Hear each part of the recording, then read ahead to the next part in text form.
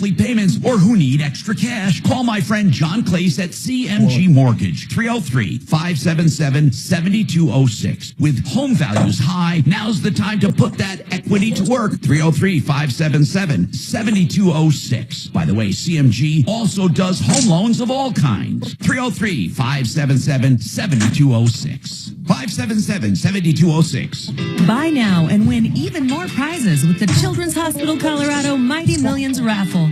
Win the grand prize show home in beautiful Winter Park, valued at over $2.4 million.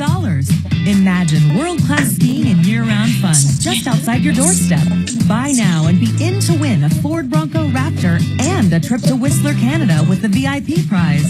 Proceeds benefit Children's Hospital Colorado, so get your give on to win. Buy now at MightyMillionsRaffle.com. Paid non-attorney spokesperson. Paid for by Action Matters. Texting privacy policy and terms and conditions posted at textplan.us. Texting enrolls you for recurring automated text marketing messages. Message and data rates may apply. Reply stop to opt out. Attention anyone who used Depo-Provera or other prescription birth control shots. If you know him. Depo-Provera and you were paid him diagnosed with brain tumors or intracranial meningioma, you may be entitled to significant cash compensation. Text legal to 200-300 right now. You know, I'm going to keep him for a while. Has uncovered evidence linking Depo-Provera use to the development of brain tumors, and emerging lawsuits allege that manufacturers of Depo-Provera knew the risks for decades but failed to warn people of the potential harm. If you or a loved one used Depo-Provera or other prescription birth control shots and were later diagnosed with brain tumors or intracranial meningioma, you may be entitled to significant cash compensation. Text legal to 200-300. Don't wait. Time to file a claim is limited. Text the word legal to 200-300. If you or a loved one developed brain tumors after using Depo-Provera, you may be entitled to significant cash compensation. Text legal to 200-300. That's legal to 200-300. Legal to 200-300.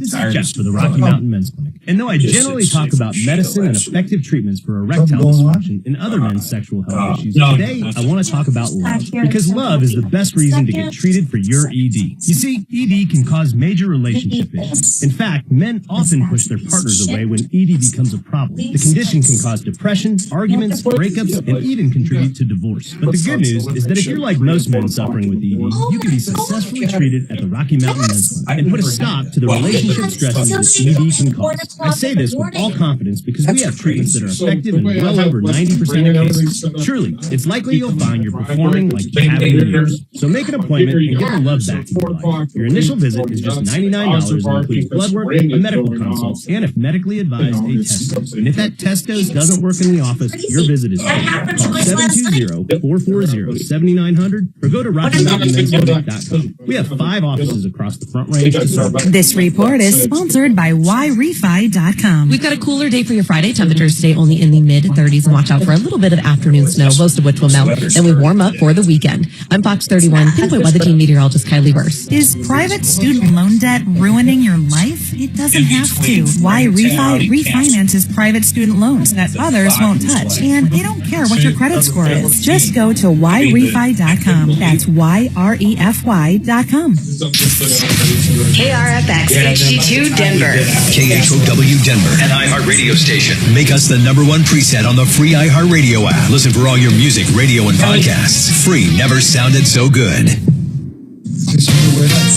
ABC News, I'm Sherry Preston. A judge ruling that Elon Musk and the Department of Government Efficiency should be allowed access to sensitive data from the Treasury Department. President Trump getting ready to talk about the economy. Stocks struggle to rebound from 3 days in solidly negative territory. The Labor Department releasing the new jobs report out today. It shows 151,000 jobs were created last month. We did lose 10,000 federal jobs, federal workers last month. But, you know, this report doesn't give us a full picture of the unemployment report. The data is collected mid-February, so it doesn't really reflect all of the federal layoffs that we saw under the Trump administration. ABC's Alexis Christoforous. Daylight saving time kicks off this weekend. A lot of doctors grumbling about it. They say scientists shows that our bodies never really fully adjust. Sheriff's officials in Santa Fe, New Mexico are expected to brief reporters today about the death of Gene Hackman and his wife, their bodies discovered last week. This is ABC News. The world's second largest financial exchange wants to offer around-the-clock trading beginning in the second half of next year. Here's ABC's Brian Clark. Money never sleeps, and it won't have a chance to rest if the NASDAQ goes forward to implementing 24-hour trading 5 days a week. The major New York exchange says it's taking steps towards that goal because of more international investment. In a letter, NASDAQ's president said this move does require careful and deliberate planning and notes that corporate issuers, large companies selling shares of stocks, have been more hesitant about that plan. Brian Clark, ABC News. A completely unscientific yet fun study by the funeral pricing company Funeral Guide is found by searching through IMDb databases of the top 100 horror movies. If your name is David, Holly, or Dick, you've got the highest chance of dying. Lost Boys, Shaun of the Dead, The Descent, The Fog, and The Shining all have characters with those names. Who died? Pretty big, Sherry right? Preston, ABC News. Big like a lot you get. Yeah, not in your age, though, generally, or what? It's not I spend a lot of time in the garage. That's great. But even more time in the rain, sleet, and mud. In 95, I helped tow your moving trailer. In 05, I helped you get out of a ditch. Yeah, I know I'm a bit rusty. Sadly, in 09, it was sparks from me, your handy chains, dragging behind your truck that accidentally started a wildfire. Sparks from dragging chains can start a wildfire. Spark a change, not a wildfire. Visit SmokeyBear.com. Brought to you by the U.S. Forest Service, your state forester, and the Ad Council. Only you can prevent wildfires. KHEL News Time, 10:03. The Small Business Administration's Denver regional office will be relocating. SBA Administrator Kelly Loeffler made the announcement, which affects Denver along with Atlanta, Boston, Chicago, New York, and Seattle. We're announcing that the SBA is moving out of sanctuary cities. We are making sure that none of our services go to illegal aliens. The SBA has not announced where Denver's SBA office will move to or a relocation date. Republican Congressman Jeff Crank has invited the SBA office to move to Colorado Springs. A woman is dead after an officer-involved shooting in Clear Creek County. Police in Empire called the county sheriff's office yesterday and asked for assistance with a high-risk arrest. The suspect was wanted on a felony firearm possession warrant out of Oklahoma. The woman reportedly tried to escape, but crashed in Lawson and initially refused to exit the vehicle. She then pointed a gun at deputies and was shot and killed. The CBI is looking into the shooting. That's the latest. I'm Chad Bauer. Yeah, of course. Now, Impact Traffic. This report is sponsored by Red Pilled America. They're still doing pretty well. That I do didn't have know. some That's jam really on what they were 270. It seems to be now mostly westbound They were from playing- Quebec, there's some heading up video all the game way to rangers York were there, and then opening up That's to what they were trying I-76. to Eastbound's been a little sluggish. That's probably about the worst of it, but it is a slight delay. You might want to avoid that. Stick with I-70 and I-25 to work around it. Coming out of Thornton on I-25 down to around 84th. Still a little sluggish there. I-70 heading west of 8470. Little construction zone. Looks like we're seeing a little bit of a jam up in the area. No major difficulties, though. With traffic, I'm Jonathan Steele. This week on Red Pilled America, we answer the question, when should companies get political? By telling the epic story behind one of the most successful boycotts in American history. Listen to Red Pilled America on the iHeartRadio app. That's Red Pilled America, the storytelling show. You have 3 ex-wives and your current trophy wife wants a life insurance policy 3 times the size of the policies you had to purchase for your previous mistakes? If so, you need to call Big Lou at Term Provider, 800-777-1979. Big Lou is intimately familiar with your problems, and if you're 50 or 60 years old and in reasonably good health, a $1 million policy should only cost about $100 to $200 per month. Big Lou may have a solution for your previous policies as well. You may even save enough money to lighten the load on your new $1 million policy. Remember, call Big Lou. He's like you, except he's only on number 2. Call Term Provider at 800-777-1979. 1979. That's 800-777-1979 for $1 million in term life insurance that you can live with. Call Big Lou at 800-777-1979. 800-777-1979. Address hair loss for the same simple one-day treatment I received. AdvancedHair.com. We've become so much more than a fixed frequency from a radio tower. Take your radio with you. 630 KHOW is now available on multiple platforms and thousands of devices. Listen to Denver's talk station from anywhere A stream online. at KHOW.com. It's the Dan Kaplan Show. Afternoons 4 to 6. Friday at 4. Should people in sanctuary cities like Denver be able to sue the government when they get hurt by somebody here illegally? And what is Denver's best pizza joint made for?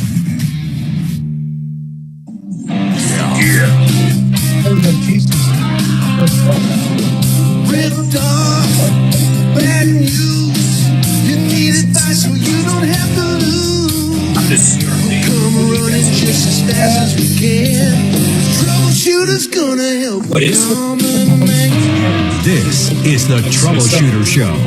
Now, Tom Martino. Welcome to the only show that's here to solve problems, answer questions, take complaints. Our goal is to make your life a little bit better. It's car day on the Troubleshooter Show. Any car questions you have, and of course we take all your questions. You've been ripped off by a contractor. You got anything going on in your life you want to talk about. That's what we're here for. We love helping people. 303-713-8255. 303 Martino. You can get through right now. Couple lines open. Jeff, big Kimber transmission. What's going on with you, man?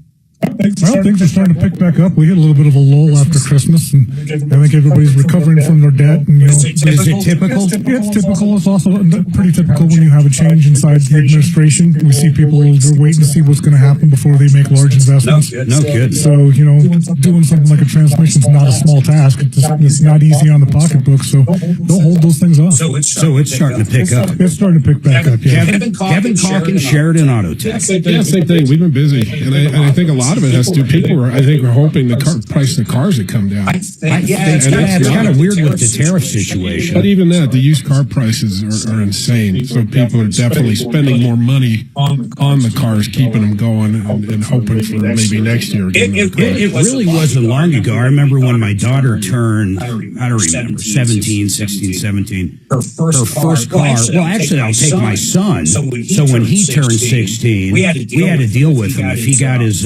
third degree black belt in Taekwondo, we get a car. And I bought him a brand new Hyundai Accent. How much do you think it was? Brand new. 14. That was about $12,900. Yeah, $12,900. If they're gone, there's no cars that are $12,900 anymore. I did the same thing for my girlfriend's daughter. Instead of a used car, you got to keep putting money in. Yeah, I think it was $14,500 for an Elantra. Yeah, the Elantra's 14. I mean, now they're over easily 22. It's so crazy. And we're only talking almost double price, and we're only talking what, like 4 or 5 years? A little longer, but yeah. I mean, it's nuts, man. Yeah. And then the used cars, how many times are we hearing now these part issues? You guys, is that getting any better? In other words, you got a transmission come in and you need to get what? Give me a piece that's hard to get for a tranny. It just depends on the part in the day. Chrysler's been really bad lately. We're having to ship a lot of stuff in.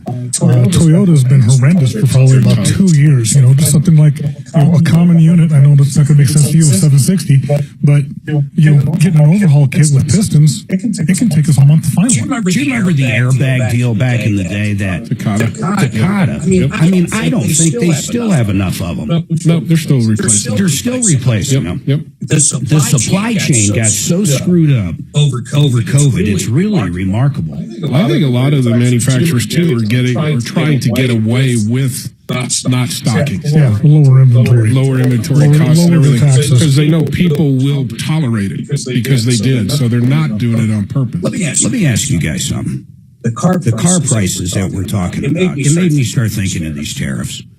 Do you think we should bring the manufacturing? And I'm not looking for a political stance here. I'm looking for car prices are out of control, and it's hard to get parts. When Jeff just said, we got to get them shipped over and stuff, I'm going, why not like build the parts and stuff here? I understand our labor costs more here. We're not going to build it. We don't have workers that are going to work for whatever they make in Mexico. It's simply not going to happen, or in China for that matter. I mean, there's slave labor there. We can't compete with slave labor. But if you think of the shipping to get it here, and if you think of everything, and I know these business guys know the answer to this, but I get nervous on supply chain. Think about the precious minerals and stuff we rely on from China. Think of medication we rely on. Was it like insulin or something? There's a lot of things that during COVID. I mean, it got really weird with stuff. I mean, what do you think about? Do you think ultimately it would cost less to build a car here? Not put it together or assemble it, but to actually build the parts and stuff? Or do you think it would be so much more? If that was the case, they would have done it a long time ago. There's not a figurehead over a Ford or GM that sat around and said, let's give the Canadians some business and move some of our manufacturing over there. They did it for cost reasons. And I never knew they had a lot cheaper labor over in Canada. 303-713-8255. Hey, Christy, what is going on with you? I just wanted to update you on my CRV hybrid. I took it to the shop last week. Do you want me to remind you? What was it? Oh, wait. Was it brand new? It was a brand new hybrid. Yeah. This was an interesting one. I don't know if it was in reverse or when you would just start rolling, it would make a noise. Yeah, go ahead. What was it? Okay, so there's three noises, but the whining noise starts at almost zero, but it goes all the way up to 75 miles an hour. It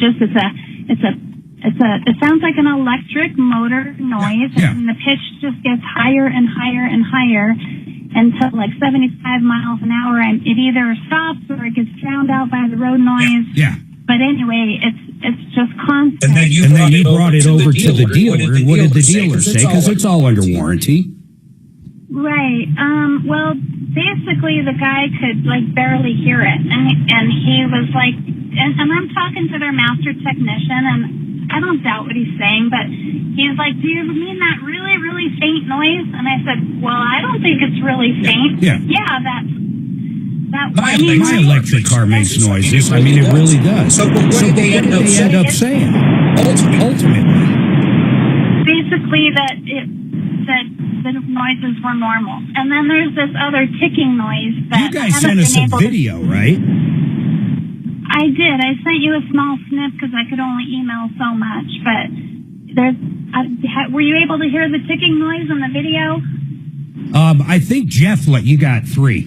Jeff, I think there was just so much other noises. It's really hard to pick up on noises on something like a video, particularly a phone video. Could you hear it at all? I couldn't distinguish one noise from the other. No, I could hear that little faint whining noise, but it was so slight, it was very, very hard to hear on the phone. Yeah, you lose this a lot when you're not standing over the car or in the car, where you can identify if it's in front of you or behind you, beside you. Exactly. Man, they say it's normal though. Well, has she driven another one to see if it's also prevalent? I don't know. Yeah, that's a good idea. Have you test drove another one? Yes, I drove an identical copy 2 weeks ago at the same dealer. Actually, the salesperson suggested I do that, which was a great idea. And I did not hear any of the noises in that car. And I wouldn't even have trusted my own hearing, except my daughter was with me, and she agreed that this vehicle is not making any of those noises that your car is making. Yeah, it's kind of strange, but if they're saying it's normal, I mean, I don't know how you even, unless they go on a test drive with you in another one. Have you tried that? You go up there and grab the service manager or the service writer and say, let's go hop in this other Prius here and see if it does the same thing. But outside of that, I'm not sure what you do, because really, it's not a dealership issue, it's a manufacturer's issue. I may try another dealer, though. What dealer did you go to? I'm sorry. I was working with Corwin in Colorado Springs. Is there another Toyota dealer up there? I don't think so. I'm not sure, yeah. It's a Honda, but a Honda, yeah. And so I was wondering if I should go to Champ, because I think that's who you guys recommend. I don't really recommend. Just a second opinion, though, because when a text starts out with, you mean that noise that I can almost not even hear? Yeah. He's not vested in finding the noise. I know what you could do. Wait a minute, I know. Actually, Jesse can take a listen. Yeah, I think Jesse An Honest Accurate can tell you if it's normal or not, and he's not going to charge you anything. All right, I will call him. Yeah, Jesse, Honest Accurate. He's on our referral list, referrallist.com. In fact, he's in studio with us. I didn't know you were in the Springs, or else I probably would have said that at first. But he'll go over there and just tell him you were on with us on the radio, and we said he would take a listen and see if it's normal or not. But if you're trying to get them to, like, switch out the car or something, it's going to be an uphill fight if they're saying it's normal. You know, and I just did a quick Google search, and there's plenty of people talk about these things making noise. Obviously, we don't have volume on these monitors here, but there's several videos that will actually go through of normal noises and noises to actually be concerned of. Yeah, it's so weird. It's brand new, and the other one didn't do it. My Tesla, I got in it this morning, and I'm not kidding. And I was just sitting there, and I was contemplating whether to do an update before I left for the studio. And when I finally put it in reverse, or swiped it into reverse, it made a weird noise backing out. Occasionally, it just makes a weird noise. I don't know why it does it. I don't even know what the noise is. It's not like what you're describing. Yours seems to be constant. Mine just seems to come and go occasionally. So, but Christy, I would go down to Honest Accurate, and why don't you follow up with us and let us know what Jesse and the gang say? Because if they say it's abnormal, then I've got some ideas, okay? Yeah, that sounds good. Thank you. You're welcome. Thank you for the call, Christy. 303-713-8255. Andrew, you're going to be after this. I got to take this break. Hold tight.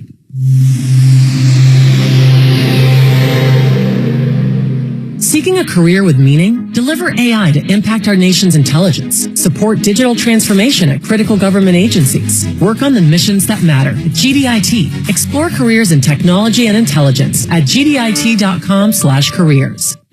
Join Matt Goolsby for Retire Hour to hear his team in finance, healthcare, estate, and taxes discuss changes in law, strategic planning, and answer listener questions. Retire Hour, Sundays at 8 a.m. right here on KHOW.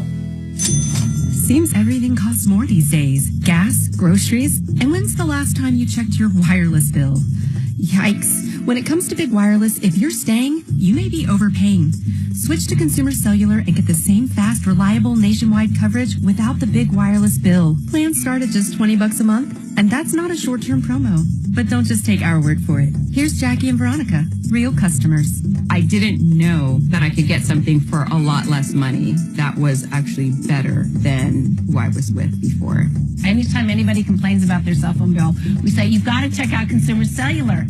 Our U.S.-based experts will get you switched and saving in about 20 minutes. Just call or click to see how much you can save today. Because when it comes to big wireless, if you're staying, you may be overpaying.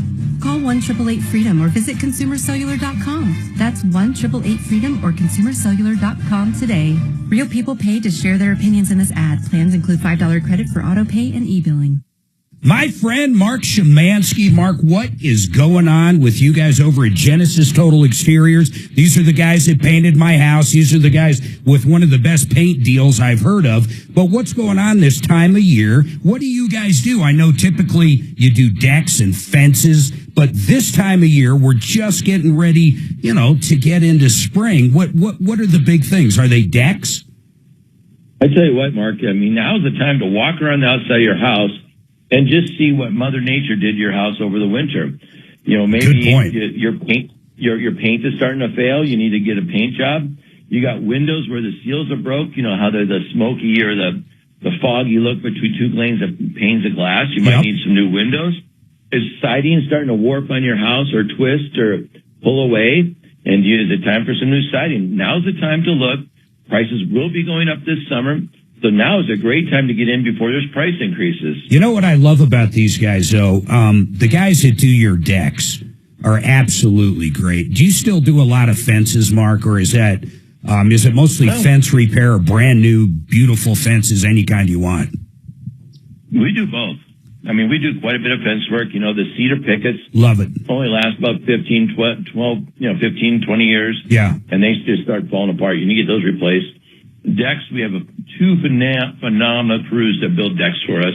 I know. And they're just absolutely amazing work that they do. And you can build them off the ground. These guys actually, I remember that one garage in Golden. You brought me out to show. You were so proud of it. It was for one of your customers, but they did this beautiful, almost like a barn dominium. It was absolutely gorgeous, had a living area, but these guys do it all. Genesis Total Exteriors. These are the guys. You can find them on referrallist.com. Hey, Mark, what number do you want people to call?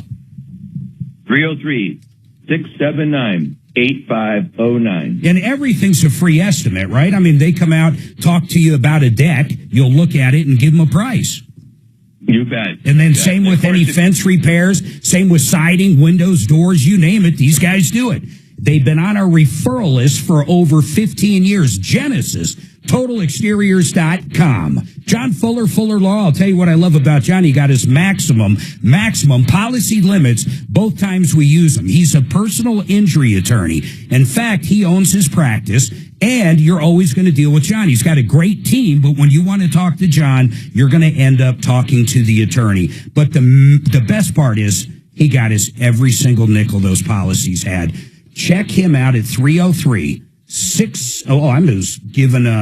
I was given the other one. 303-597-4500. John Fuller, 303-597-4500.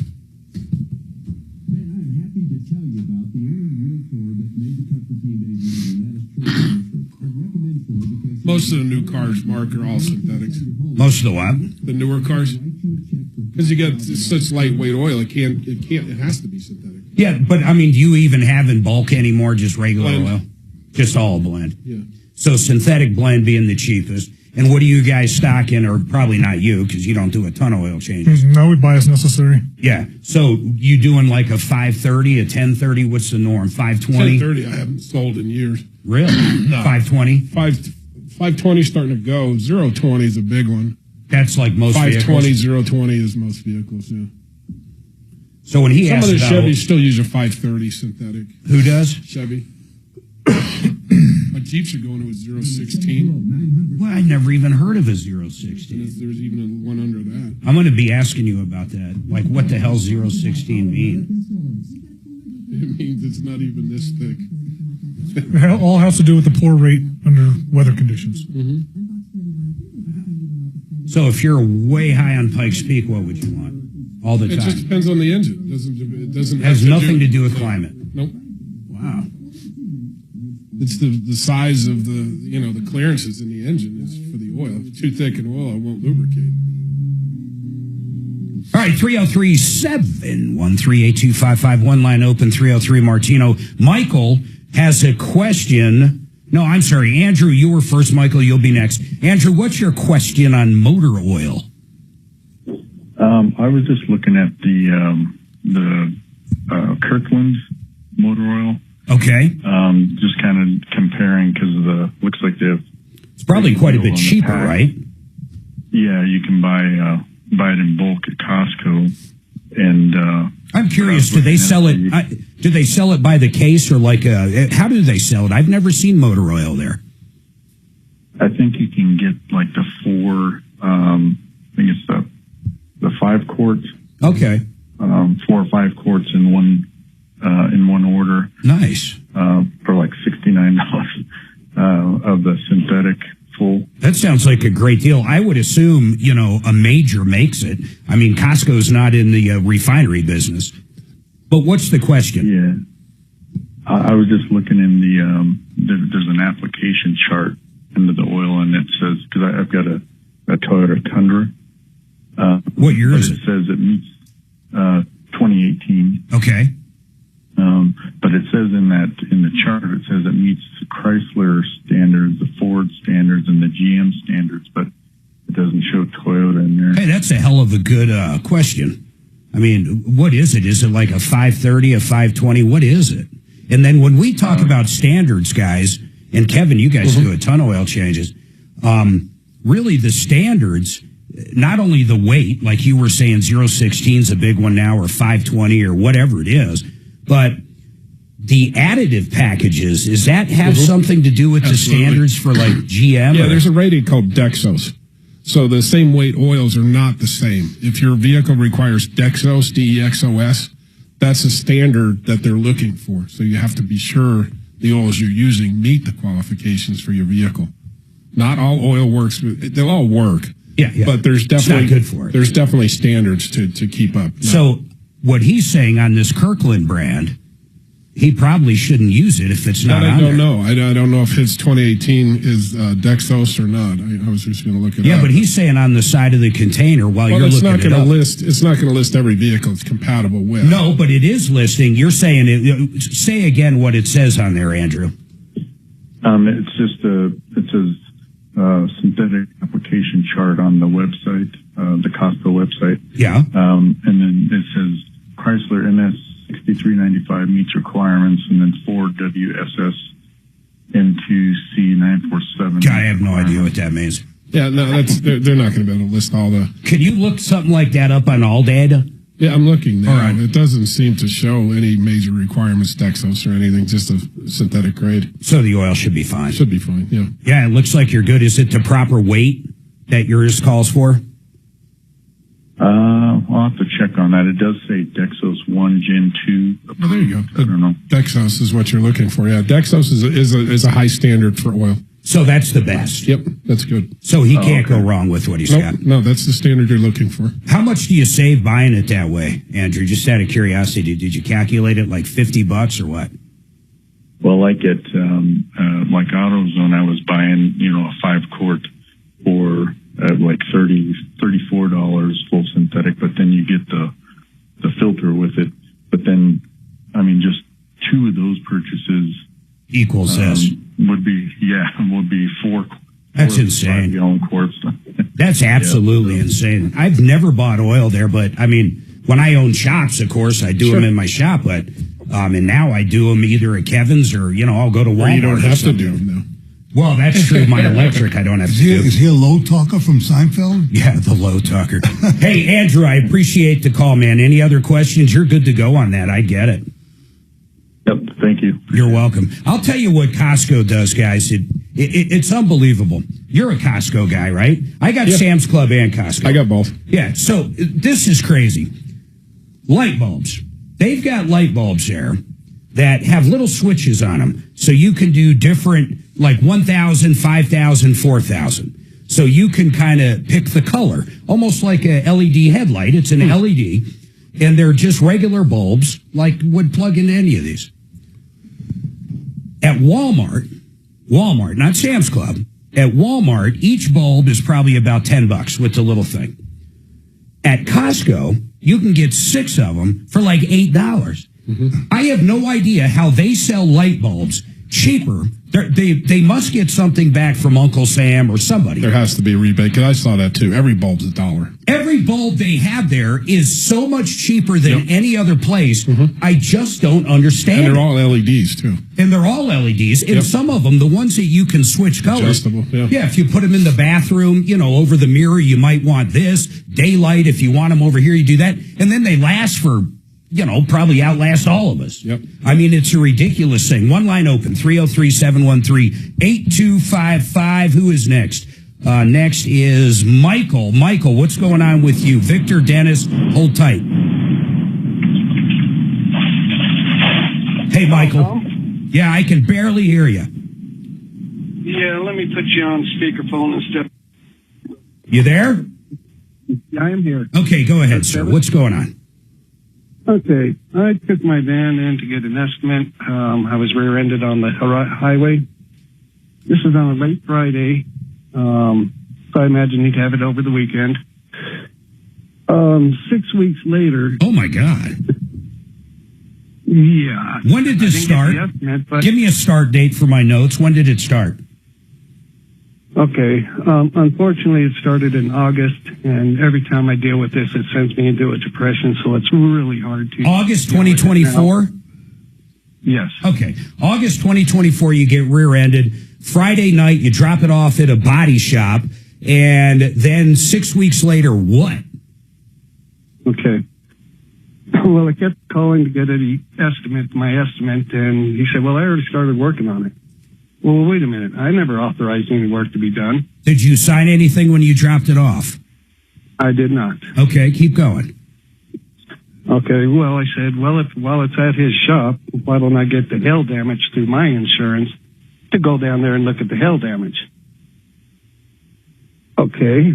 So you were getting an estimate on the rear end, whoever hit you, and then you're also getting an estimate on the hail damage that was done during a storm. So two different claims.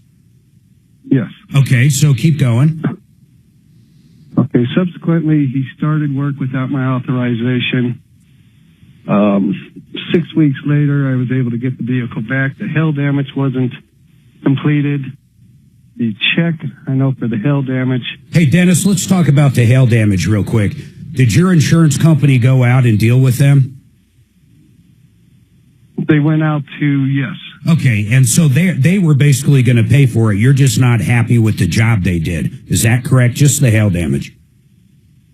He didn't even complete the hail damage. Well, but he did cash a check. That's what I just said, though. Wait. So the insurance company basically paid him directly on the hail damage? They sent a check to him that was endorsed to me and his company. Okay. I never endorsed a check or authorized the work, which was not done. So you never signed the check. He kind of phony baloneyed it? Yes. And did you see the canceled check where he did that?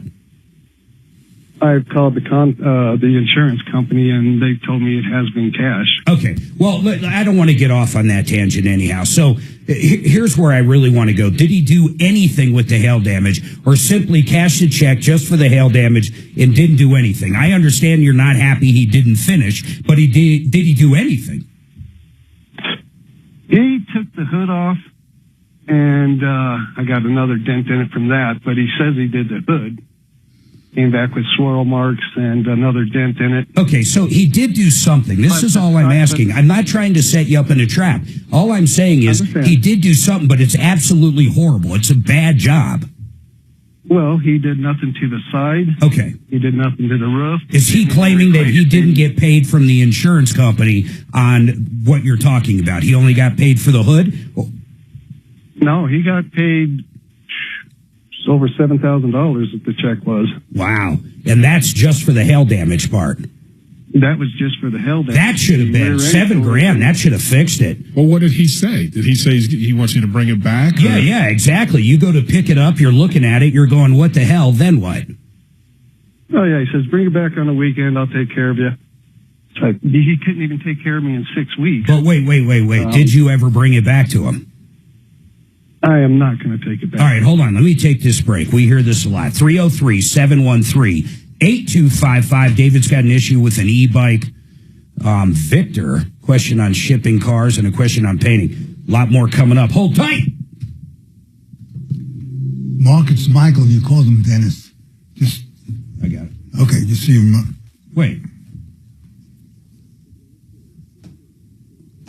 He's got the van, right? Yeah. It is Michael. Yeah, that's what I just said. Oh, I called him Dennis. Wait. Yeah. I just wanted to remind you so you don't. Yeah, I got it.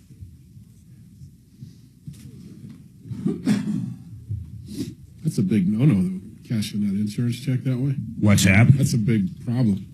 That's why they sent it to two people. So if he's not happy, he doesn't get paid. So, I mean, that's fraud. It is. Fraud. I mean, that's a big problem. But it's weird he's not even bringing it back. I'd love to get a picture of how bad it is. I mean, is he nitpicking? Although it should look good. I mean, dentless. $7,000 for doing the hood. I wonder if it wasn't. Yeah, you're right, because he's saying he didn't do anything else. Yeah.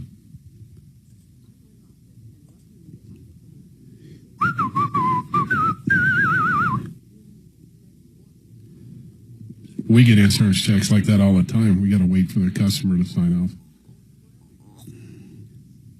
Gravenus Windows and Siding. In fact, their website's gravenawindows.com. These guys are great. You know, Nick is basically at the helm right now, but Larry Gravina, his father, started working for his father in 1972. Talk about a company that's been around for a long time. Over 50 lines of windows, 20 lines of manufacturers and then 50 lines of different windows. And these guys have anything to fit any budget. I really like these guys. They're coming out to the house, I think, in a couple weeks, and they're installing a brand new sliding door in our kitchen. I can't wait. Nick walked us through the whole process. It's very easy. Check them out at GravinaWindows.com, GravinaWindows.com.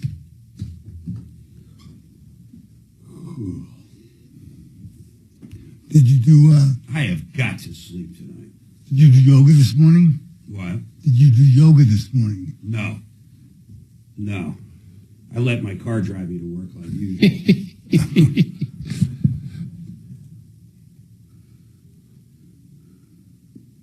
It was just a long night, man. I just kept waking up.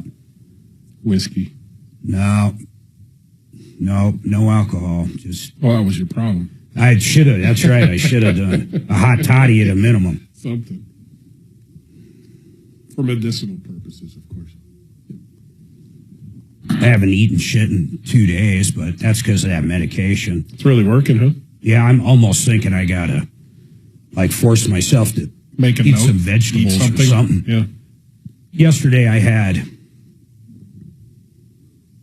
probably 2 pieces of chicken this big. Oh, Just a little bit of Suzanne's, like some kind of, wasn't Asian, it's Indian food. Okay. Like curry or something. Just a couple bites. And then the night before, we went out, met some friends. I had 3 chicken wings. You're a cheap date anymore, huh? 3 chicken wings. And you were full. It's not even full. I wasn't even hungry. Just wasn't interested, yeah. I might have to lower my dose, to be quite honest. Because you can eat. I mean, your body does need food. I know. I have to eat. Yeah. What I got to do is sit down. The only thing I crave, I told you this before, is I don't even crave it now, though, is like pizza toppings. But I think what I'm going to do is sit down and make myself eat some broccoli or something. It's not like it hurts to eat or anything. Don't get me wrong. Yeah. It's like I'm to the point where I got to remind myself to eat. I can't even imagine that. And then, I just got some stress going on from everything going on. Yep. That's why they make drugs, Mark. Boy, you're not kidding. I might have to go get on some. What's a good drug these days? I know fentanyl's cheap. What's the new one that they got out? They got another one that's they're talking is being trafficked now too. Even cheaper than fentanyl, more deadly. I don't know. What got me about fentanyl, I don't know how true this is, but fentanyl in its raw state, they're talking 3-4 little grains will kill you. Mm-hmm. Works well, though. It's a nasty. When I had my surgery, in recovery, they give me a shot. I'll end up like Michael Jackson. I wanted to walk home. I felt so good. Yeah. I'll end up like Michael Jackson's. Some doctor in my house putting me to sleep a night over propofol or whatever. Stay out of your hot tub. Didn't Prince die from that too? That's one of the things. He had a bunch of things, but he did. Propofol was a big one that he overdosed on. I've had insomnia just the last couple days, but in general, it's not an issue sleeping. But I realize what everything's created by. Mm-hmm. But man, I think of people that truly have insomnia or can't sleep, that's got to be miserable. For days at a time, just stacked days and days. That's where you got to take Ambien, or you got to knock yourself out at some point. And then I heard, Doc, is this true? If you take a sleeping drug like Ambien, the sleep is nowhere near as good? Yeah, you don't get deep REM sleep. And the other thing is if you take it for more than 4 or 5 days, you get rebound insomnia. So it takes you a day. It gets worse. It takes you a day or two. Yeah. So when it's good for short term, like on an airplane flight. We just take one, that's fine. Yeah. Like if you're coming back to reset your clock, it's a great idea to take one. So the other drug I was talking about is called carfentanil. You're taking? Yeah. That's the one that's 100 times. It's 10,000 times more potent than morphine and 100 times more potent than fentanyl. Well, what the hell do they do with it? I don't know. They just had a big bust down in Montrose. That's like 1 grain of salt would kill like a cow. And these guys were caught with. Well, is it in the same family? 21 grams. It's a synthetic opioid. Yeah, that's what it is. Yeah. They can probably use it in anesthesia for patients who have certain kinds of disorders where other opioids might not work. Mm-hmm. So there are legitimate uses. It's just your body gets tolerant to the opioids. So in surgery, not really. Not surgery, but all right, one line open, 303-713-8255. By the way, this show brought to you by Paul, the Waterman, or at least this hour. You know what? I bought a water softener from him. It was half the price of anybody else, and I'm not kidding. But I'm a little mad at him, and I'll tell you why. Now he's got a system for $3,600 or $36.99, right under $37. Not only does it soften your whole house, the water, it gets rid of the chlorine, and that's what they treat at these plants. And then it gets rid of forever chemicals. And I paid a little less than that, but mine only softens water. So now he needs to come out and swap out. Nah, I'm kidding, Paul. But really, you can't beat that. You call up these other guys. You could be 10 to 15,000 all day long. But this system he has does it all. You got to check him out. Waterpros.net. That's waterpros.net. Paul's the owner. Great guy. You'll hear him on the show all the time. He lives and breathes water. Now, Michael, we're going to go back to you with this van. You brought it to a body shop. The body shop had it for 6 weeks. You go to pick it up. The hail damage looks absolutely horrible, but you're not going to bring it back to him because it was there so long? Is that kind of where you're at?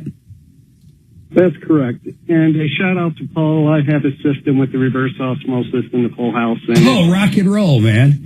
Oh, that's very cool. He's a cool guy, isn't he? Yes, he is. He is awesome to work with. Great company. Yeah, waterpros.net. Look at you. I'll hire you to do commercials with me. That's pretty cool. No, he's not a paid endorsement. So, I am not. Michael, what's the name of this body shop? Colorado Fleet Works. And are they they're not like some kind of flim-flam place? I mean, do they have decent reviews or what? That's how I went to them. I went to Google and they showed up the first one. And what is it, Colorado what? Fleetworks. Fleetworks. Guys, look those up. It's got decent reviews. So what are they saying now? I mean, did they even get a chance to look at what problems you're having? I know you don't want them to fix it, but honestly, I mean, that might be your only remedy. The whole situation is, he kept coming up with excuses why it wasn't ready, I had a rental van that, because of the rear end collision, I actually had to pay $800 because he kept it longer than the rental van I was authorized. What do you want from this guy right now? I'd like just for the money back for the hail damage so I could get that fixed.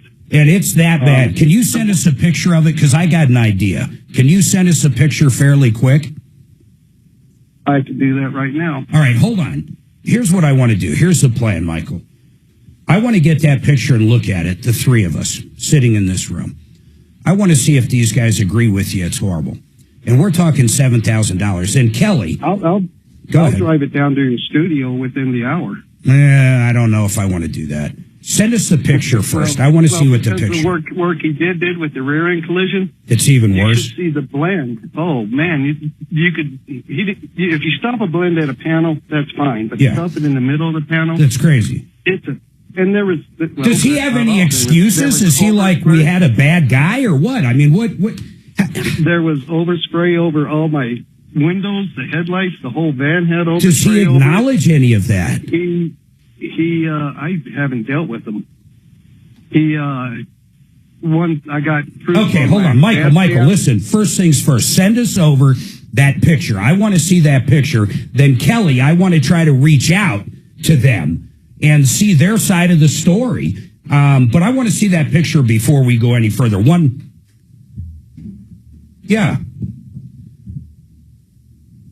He just told me he has them right now. Like literally, just told me. Michael, picture of the hail damage right now. You do have them. Well, I could take a picture of it right now. Yeah, that's what I want. Perfect. All right, hold on. Yeah, take a picture of that, send it over, and don't get rid of them. But I got an idea on this one. 303-713-8255. Victor, you're next. You've been waiting the longest. Go ahead. Hey, Victor. Oh, hey. Sorry, I was listening to you and forgot what I was doing here. Hey, real quick, thank you for everything you guys do. You guys have helped me out a lot. Thank you for listening, man, and I really mean that. Thank you. No, yeah, great. Listen, I heard that there's a company, I forget who it is. It might be Sheridan Autotech. I don't remember who it is, but you had a company that could go and check a car for a person who is buying the car, and you pay some money, and they go and do an inspection on the car. Not mobile. Yeah, not mobile, though. I mean, you mean a pre-purchase inspection. Correct. But you'll bring the car there, right? Well, I don't know. Is that how they do it? Well, you should do it, and let me tell you why. We used to have a company, and the guy retired. He was great. What was it, Auto MDs? Yeah, he was good. Yeah, so they would come out, but there's one thing that's a little harder. Well, it's not just a little harder. It's hard to look under the entire car when you're mobile. So if you bring it to a shop like Sheridan, they're going to get it up in the air. Who are you looking at buying it from? Well, it is. I'm looking to get a Lexus ES350. It's a used car. It's a 2019 with 50,000 miles on it, and they want $25,000. It's at the BMW on 1040 Colorado Boulevard. Yeah, they should let you bring it over to a shop. I would think so, right? Well, if they don't buy it. If they don't let you check it out, don't buy it under any circumstance. Exactly. I mean, those guys are usually great, but it's so much money, and I'm going to pay it outright, cash, and I'm thinking I should invest a little in trying to figure it out that I'm buying the right car. Oh, you're crazy not to. So here's what generally happens. So tell me what's involved, and what is it, a couple $100, Kevin? How much is it? Yeah, 120. We flat rate it. So $120, they're going to check what?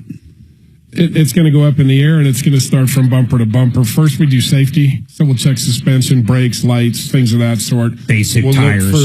And then we'll start looking to see if there's any accidents, because you can tell from the underside, if panels are fixed or anything. Do you check fluid levels? Well, that's where I'm going. We start moving towards fluid leaks.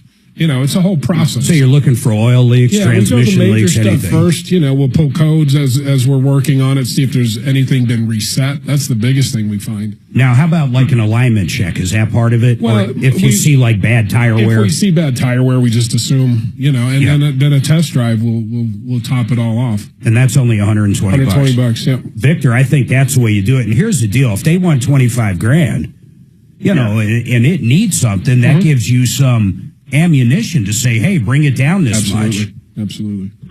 At the very least, I want to feel good that if I invest that kind of money, well, I don't invest it really, but if I spend that kind of money, that I'm getting a decent car. You have to. Anybody listening out there that buys a used car from anywhere that doesn't get it checked out is absolutely insane. And the biggest call we get is, they said they checked it out, had a 20-point inspection. I mean, how many times we heard that, Jeff? At least a million.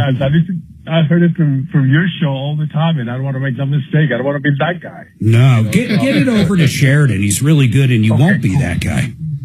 So real quick, because they're there now, I think. So if I go there, let's say I make an appointment, and I'm going to be there on Tuesday midday to check the car out, I can tell them what I'm doing, drive it there, but how do I get in first? I mean, you guys have a list of people. Oh, hold on a second. I got Kevin. I know it's a quick question, but I have to take this role run up against the end. Hold on. I'll come back to you right after this. And then David, and then we're going to try to get that picture from Michael. Everybody hold tight.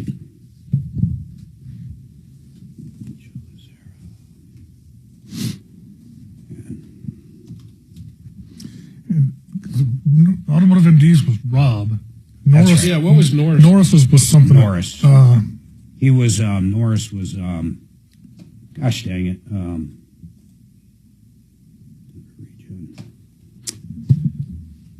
Auto MDs. The only reason I remember Auto MDs, I sold them tons of computers way back when, a million years ago. And Paul actually worked for me for a period of time, a million years ago. I think Rob still does a little bit of it on the side. God, what was his company's name? I'm drawing a complete blank. Yeah. Don't you hate that? We all know it. Norris, if you're listening, text me. What the hell was your name? Didn't he move to Nebraska or something? I think it was Nebraska. Oh, my goodness. Denver Regen, my journey on losing weight's crazy. In fact, during the break, if you were listening to us on YouTube, yesterday I had like a little piece of chicken. You don't feel hungry. I don't even know how to explain it. I'm to the point now where I'm going to have to sit down and force myself to eat like broccoli and fruit. Something. The food noise is gone, and it's not like you go around hungry at all. You feel full, and you don't think of food. I mean, it's like the best diet ever. Check them out at denverregen.com. And by the way, the really cool part about it is, you know how much it is? Under $300 a month. That includes the doctor's visits. That includes everything. denverregen.com. Let's talk about Joseph A. Lazara. Here's a guy I hope you never have to call. He's a criminal defense attorney, and he's based, of course, out of Denver, and he knows He knows everybody in town. He knows the judges, the DAs. So let's say you got a DUI. There's two things. One, maybe you're guilty. You need a good deal. You need someone to plea it down and get you the best outcome. That's Joseph A. Lazera. Two, you're not guilty. He can get in front of a jury or a judge and talk on your behalf and hopefully get you off because you didn't do it. Put this number in your phone. We've done the shopping for you. He'll always talk to you for free. 303-429-6200. 303-429-6200. If you can get a lawyer that'll get you off, that was money well spent. Mm-hmm.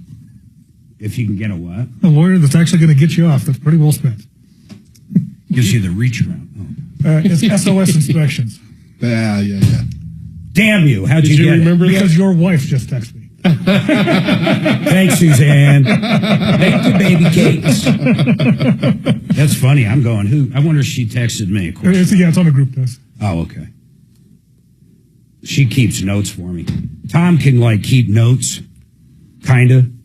He keeps great notes, but then, sometimes he's got to ask the same question 3 times because he's typing. But I simply forget about it. First of all, I hunt and pack. So as I'm talking, all you would hear is this. So she does my notes. Damn it, I literally just typed that in the call screen.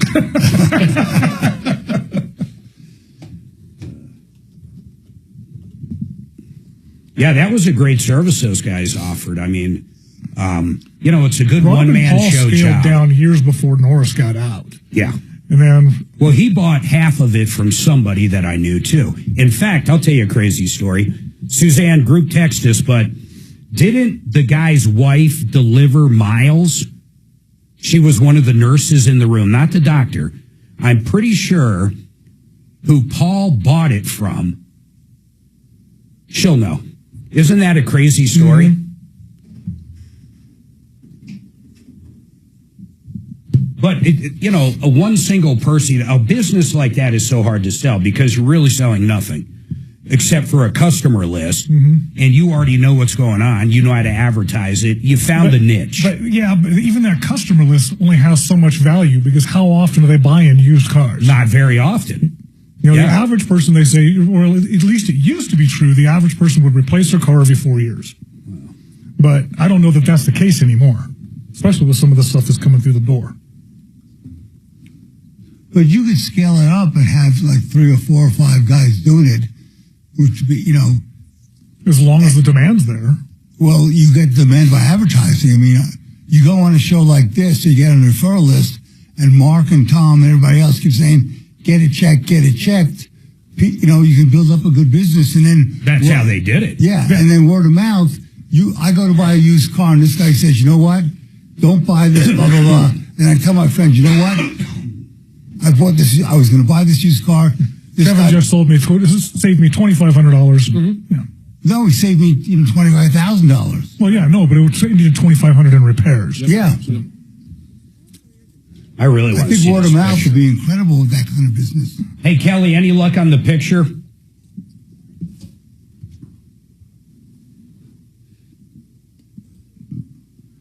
Yeah.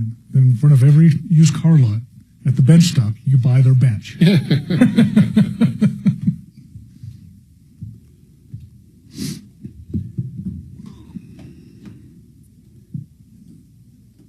Oh, Victor dropped. I wonder what was his last question. I don't even remember. Or I didn't give him a chance. What was it? He wanted to figure out how to get the car in or appointment or whatever. Okay, yeah. We can just talk about that real quick.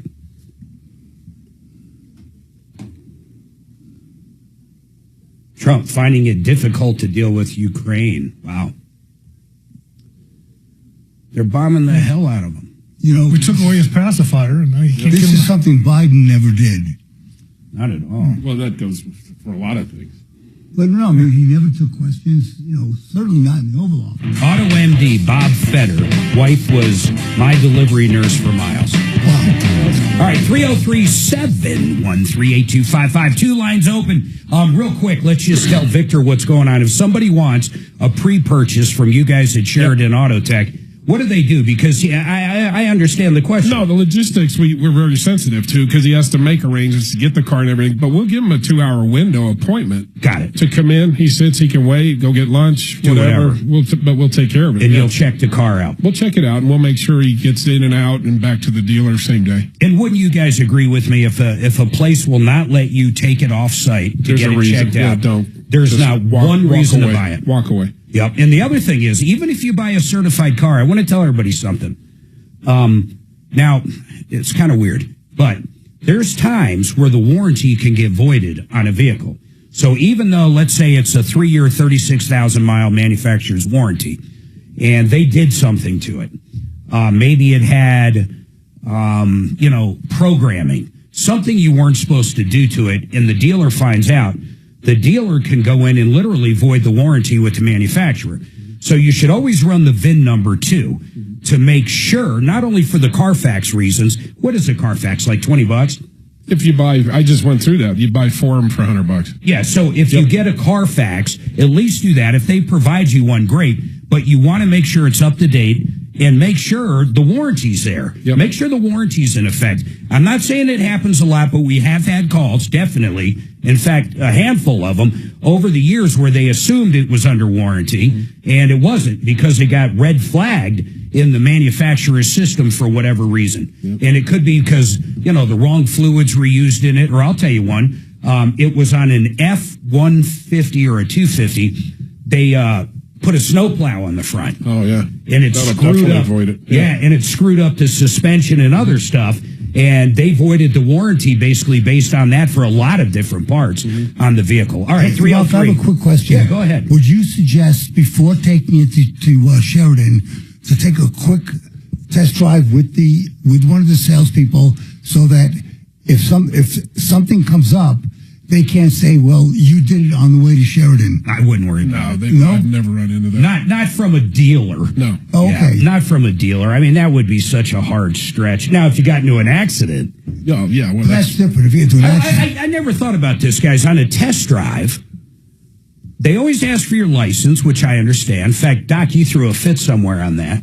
I threw a fit because I gave them a copy and they wouldn't take it. They wanted my real license. I remember that. And I said, no, here's a copy of my license. Oh, I know why. He didn't want to leave his license with him. Right. And you make a very valid point. I don't think I've ever left my license with them. They usually grab it, go back and make a copy. That's funny. I just put that together. Right. Yeah. And when I said you threw a fit, I was just thinking like you brought in a copy and didn't actually have your license. But they wanted to hold your actual license. Yes. That makes sense. That is odd. But when they ask for that, and they also ask for insurance sometimes. I mean, but if you're driving their car, I think it would be their insurance, right? I've never provided insurance. I've never been asked for insurance. Maybe it's when you finally buy the car is when they want the proof of insurance. For the lien holder. That must be it. Yep. Because at some point you always give them the insurance info. Yep. All right, listen, we got a lot cooking. We got 2 lines open. 303-713-8255. David with the e-bike problem. Michael, here's the deal. Michael, I promise we need to get those pictures, and I want to talk about that body shop. If they did that bad of a job, we're going to light them up right here on the Troubleshooter Network. I just think what a lot of dealers do, they'll take your keys and your license. Yeah, that's an old trick. And they get lost, Then you got to buy the new car. Yeah. Right. I have one that asked my credit card once. Yeah, years ago at Fordland, I went through that. Yeah. It was a hard sale. That's gone, isn't it, Fordland? Yeah. Yeah, Larry Miller now. But this was when it was on Colfax. My ex-wife went over there. She knows all the little keywords to get up and walk away because same thing. The guy's up on the tower. Everything has to go through the guy on the tower. And he's like, yeah, man, he went to lunch. I don't know where your keys are. Well, you know what? It's a good idea. I think we need to go to lunch, too. My idea was I stood up and I said, I'm coming over that counter in about 2 minutes if you don't find my keys. Yeah, no shit. People are grabbing their kids with balloons and stuff, getting them out of the crazy man's way. They found my keys. I've never been trapped like that. The craziest I ever got was when we went to Hawaii, we flew from Honolulu to Phoenix to Denver. So coming back, when we got on a plane, we gave our boarding passes to the flight attendant. Hey, Jeff, and she never gave us the boarding passes back. Mark throw from his on or Phoenix somebody. to Yeah, Mark, Denver. probably Mark. So we land in Phoenix, and they give me a... Let's see if anybody remembers. Yes, Do what? you remember Tom talking about peppers and sausage? Yes. Yeah. Where was he getting stuff? Where did he like going? No, it wasn't that. It was a caller. Oh, yeah, was but the caller saying he it? mentioned the place, though. Oh, he mentioned a restaurant? He did. That I don't remember. Was it to get raw to make food, or was it to get a restaurant. Sausage and peppers. It was a restaurant, but it all came up because of a dude that called in that used to bring in sausage and peppers to the studio. Why is that coming up? I have a caller asking what the restaurant was. Well, put him on the air. Oh, that it was a grocery store? Grocery store. like an Andolini's or something? Something like that. Mandolini's? Andolini's over in Wheat Ridge? Andolini's in Wheat Ridge, maybe? Andolini's? What an odd question. Yeah, so anyway, they wouldn't let us get on the plane from Phoenix back to Denver. Yeah. Andolini's? And our luggage was on the plane. Listen, Did you how find do you it? think our luggage got Can from I ask my phone? Honolulu? Andolini's And grocery I just went berserk. We had to buy 3 new tickets. Oh, my God. They may be out of business. No. They were a household name for a long time. Oh, my God. Hold on. Oh, yeah, do that. Oh, yeah, because Tom's out today, so please try back Monday, would you? Oh, you did. You came back in and did it. I'm looking at you. Yeah, sorry we let you down a bit. But yeah, talking right to the There was whole. the old Italians in New York used to eat scrambled eggs and green peppers. You bet. That was a big Italian for lunch. An omelet? Yeah. Pepper omelet, pepper and eggs on a roll. Whoever the caller was just now, he asking the question. He starts with, "Hi, this is Jerry or whatever. I'm blind." I said, "Well, I'm fat. What can I do for you?" Everybody's got a problem, big guy. I think the best was we used to go to the church fairs. Just punch in Italian grocery markets near me. Just punch Pepper it. stuff. He's Italian mamas would be blind. cooking.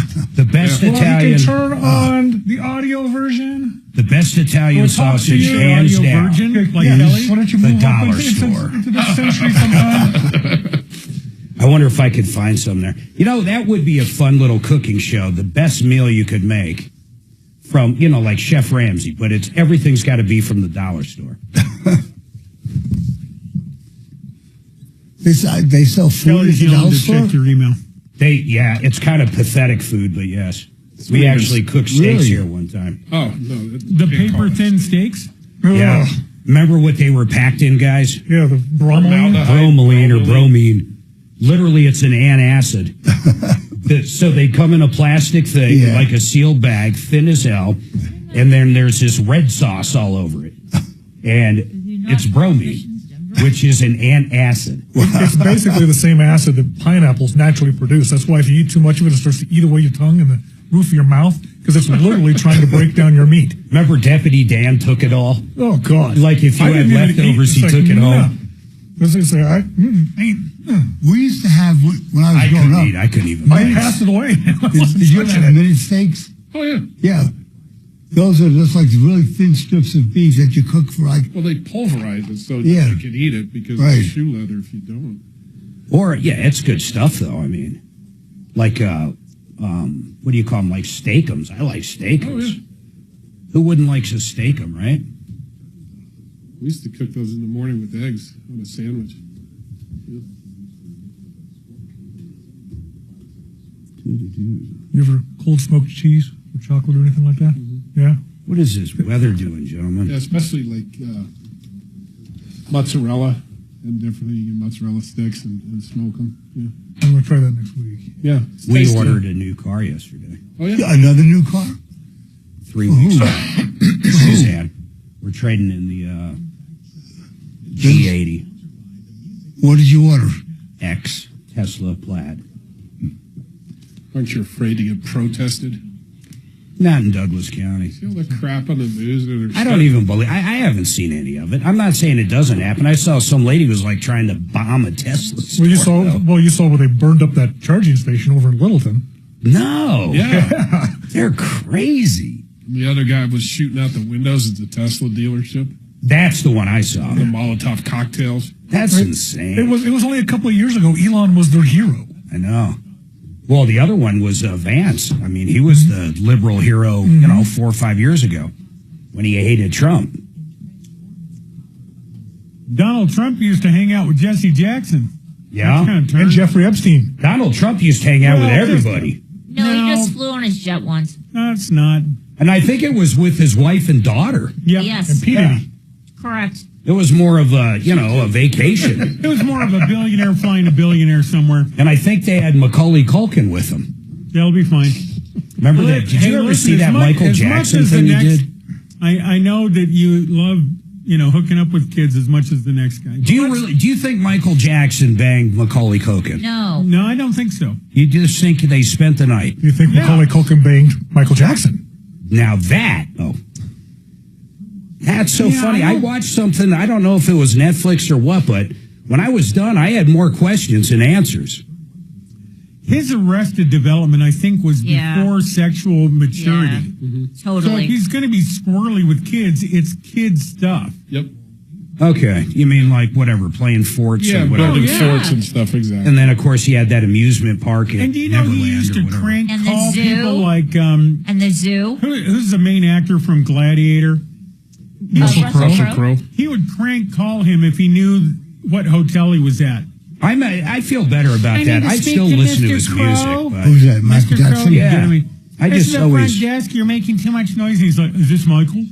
Hey, you got Tell me. me it wasn't weird when you married Priscilla. That'll be fun. Oh, man. That's rock and roll royalty. Bad news. You need advice so you don't have to lose. We'll come running just as fast as we can. Troubleshooter's gonna help the common man. This is the Troubleshooter Show. Now, Tom Martino. Welcome, my friends, to the only show of its kind. We're here to solve problems, answer questions, take complaints, try to recoup money. You've been ripped off or taken advantage of. We want to hear from you. We always have experts in. Today, we have two great experts. In fact, I really enjoy doing Car Fridays. Jeff Vick, Kimmer Transmission, Kevin Calkin, Sheridan Auto Tech. It's one of those things, everybody in the world, you got to have, well, except for homeless, vagabonds, stuff like that. In general, people have a car and a house. You're going to have problems, or an apartment or something. You're going to have problems with that. It's amazing over the years. How many years you guys been coming in? I mean, it's been a long time. At least 10. I think since 2008. Yeah, that makes sense. So, I mean, we're talking, you're coming up on 20 years, and I'm talking coming into the studio. Yeah. It's crazy. I was in your industry, as you both know, for a long time. I was not hands-on like you guys. You know how to actually rebuild a transmission.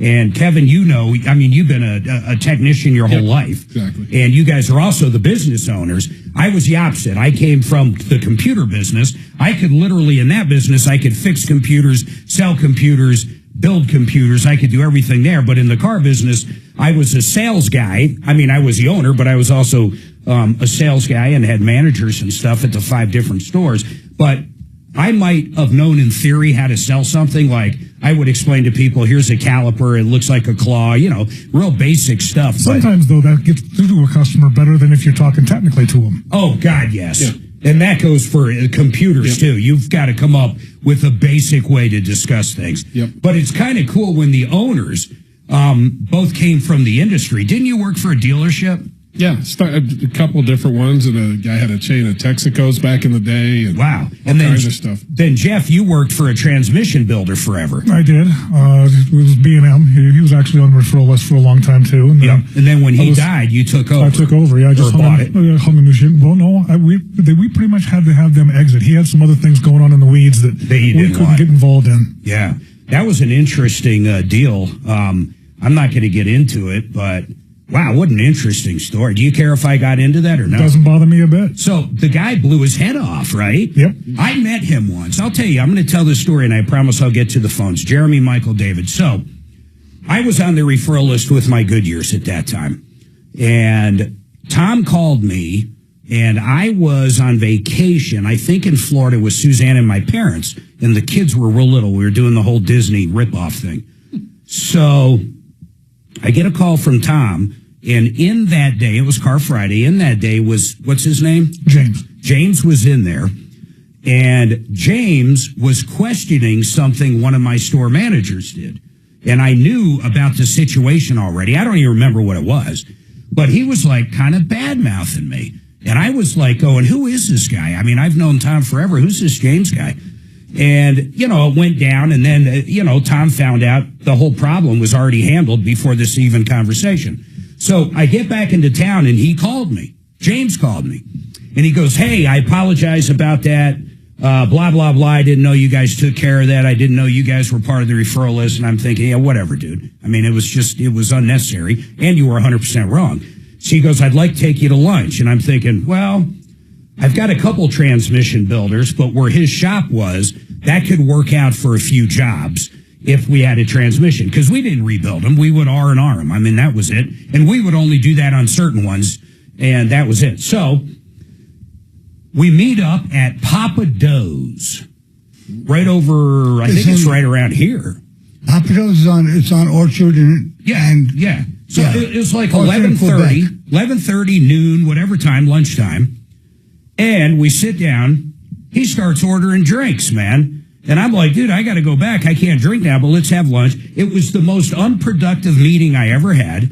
The guy was arrogant as hell. I mean, he truly was, like, just so arrogant, I couldn't even believe the guy. I didn't even know why he wanted to go to lunch at this point. I don't even know what he wanted. So then I never dealt with him, pretty much never talked to him again. Next thing I knew, what happened? He blew his head off, like legitimately committed suicide. Yeah. Do you know, Jeff, you don't have to say anything. I don't know if you know the family, but did it retain to business or he was crazy? There was a business aspect to it. There was an alcohol and chemical dependency aspect to it. Well, I witnessed one of them. I mean, I witnessed it.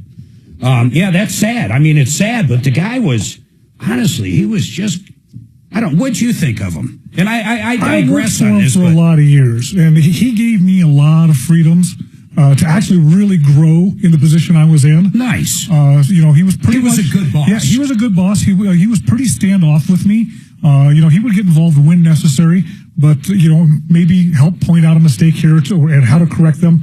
But you pretty much allowed me to learn how to be a business owner without actually taking the risk. I love it. And that's good. He was a good man there. I mean, there's no doubt about it. Hey, Kelly, did we ever hear back from, or did Michael ever send those pictures? Oh, we're going to check. Send them. Can you send them to Jeff and Kevin so they can look at them as well? All right. So hold on, Michael. We're going to look at those pictures in a second. Hey, David, what's going on with this e-bike? By the way, one line open. Any questions you have been ripped off, taken advantage of, 303-713-8255 or 303 Martino. David? Hey, thanks for taking my call. Yeah. Can you hear me? Yeah, I can hear you great. So here it is in a nutshell. I purchased online a fairly expensive e-bike 2 years ago. The battery failed outside of the warranty. The manufacturer advised me to ship my battery to them for inspection, which I did. They get the battery. They say, yeah, your battery's dead, and you'll need a new battery. And they said they had one in stock. They took my credit card for $650. Oh my God, $600! I guess they're pretty big on those e-bikes. Keep going. Exactly $700, and they gave me a $50, throwing nickels around like manhole covers deal. But long story short, they said they had a battery in stock, and took my credit card, and then they said, "Oops, we don't have that battery. It'll be 30 to 60 days." I said, "Okay, fine." 30 to 60 days comes, and they said, another 30 to 60 Hey, what brand was this bike, out of curiosity? It's Ad Motor, and it's their big monster hunting style bike. Wow, the Mac Daddy. What's it called again? It's an Ad Motor Wild Tan M5600. You can Google it. It's a real big, powerful e-bike, and it suits me very well. I really love it. But without the battery, the bike is rendered useless. Oh, of course it is. So they're about it looks like they're like what, $1,000-ish? The bicycle? No, the bicycle, it retails like $3,000. 3,500. Okay. Yeah, it's a bigger one. I see it. 2,500. That is pretty cool. It's got those big mountain tires and stuff. That's cool, man. Yeah, it's a monster. So, but it was out of warranty. You shipped it back. They checked it. They said it's dead. And you gave them a credit card number. You spend the $700 or whatever it is. And I assume at this point you never received it. Nope. And now today they, after, email, they're saying, it's coming in February, March, whatever. Yeah. And so they finally respond to several emails I sent them. They said, well, we're just going to refund you your $650 back. And I'm telling them, I don't want just my $650 back. If I'm not getting a battery, I want all my money back for this bike because, I can't ride it. I can't sell it. I can't do anything with it. It's rendered useless. Well, of course it is. I mean, that's the whole thing. The problem is it's out of warranty. First of all, I get the refund no matter what. And I'll tell you what. Out of warranty, I'm willing to pay for the battery. No. I understand. No. I'm sorry. I misspoke there. Listen, here's what I'm saying. I get the refund. I didn't mean the warranty. I get the refund on the credit card for a very specific reason, which is after 90 days, you're going to be out of luck if you try to contest it. So if it's been less than 90 days, I'd call, if they don't give you the refund immediately, I'd call the credit card company. You got plenty of emails back and forth. No, they're not disputing the refund. I'm not looking for a refund on the credit card at this time. David, I promise you I'm smarter than I look. Here's what I'm saying to you. Get that money back, then order it again on the credit card to see if you can get it. And then we will have someone call over there as well if they actually have a phone number to try to help you. But what I'm saying is, just in case, I would hate for you to be out not only the bike, because without a battery, you're basically out the bike, but you're also out another $700. So I'm saying get the refund, then reorder it. That way you'll be protected again for that 90 new days. Let me finish though. Sure. They're automatically sending me back my refund. Oh, I'm not good. asking for a refund. I want the battery. They're just going to send the refund and just clap their hands on it. Now I'm stuck with a bicycle that is useless. So you're saying it's not, hold on. You're saying it's not back ordered. They simply quit making it? What are they saying? Yeah. So when I bought this bike, their website was full of accessories, including extra batteries, and it looked like it was a whole thing. Well, they don't make them now. They don't offer them. They wiped this bike essentially from their inventory, and you cannot get parts for it. You can't get a battery for it. It's only 2 years. Did you ever get your old one back? No, they wouldn't ship my old one back due to, because it's a lithium battery. They won't ship it back. They told me to ship it, and then they said they can't ship it back because it's damaged or whatever, and they can't. So I don't even have any kind of a battery at all.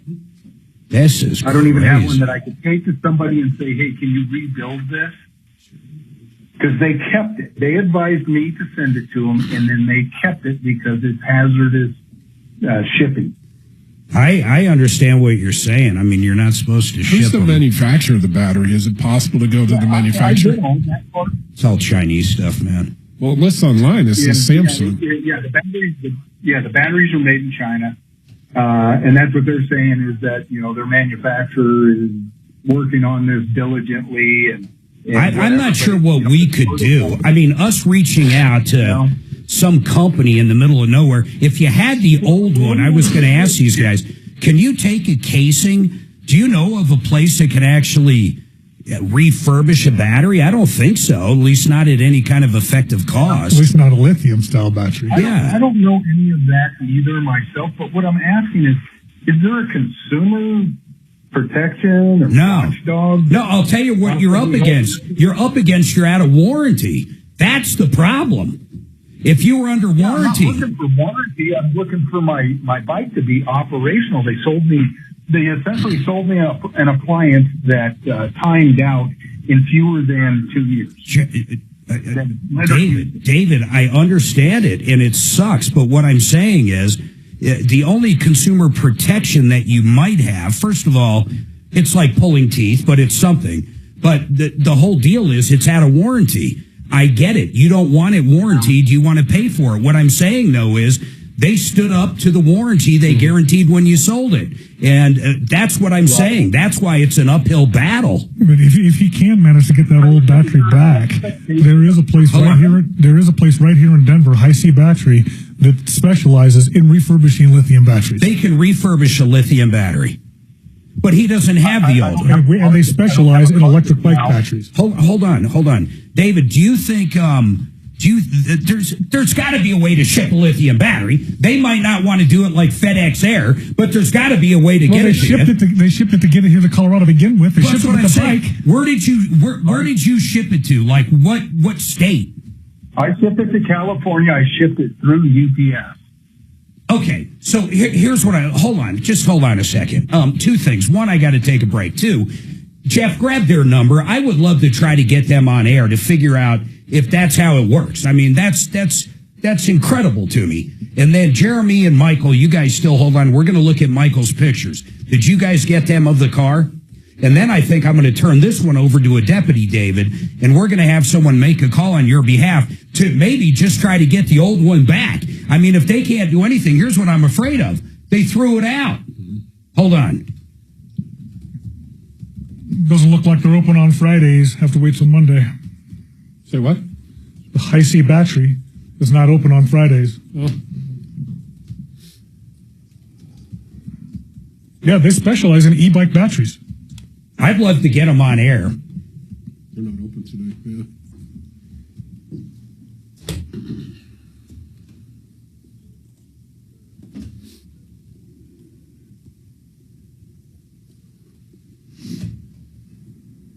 High alkaline super soft water. That's one of the best cleaning agents in nature. That's what the guys at Zero Res use. Listen, less water, no chemicals. Carpets dry faster. They stay clean longer, and they get really clean. What I mean by that is, 5-6 days go by, those stains don't wick back up from the padding. I mean, these guys know how to clean carpet. They can also do tile and grout. They can do granite cleaning, mattress cleaning, upholstery cleaning, area rugs. You get the idea. They do commercial jobs as well. But the bottom line is, if you want the best, you call these guys up, and they've got great deals right now. Absolutely the best deals they've had in a long time. Call them up, and here's the number. You ready? 303-471-5150, 303-471-5150, or ZeroResDenver.com. Now, let me tell you about Vestera Investments.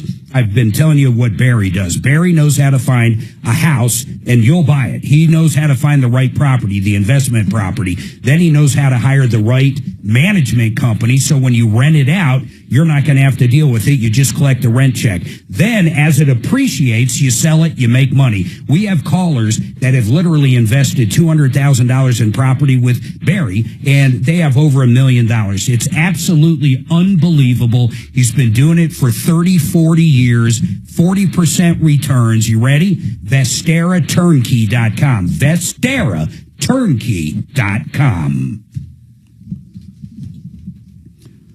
Hey, Suzanne, I know you're listening. Help me out here. When I was doing Zero Res, none of the updates were there. I went right to it, and they have a special for the damn month that I thought you updated or I updated, but it either reverted back or something. I don't know what the hell happened. But I think it's 3 rooms for $109, or it's 2 rooms, get one free, or you get a free hallway. I mean, they changed it a lot, but I had it up there. Now it's gone. I don't know if Tom changed it. I don't know what happened. These guys are right here? Yeah, on Cherokee. They're not open today. They're not open. I was going to call them. They're not open. Why aren't they open on a Friday? Because they knew you were going to call, and they said they weren't going to deal with that fucking prick. Are you sure they're not open? Did you call? No, I didn't call. But right here it says hours closed, open 8 a.m. Monday. What kind of company takes Fridays off? Because they can. What are they, attorneys? Yeah, right? What are they? Jealous? Damn it. You going to try them anyway? Yeah, but I'm going to have someone call over to an application error has occurred. You might have found a phony baloney company, bro. It's a fraud. Is that a 912 or an 812? 912. Yeah. I've never heard a message like that ever. 912. Yeah, tell me if you get it. Yeah, give us your credit card number. Yeah, then send us your battery and we'll fix it. We'll fix it good. Yeah. Yours went through? Son of a bitch. All right, shut up. Maybe I dialed wrong, although I didn't. That's crazy. Why would I get that? 877-812. 912. All right, so you wrote it. Right? 812? No, I'm not going to ask you. Doc, read that number.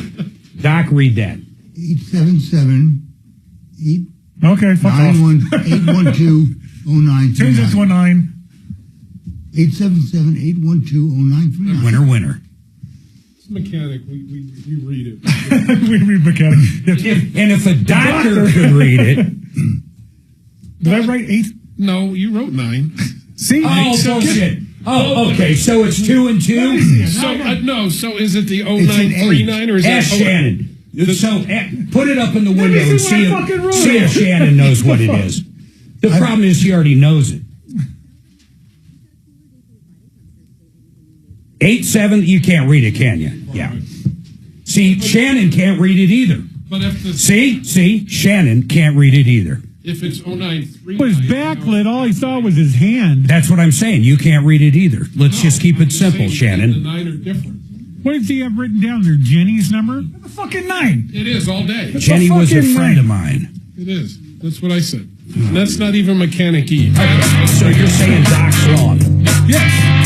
303-713-8255-3. All right, 303-713-8255, 303 Martino. We got a lot cooking here. I did not get to look at those pictures over the break. Did you guys? Let's look at them real quick, and we'll bring Michael back up. Let's see. I'm sorry, everybody. What I'm looking at is a picture Kelly sent me from a guy that says a body shop charged him $7,000 for hail damage, and it's absolutely horrible. Well, I'm not going to say it's... Here's the problem. I'm not going to say it's the worst. It's not what I thought I was going to look at. Did you guys get it? No, but it's also a gloomy day, so that leaves something to be desired for these pictures. It sure does, and that's the problem. Plus, it's hard to see those real little hail ones. I mean, I remember shopping for a little car one time, and all the pictures of it didn't show any hail, and I show up and it did. Geez, let me go back to him. Hey, Michael, we're going to try to call over there and talk to him, all right? Okay. Do you know the phone number for him? It's Colorado Fleet. Yeah, let me... Hold on, I want you to give it to Kelly. Kelly, I want you to try to get Colorado Fleet on and tell them, we've got a caller. You know how to get a company on. Let's get them on the air. Let's hear their side. The only problem I'm having, and I'll bring Michael, Kelly's got him. He's not giving them an opportunity to fix it, and I understand why. They had it for 6 weeks. He doesn't think they can possibly do it right. And when they handed it back to him in bad shape, although, I don't know, I don't think the picture showed it. What do you guys think? Like I said, with a gloomy day like that, maybe it's worse than it is, but... I mean, do you see anything wrong with it? I mean, you definitely see some spots, sure. Okay. But you definitely can't tell, like what he was talking about, where they blended the paint and whatnot. Let's try to get that guy back on, and hopefully, hey, that's what we do. We try to work that out. Now, what's the question on speed? Let's find out. Speed. That's Shannon. Wait a minute. We got to go back to David. Hey, David, we found a place that can actually refurb that battery if you can get it back. But what I would like Deputy Scott. Did Deputy Scott report for duty? Does anybody know? Hey, Deputy Scott, email me if you did. I want to put you on this. So we're going to have him reach out to that company in California. When you call up there, I mean, they're local, right? There's like a human you can talk to?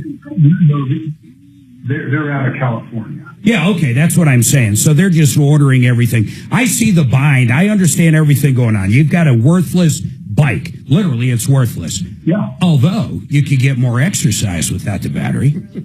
So there's that. Yeah, but it's not as much fun. No, it's not as much. I have one too. It's not quite as beefy as yours, but it's very close.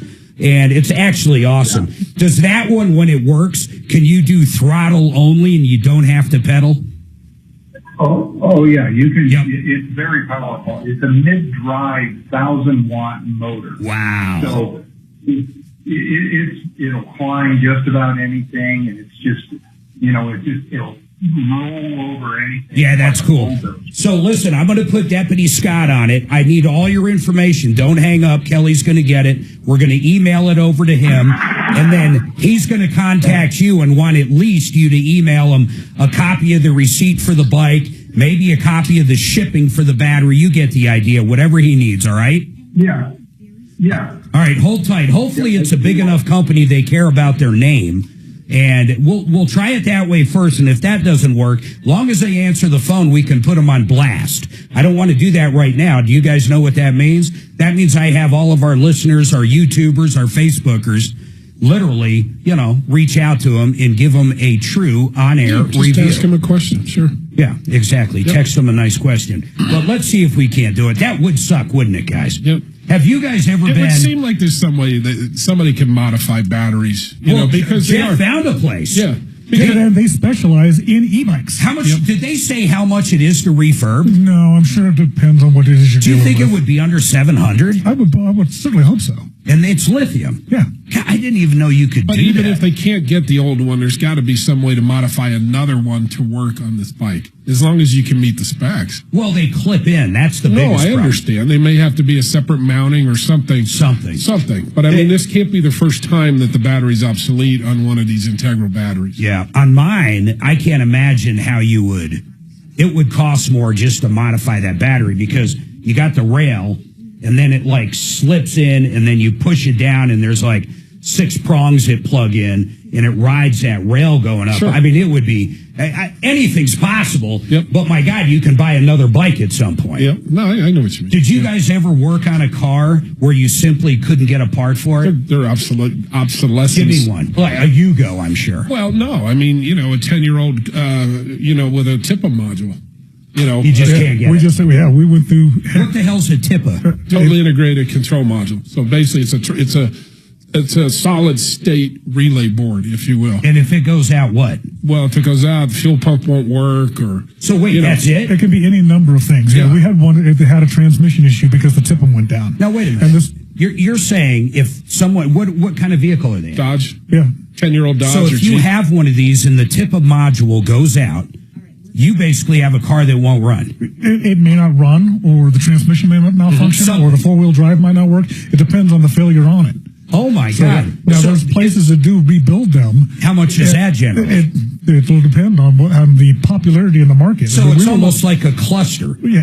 You'd have to send it out to someone, they rebuild it, and then you get it back. Right. So it's like a motherboard. Yeah, but in that respect, we went through 5 before we found a good one. Yep. Oh, my God. So there's those were $1,200 a throw. Is it a big issue with Dodge? It's not just Dodge. It's most of the manufacturers out there. We worked on too. But Dodge is a big problem because they obsolete things quick. Yep. That is crazy. Well, we had to work around where we had to wire relays separately from the board. All right. Hey, Kelly, you got all that information on David, right?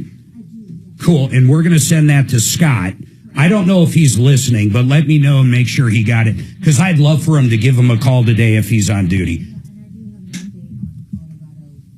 Oh, thank you. You called over to them? Did you talk to... Okay, hold tight. We're going to get that update. We're going to find out why these guys said they did the... I assume it was paintless. Hey, was it paintless dent repair, Michael? I assume it was. I don't know how he was going to repair it. Okay, hold on. It had to be paintless dent, but we're going to find out what they said to Kelly. And I hope they were polite, but we're going to find out after this.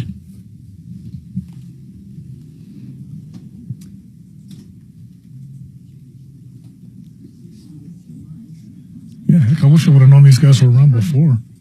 I didn't know you could do it. I bought my daughter another motorized scooter because couldn't get the freaking battery. Oh, are you kidding? Mm-mm.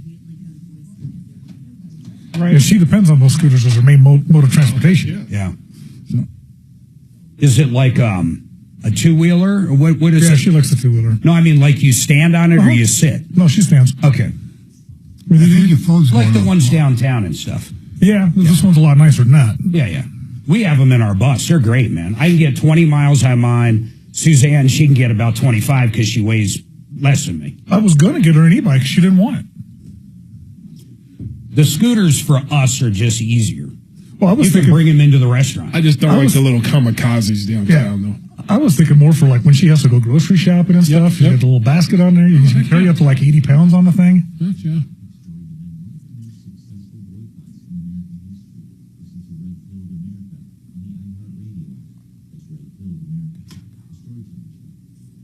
All right, listen, 30 pounds in about 10 weeks. It's been about 10 weeks.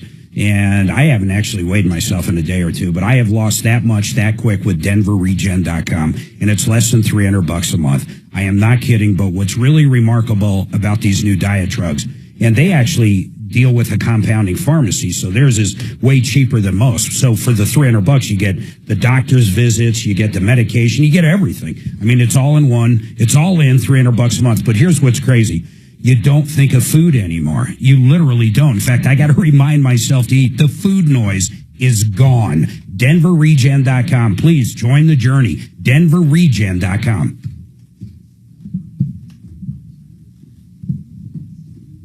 Hey, Shannon, do me a solid and send me that, please. What does compounding pharmacy mean? They make their own drugs. They make their own drugs. They just make them right there. Okay. So they take existing drugs and combine them? Is that what the compounding is? They got their own little presses. Here's a copy. Beat the spring. March. All right. How much is it? Right now, you get to pick the date and lock in savings. $109 for 3 rooms and a $75 discount for duct cleaning. Wow.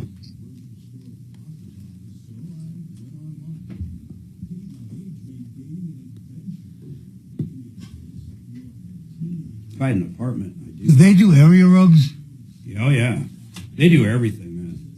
They did our house, and it turned out great. I mean, it turned out great. I can never argue that. Ever. Oh, no, I had them come over once. They did a great job. Yeah. But they nail me on the, I'm so far out there in Franktown, I got to pay like an absorbent amount to get them out there, which I understand. I mean, literally, they're... Well, it's an extra hour round trip. Yeah. But they will. I have some area rugs I would like to get cleaned at the same time. Yeah. Just throw them out in your driveway and hose them down. Tried that with the dog. She keeps running away. Our damn German Shepherd, it's the weirdest thing. So in the morning, Suzanne's usually up 5:30. I'm usually up these days about the same time. So the dogs need to go out, so we just throw them out front. You know, it's not fenced in. Our dogs know our property. But if we let them out front, the damn German Shepherd just starts barking immediately. And I'm pretty sure it's this reason. We've got a water feature there, a big pond. And I think the deer, I know everybody hangs around the pond. So something must have happened there at one time, because second open your front door, and he runs out. I hate that. But if I let him out the side door, so here's front door, side door is on the side of the kitchen, and it's, you can go from either way, no barking. For the life of me, I don't know why he barks. So you go out the front door, you put him outside door, he doesn't bark. It's weird. Several years ago, we had a deer that used to regularly sleep in our backyard. And, it was nice windbreak and everything else. He'd actually sometimes come right up against the house. Wow. I'd let my yellow out in the morning, and boom, it was like game on every day. I know. It never scared the deer off. He'd still keep coming back. Yep. One day, it's like freaking 15 below zero outside. The dog's got to go out and do what the dog's got to do. He walks out, the deer stands up, the dog just looks at him like, brother, it is too cold for that shit today. Not going to do it. He did his thing. The deer laid back down. He came back in the house. That was the last time he ever chased that deer. He'd go up and do his thing every morning. The deer would stay right there. Ours, Nico is at that age where they'll play with them, then they get a little pissy, and they'll go after them, especially if there's babies around. And this happens every day.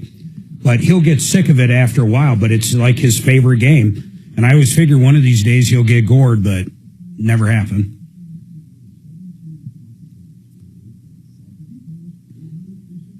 I had a wild turkey chase my Doberman. Those are worse than up deer. the stairs.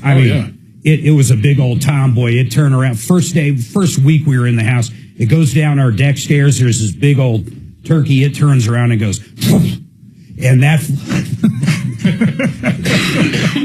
that dog turned around and hauled ass like I've never seen it right up the deck. And that turkey was right behind it this. Oh, yeah. We're fighting bird. They are. I didn't know that. Oh, yeah, same as geese. You ever see one take off? Turkey? Yeah, like it looks like a big old jumbo jet. Yeah, it is. They glide more than fly. They just kind of It's amazing they can get into a tree. I don't even know how they do it.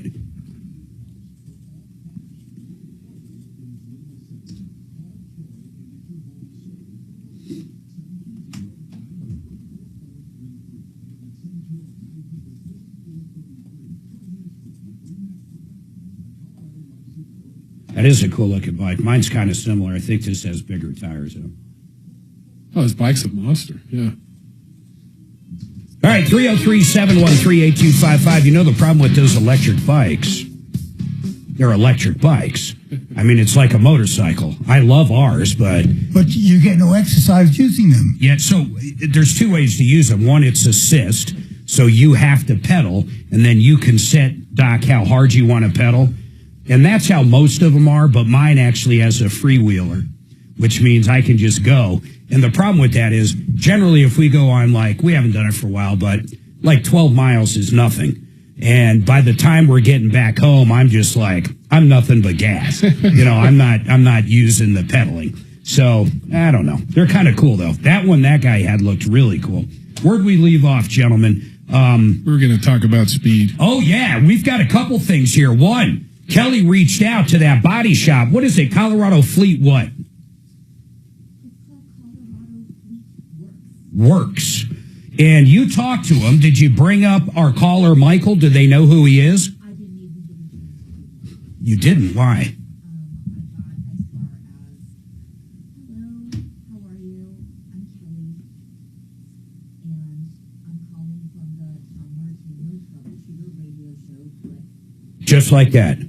Just like that. Just like that. And I called him back because, obviously we got disconnected. So I called him back and I left him a very nice voicemail. Well, no, wait a minute. What kind of voicemail would you say? Oh, I said, I believe we got disconnected. We still love to talk. Oh, so you weren't being facetious. You left him a nice voicemail. Thank God. You know what? What number did you call, Kelly? Because I would like other people to leave him a nice voicemail. I really think that would help in this case because Michael's van looks horrible. All I want to do is figure out what's going on. So let's do this in two parts. One, I would like people to call up and give him, an on-air review. Really, don't be mean. There's nothing to do with this. I think the owner deserves to know. We don't know if that's an employee answering. They really should know how they're treating Michael, at least according to Michael, and then how they treat anybody that just calls up, which is crazy. He didn't have to come on air. I mean, I love when they come on air. It shows a lot of character. But, I mean, we just wanted some information. That's what I was trying to get out. Yeah, and there was nothing, though. Just click. Second you said Tom Martino Show, click. Yep, click.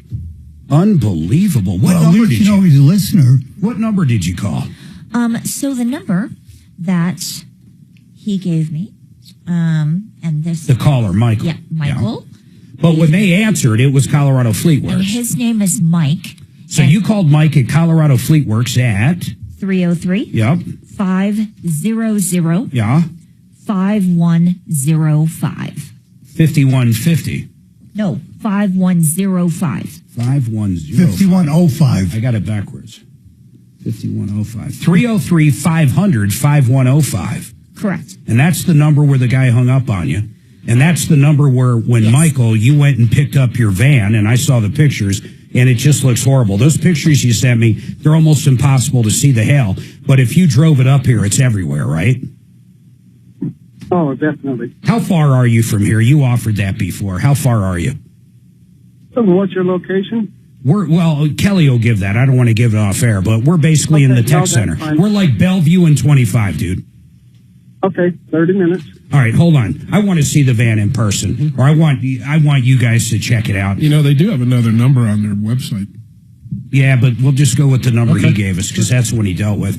But people, when you call up Colorado Fleet Works, ask for Mike, or ask for the owner, or ask for the manager. That's what you should do. And just be nice. Say, look, you know, this guy, Michael, you guys worked on his van. He picked it up, and it's just in horrible, horrible shape. Simple as that. It's in horrible shape. It doesn't look good. I'm going to verify that when he's here in a half hour, or one of us will, and then we'll kind of go from there. I mean, I don't know why they would just hang up like that. They don't have to come on the air. We love it when they come on the air, but they don't have to. You know, we're not the cops, and you don't even got to talk to the cops, quite frankly. Hey, Jeremy, what's going on with you? And Wilma, you'll be next. Two lines open in a second. 303-713-8255. 303 Martino. Any questions? You've been ripped off. Over $300 million we've recovered. Okay, Wilma, great. what's going on with you? Thank you so much. Now, let me give you, hold on. Hey, Wilma. I need to give Well, you you what went- I have, Amber. You went to Wilma's. Hold on a second, Wilma. I am so sorry. I meant to go to Jeremy.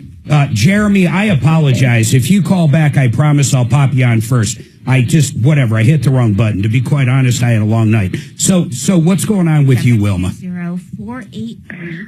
Okay, so I bought the 2016 GMC Denali Terrain in 22. Okay. Did great, all right. And then last year, the check engine light came on. So it's a 2022 Denali? 2016. 2016 Denali, okay. She bought it in 22. Oh, I got it. And I only had when I bought it, I only had 91,000 miles on it. Okay, Got it.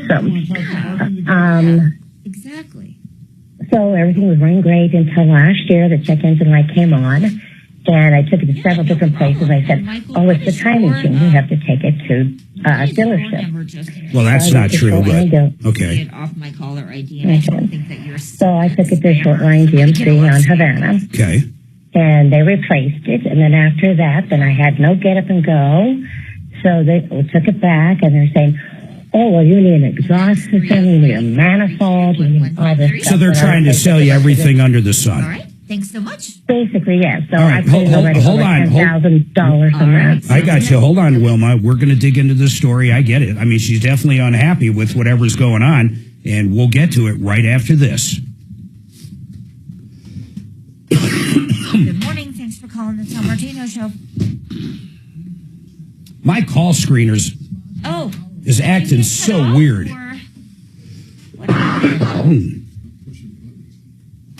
What's that? It was a 1960. No, it's acting so weird, man. Like there's a yellow line where it says call issue. I have no idea how I did that. I'm sure. I see it too for Wilma. Yeah, I don't know. And then everything there is gone. Was Jeremy the one with the speed issue? Yep. Yeah. Hey, Jeremy, sorry about that. I promise I'll get to you right after her, okay? Speed kills. All right, hold tight. We got Shannon here for an expert. What's that? We have Shannon here for an expert. Oh, there you go. Question on speed. Yeah. Depends on what kind of speed it is. I will be back.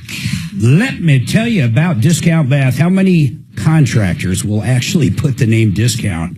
Listen to that. DiscountBath.com would actually do that. Not many. And I'll tell you what, these guys are the real deal. When they say you're going to get a quality remodel, whether it's just a shower or whether it is an entire bathroom or maybe that old tub you turn into a shower, or you want a steam shower, or you want to expand your closet, or anything you want to do. Who else does it at a discount price, and they do it great? I love Chris and the gang down there. Here's the cool part, too. You can go into your bathroom right now, take your cell phone, and kind of show them a 30 to 1 minute video of what you want done. And then you go to their website, and you hit upload, and you upload it, and check this out. They'll call you back with an estimate. It's unbelievable. Right over the internet like that. You'll get an estimate. Maybe you're thinking, oh, it's going to be $100,000 or $30,000. It might only be $10,000. DiscountBath.com. DiscountBath.com.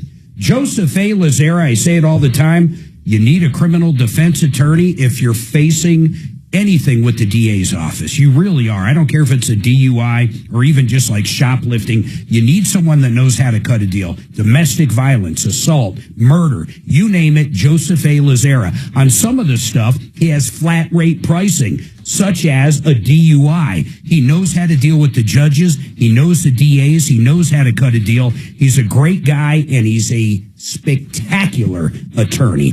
Please put this number in your phone, 303-429-6200, 303-429-6200. Pizza if you're interested. Pizza's here, boys. What's that, sir? Pizza's here. Okay, yeah, I heard that. I used to remember when I liked it. You usually jump right up when you hear that. Did you get we usually wait for him to get so we don't get run over on the way. Exactly. Did you get jalapenos on it? Extra. Yeah. Extra Hallies?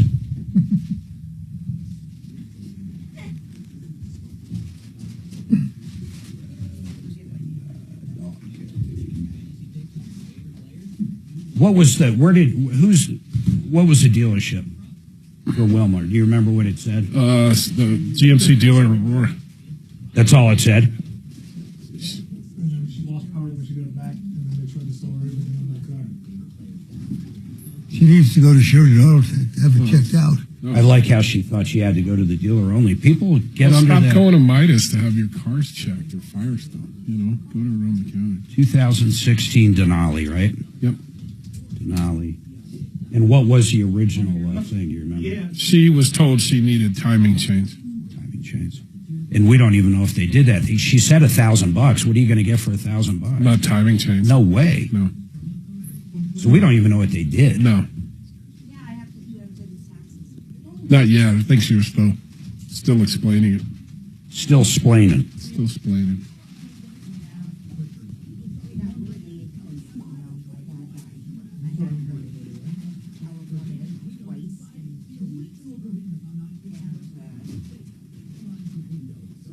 You smoking anything this weekend? No, I did a bunch last weekend. What'd you do? Ribs and brisket. I found some ribs. I mean, they were like this. They were amazing. Costco, where? The business center. Yeah. That's right off Santa Fe. Yeah, basically Tejon in Alameda. Yeah. So a little Oh, further. wait. Oh, I'm thinking that Costco off Santa Fe must be a different Costco. It must not be the business center. No. Yeah, this one you can't see from the road. Okay. We drove by one, and Suzanne's like, that's probably that Costco. that Kevin It's right on Alameda. Yeah. Yeah. But I always get down there because they'll have like 50 packs of ribs so you can, find the ones you want. Hey, guys, make sure you leave those pizza box open.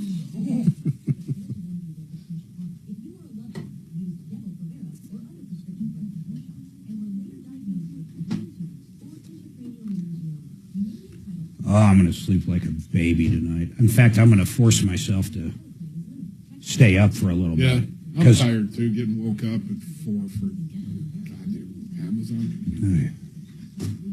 Oh my God. My dogs are doing their job. Somebody's walking up the driveway. Yeah, there's nothing you're going to do there. That's what they're supposed to do. I know we know one very well. In fact, I might have showed you the video, an Amazon driver that got He doesn't have a box. attacked by a pack of dogs, man. Dead serious. It was all on the cam. They have a dash cam in the front. He goes up, and they were like little hounds about this big, but it was like a pack. There was like 3 of them, and he went up to deliver a package, and they squeezed through the gate. Literally, all 3 of them, man. It's brutal looking at him. They're like biting brutal. He's running, trying to kick him. They wouldn't stop. He didn't have any real damages, though. He got, a couple days off work. Oh, thank God they weren't like, real dogs. All right, 303-713-8255. We do have 2 lines open, 303 Martino. So, Wilma, and I promise, Jeremy, you're next no matter what. I talked to you off air. Wilma, your 2016 Denali, who told you it needed a timing chain? Well, the person that told me that was Midas. That's in Aurora, off of like Isles and Buckley. Okay. And then they said to bring it to the dealership? First they sold me a solenoid. First they sold me a solenoid, saying that was it. Midas so did. after putting it, Okay. And after doing that, then they're the ones that said that. And then when I called up,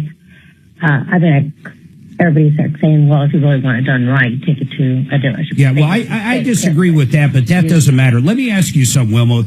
Was it just the check engine light coming on? Was the vehicle still running okay? Yeah. Yes, it was. Guys, why would... So then... Hold on a second. 2016 Denali. What?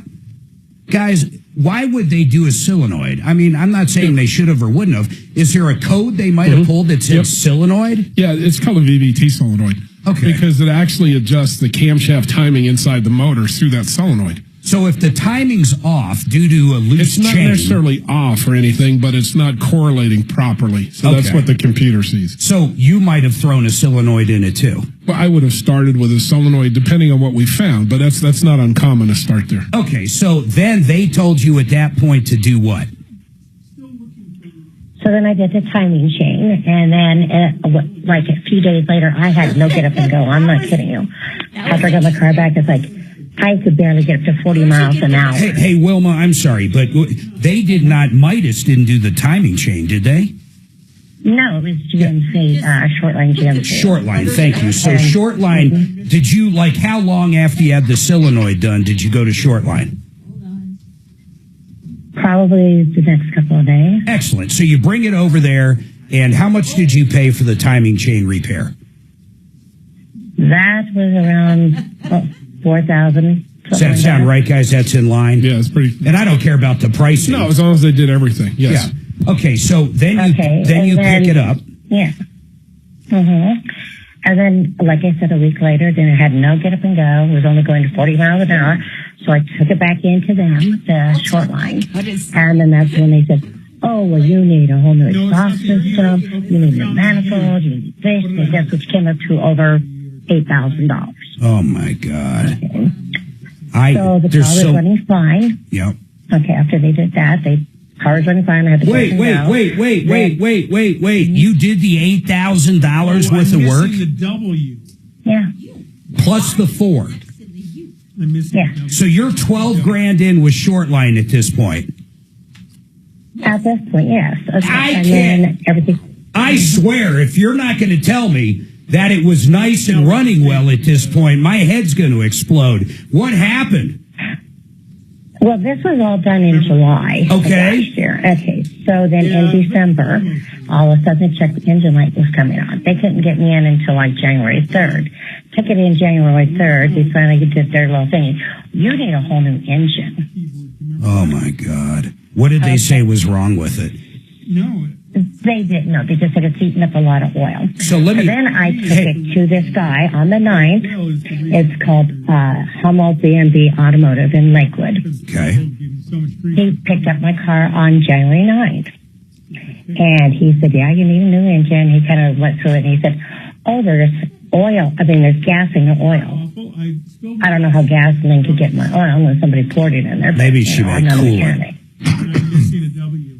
I don't you know. can get by the range. And the story is that we now keep going, lost to George W. Bush. So then I purchased a brand new engine, and then plus they put in all this other stuff that came up to over the tune of $15,000. How much? Mind you, he had my car from over $15,000. Hold on. January 9th. Wilma, I want to give you so much time. It's crazy, and I'm going to be up against the bumper. I promise we're gonna do everything we can to help you. If I'm adding up right, she's at 28,000 ish. I hope she doesn't still owe on this car. Oh my God, this is just horrible. What could possibly be going on? Hang tight. 15. You're what? You know what's going on. Taking advantage of a woman with money. Oh my God! Okay, that's fine. That. Is that what you got busted for? That's why you got kicked off of Match.com. Well, you know, that happens. Okay, bye. Shannon, apparently we're both being heard on YouTube right now. Yeah. And? No, I mean during the show. Yeah. And? Well, I don't think we said anything horrible, did we? No. Yeah, I think I dropped an S-bomb. Yes, Oh, that's it's the fine. internet. Oh, wow. I don't care what goes on the internet. Yeah, no kidding. I don't even edit the podcast through it yet. This could be, we might have a great update coming.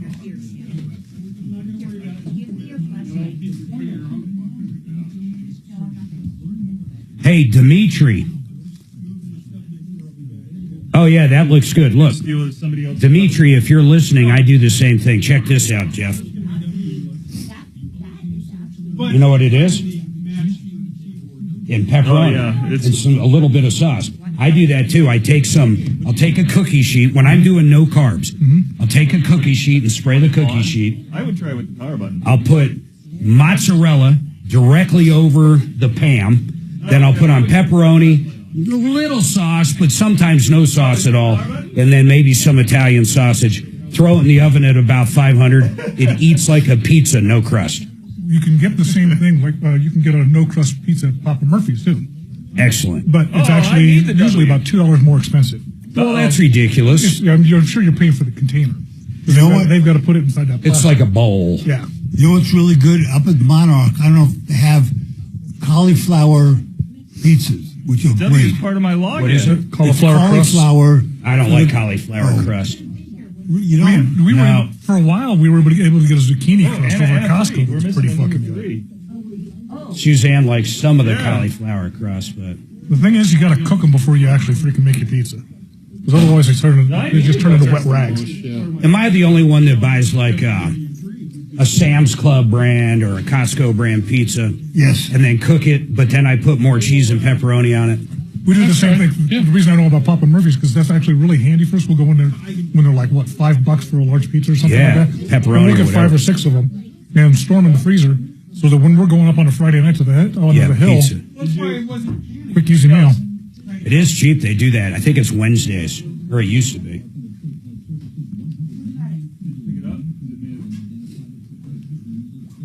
I've been liking Sam's Club more than Costco here lately. I like it because it's closer to me. Well, that you can get in and out easier because you get that auto check thing. Costco is absolutely, unbelievably hard to get in and out of the gas station. Yeah, so when I gas don't, station, forget it. Yeah. it's ridiculous. So I just don't even do it. But I mean, usually that's not a deal because I'm driving the electric. I love when I drive past my Costco and see the cars lined up. You wave at them? Yes, I just used a pen and hit the No, little because it's too far away, but I can, when I'm on Havana, I go past it. Why'd you put a hair clip down there? Do you Joe? guys think it's possible? Well, You're anything's the only one that's got possible. long hair around here. They're talking about that shooter in Pennsylvania at Trump. Yeah. They're having a hell of a time getting the files that they have. Yeah. Isn't that weird? Yeah. I mean, I'm not a I can't. Can you imagine? There's a lot of people who think exactly what you're thinking right now. It's crazy. Hey, what kind of GMC did she say it was? Denali? I know Denali. Denali. But it was Probably a Yukon. Yukon Denali, yeah. It's like a fancy Yeah. No, I was just curious. Blazer or whatever. I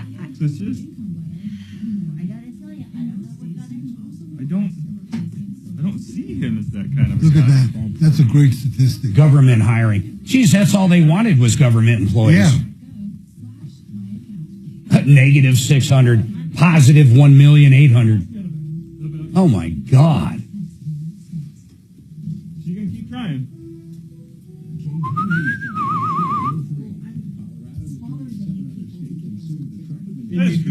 You think it's possible he can get rid of the income tax? No. No, not in 4 years. But that's I don't know. I mean, honestly, the government could probably take more money. In fact, they would take more money from a flat tax. Well, not a flat tax. I'd Well, rather sales do a tax or use tax. consumption tax. Yeah. Well, the other thing you do, though, is you bring all the illegitimate money into play. All the under-table money they're spending at Costco and other places. Yeah. And I should also get one for $7.60 because you can't see the letters. I do like the idea, Well, so no is this tax on one. Social Security, but I don't think that's going to happen. I do think the no tips might go through. It should happen on Social Security. It was already a tax to fucking begin with. Yeah, I know. It's your money that they've had the use of. Well, I argue all the time, though, with tips. It's a tip. was not able to. It's a tip. I don't understand how Oh my you God, charge Jerry, tax on a tip. I hung up It's a again? gift. Son of a That's why I always carry cash for tips. I do. Story. I do not put it on the card. I'm with you, man. 100%. I don't. I just never, unless I'm in Vegas, I just generally never have cash. I guarantee my wallet doesn't have a bill in it. I always carry at least $50 with me. Well, that's the way I was raised anyway. You always have emergency spending cash. But like now I have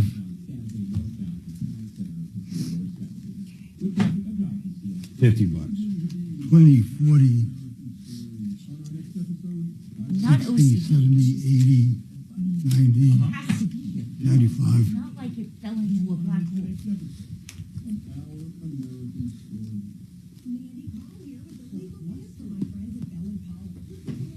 Oh, lo.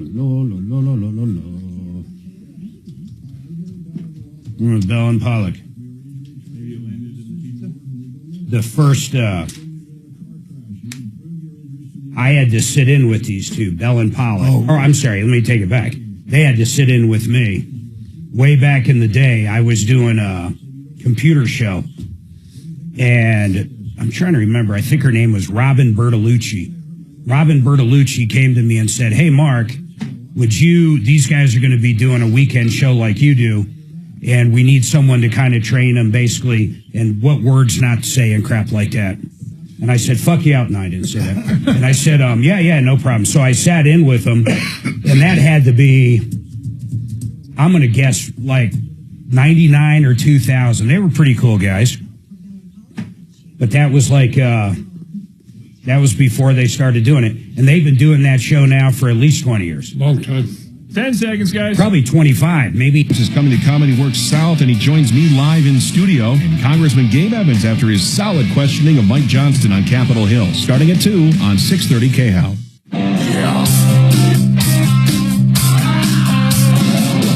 Ripped off, bad news. You need advice so you don't have to lose. We'll come running just as fast as we can. Troubleshooter's gonna help the common man. This is the Troubleshooter Show. Now, Tom Martino. Welcome, my friends, to the only show of its kind. I'll say it like this. We get involved with your everyday problems. You've been ripped off by a contractor. Maybe you have a bad attorney. I mean, we can even help you with that. We can help you with virtually anything in life. And I'm not kidding. We've got a list of professionals we deal with every single day, like Kevin Calkins, Sheridan Auto Tech, in studio with me today. Also, Jeff Vick, Deputy Doc. To my right, what is a deputy? I'll tell you. A deputy is someone that helps people. I'm going to tell you a little bit about Deputy Doc. When he's not here helping us on the air at 303 Martino, or helping us, I mean, you do a lot, of course, off the air, Doc, but you also work at AARP. Yes, AARP has a fraud helpline. Fraud fighter. Exactly, which is very similar to this, except it's from all over the country. Yeah, and it's mostly probably a little older. It's a much older. And, you know, the difference is we get a lot of local businesses, contractors, landscapers. Sure. The stuff from AARP that I tend nationwide to get is more computer fraud, Medicaid fraud, that kind of stuff. What is the biggest one that not just you over there get, but in general, would you say is the biggest call coming in to that AARP hotline? Computer fraud. Meaning they got snookered into calling a number or anything to do with it. Well, no, they'll see, you know, your computer has a virus. Yep. That kind Call of stuff. this number.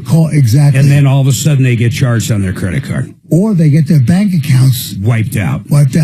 What's the most outrageous one? I mean, we've had calls into here, 60, 70,000 in outright fraud. One woman, I'll never forget this one. She thought she was like in her 60s or 70s. And she was an old 60. I'm remembering her picture. I think she was in her 70s. That's not nice to say, is it? An old 60s. Well, whatever. But she thought this like 35, 45-year-old dude from Europe was courting her. And she had the text going back and forth, and he took 5,000, then 10,000, and he was going to fly out and marry her, and blah, blah, blah, blah. And you hear these stories, you just can't believe them. You can't believe that it's even possible. What I find most extraordinary is that not only is it a romance scam, but it's a romance scam with a celebrity. I've had country music singers. I've had Paul Simon. Everything. And they really think it's They believe that these celebrities are going to marry them. Yep. Folks listening, never give your bank account out. Never buy a gift card for anybody unless you're buying it and giving it to, whomever. And you never just don't believe do a it. celebrity wants to be involved with you. Yeah, pretty much never believe. That's a good one, Doc. It's funny we even have to say that, but in this day and age, you do. And with AI, it's going to get worse. It's going to get to the point where, you're talking to Paul Newman or whomever. I don't even think he's alive Newman's anymore. dead, but Paul Simon's still alive. Paul Simon. All right, folks, listen, this hour brought to you by Frank Duran, the real estate man, one of the best real estate people I've ever met in my life. In fact, Denver Metro, he is the best.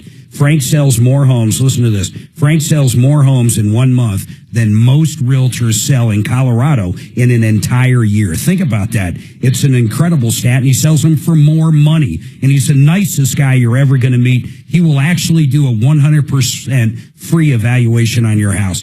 He looks at it like this. You want to know how much it's worth? He's going to come out. He's going to run the entire gamut. He's going to tell you. He's going to do the comps. He'll give you a full report. It's all free. There's no pressure to sell it. He doesn't care if you're selling it now or not, but he knows he gets to meet you, give you the free report, and when you go to sell it in a couple of years or 10 years, you know who to call. And you're not going to call him just for that. You're going to call him because he's the best. FrankDuranHomes.com. Now, this one's crazy. Wilma basically has a 2016 Denali. She brought it, I believe the first place was Midas. They sold her a solenoid, which is like the cheapest part of this. Then she brought it over to Shortline GMC. Shortline charged her $4,000 for a timing chain kit, I would think. That was back in what month, Wilma? That was back in July. So in July of last year, Shortline, then the vehicle was okay for a little bit, right? Correct. And then you brought it to where? Where did it go next? Back to Shortline, and that's when they put in a new exhaust system, manifold, water pump, because all of a sudden my water pump was supposed to have a leak, even though it was never leaking before. How much was it at that point? So you have 4,000, and then how much was the water pump and all? That was over that was up to $8,000. How much? 8,000. But that wasn't the engine. No. So now we're at 12,000. Now this is unbelievable. Now, I mean, you're basically getting kicked in the face. So there's 12,000 there. Then how long after that? That's what happens when you're a single woman. They always take your hand. It's crazy. Well, not everybody, but anyhow. So $12,000. Now what? When does the engine? How many months later does that damn check engine light come back on? In December. So, I'm sorry, the 8,000 was when, guys? That was in July as well. July. So that happened quick. Mm-hmm. So then in December, and then where did you bring it in December? Did you actually bring it back to Shortline, or you brought it to that other place? I took it back to Shortline. That was January 3rd. They couldn't get it in until January 3rd. So I took it in there. That's when they said I need a whole new engine. I said, well, I'm just going to get a brand new car. And I was going, it runs really good, except for the check engine light. It runs very good, except it needs an engine. This is really Shortline. Yeah, and I mean, sometimes they run like, because like when you're sitting at a light, how these old trucks are, how it kind of goes.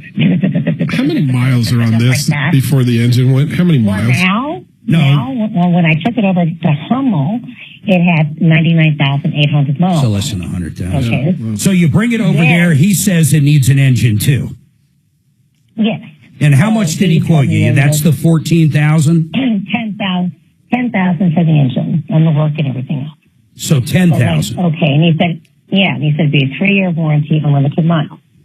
So at this point, you have 22,000 in it. How much did you buy it for? 18,000. Yeah. Mm-hmm.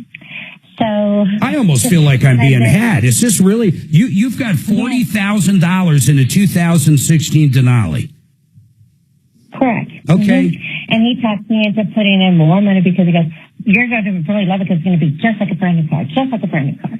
So mind you, I didn't even he took my car on January 9th, Hummel. And then how do you spell I got that? It back in January. It's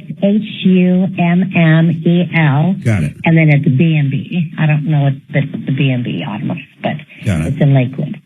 And so then I got my car back on the 31st of January. 31st of what, January? Go ahead. Correct, back after the 9th.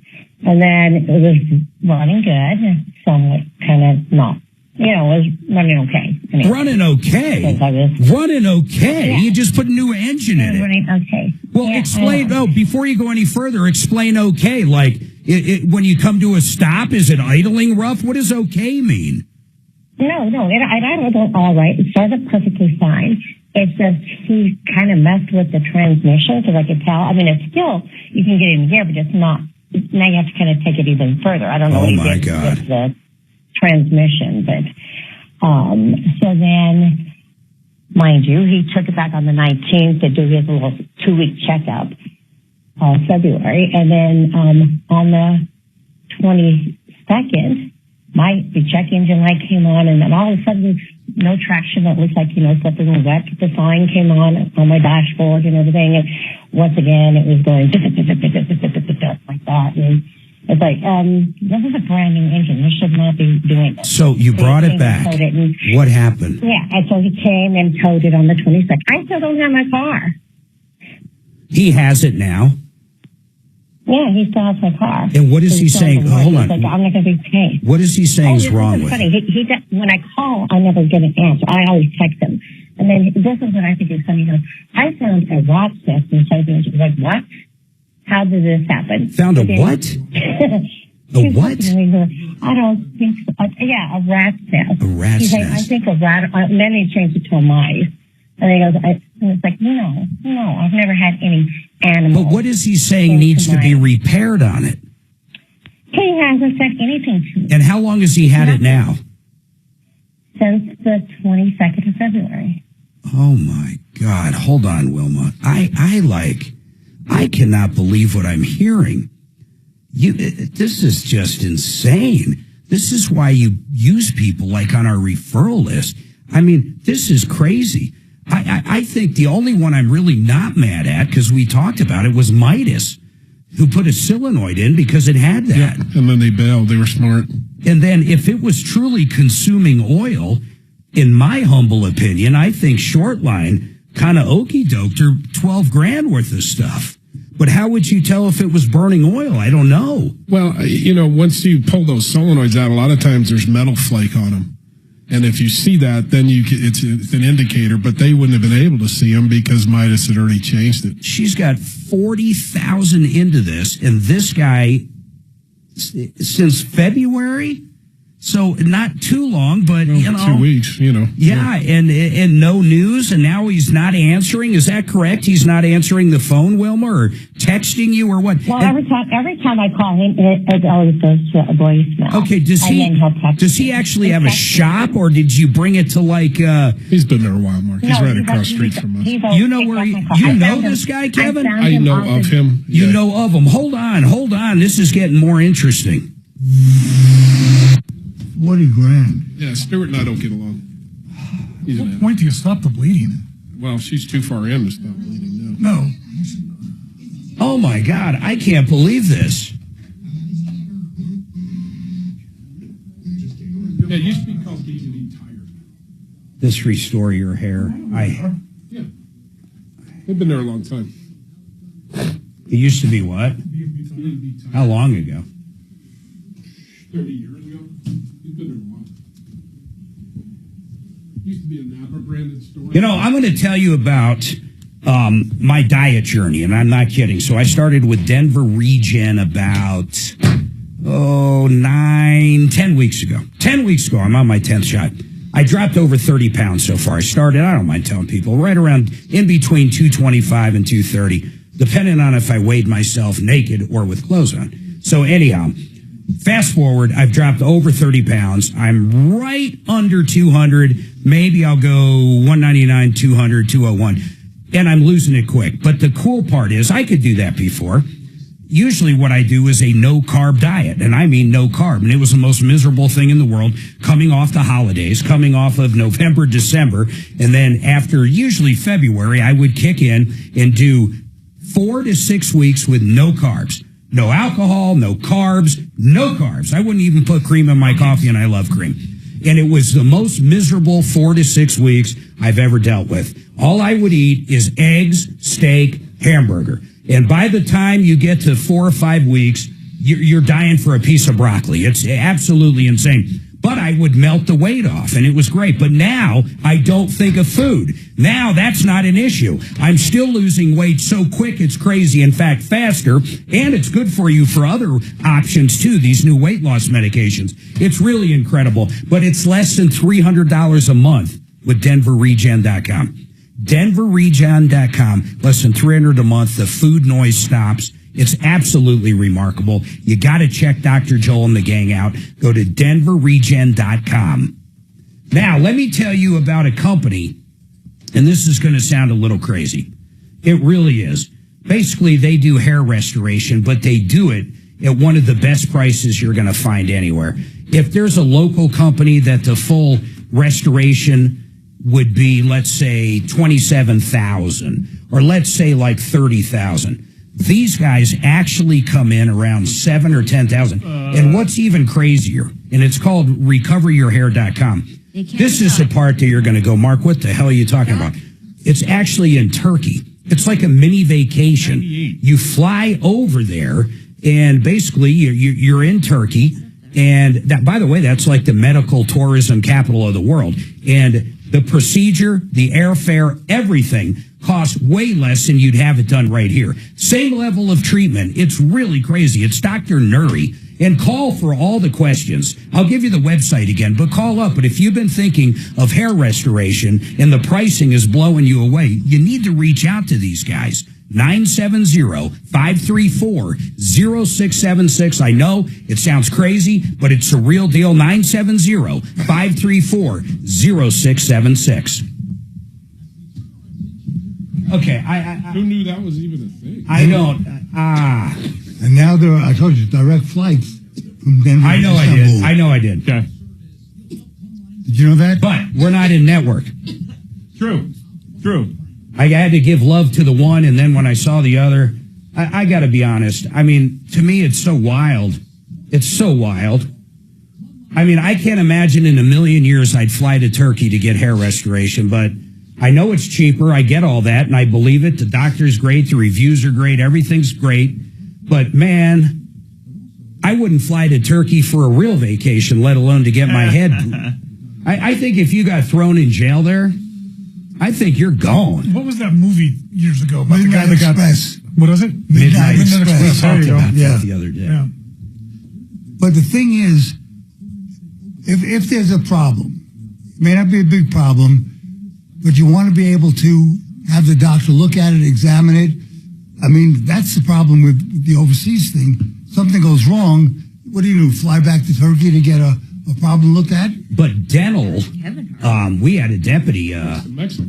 Yeah, they go right across the border, like from Arizona. Yep. I mean, he had like everything done, everything, veneers and implants, and it was like, instead of like 60, 70,000, like no shit, it was like 12. Yeah, but he had infections and teeth falling out. Remember, he couldn't come to the studio because he kept getting his teeth infected. Oh, it's crazy, but how cheap it is all I'm saying. Well, that's why it's so cheap, because they don't know what the fuck they're doing.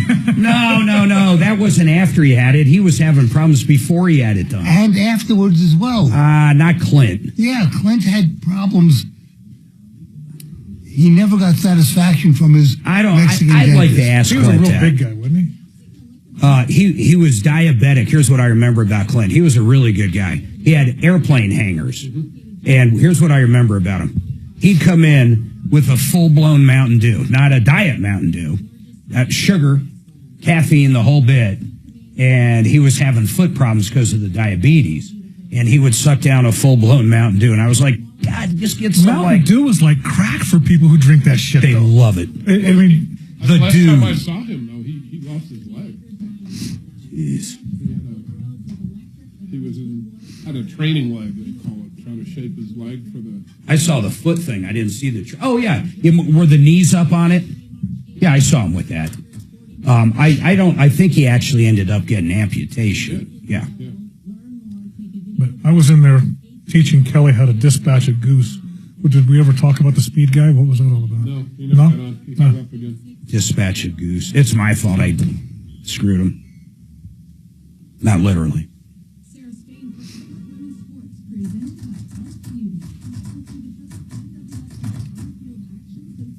will stop UNIV funding. Isn't it amazing these people do this? I mean, it's really crazy. Pro-Hamas. It's amazing. If you ever told me we would have pro-Hamas protesters, I'd be like, what? Yeah.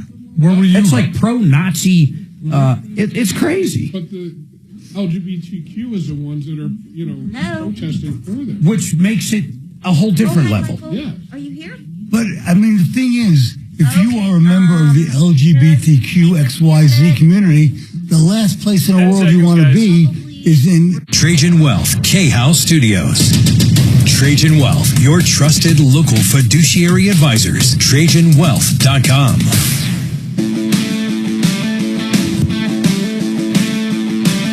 303-713-8255. I am like, if you're watching on YouTube, I am convinced, and luckily enough, Dragon's behind the glass now. And Dragon, you are Michael Brown's producer. That is correct. And I won't say every day. That's not true. It's not every day. I come in, at some point, the mic literally falls. It would fall into my lap if it didn't have a cable. So now I'm pretty much stuck holding this thing until I stand up and fix it. And I am almost sure he does it on purpose. Now, we know that is a new mic arm. Shannon put that one on 3-4 months ago. Well, and how is it possible? Since then, Michael does not touch the mic whatsoever. So you on the other hand, you do tend to move around quite a bit. And I'm trying to stall here so that you can get that attached, and that's not working very well. Oh, my God. But Michael he's hands off at this point. He doesn't touch the damn thing anymore. Does it come off on him, too? It used to, but not anymore. Like I said, he doesn't touch it. You, on the other hand, you like to travel with it and go over here and go over here. I just can't believe this. I honestly can't believe this. Okay, that's fine. Now I feel like I'm a singer. Good, fine. I don't care. I'll be a singer for a little bit. Okay, Freddie Mercury. Now, here's the deal. Wilma's got a big problem, guys. Jeff Vick, Kevin Colkin. By the way, we have a couple lines open. 303-713-8255. 303 Martino. Any car questions, or if you've been ripped off, anything, any help you need. We love helping people. Jeremy disappeared again. Now, what's interesting is, Kevin, you know of this shop, and I'm not trying to throw you under the bus. No. He's been there a while. He's busy. And what's it called? B&B? Yeah, Hummel's B&B. Hummel's B&B. It used to be B&B Tire, and then somehow Hummel got associated with B&B Tire. And he did an engine. Basically, you got it back in January, right, Wilma? Yeah, January 31st. Yeah, so she gets it back in January. 9. And now we don't know what's going on besides this guy. What's his name? His name is Stuart. Stuart says something about a bird's nest or a rat's nest or a mouse nest. Yeah. Like it's not like it's something that's your fault or somebody else's fault. Mother Nature. But he hasn't told you what's wrong with it, right? No. Because he texted me saying that, he found this in my car. Like, funny how I never heard any squeaking or any scratching or anything else. Okay, okay. Listen, I want to tell you, I want to get one thing out of the way. And then I doubt I'll do it again, but I might. But listen, this isn't really for you. It's for everybody listening. To put $40,000 into this 2016 is insane. But the problem is, and I know what happened to Wilma, you spend the 8, then you spend the 4. That's $12,000 with Shortline. And then you're like, oh, my God. I didn't want to just throw that money away. Yeah, you're already stuck. What do I do? So she just got buried. But at some point, you got to use a reputable shop. Guys, I want to ask you, what do you think's going on with it now? I know you're not looking at it or anything, but tell me what your thoughts are on the chain of events. She's been to 3 different places, and she still has nothing. Yeah, I mean, as far as where it is now, if he's mentioning rodent nests, there may be an electrical issue causing misfires. Or something may have gotten in and eaten a harness or something. So hopefully it's not an engine. Maybe there actually is something like that. Well, possibly. But no, it was actually the engine. Yeah, because I'm just guessing. It started acting up. I didn't have any get up and go again, and I was sitting at a light when it all happened, and when all this came on, and it was going like that again. That's the engine. It has nothing to do with electrical. I'm sorry. Well, I may not be a mechanic, but I'm not stupid to know. Wilma, you can't. Well, listen. I had to put you on hold for a second. I get you're very flustered, but the deal is an electrical issue actually could cause something like that. But I don't know what this guy's doing. I'm hoping he's fixing it. But honestly, I want you to listen to this. If a rat or a squirrel chewed through a wiring harness, it could create all kinds of stuff, right, guys? Sure. It could cause a misfire. But it sounds to me, Wilma, you were saying, was it to the point where it wouldn't go over 40 again? Yeah. I mean, literally, it would stop at 40? It was very hard to get it over 40, correct. It takes a long time before you could get up to 40 within like 3 seconds. Okay. Here's what I'd like to do. I'm running a little back. Kelly, I want you to get the number for Hummel's B&B from her. And let's see if we can't get Stuart on. Well, that's what I'm saying. She's going to get it from you. Hold on a second. And then we're going to come back. Let me get caught up on these breaks. And more importantly, let me fix my microphone. And we'll be right back. Let's get them on the air, though. I want to know why. Okay, Wilma. So the shop that it's at No, right here's now the problem. is Look how Hummel crooked it is. B&B. And what? Okay, that worked. No, hold on. Go ahead. There we go. Yeah, on the top right now. I don't understand why it just comes And you off were all working the with someone time. named Stuart? Shannon would say I'm giving it a blowjob. Maybe. This is ridiculous. All right, now don't touch it.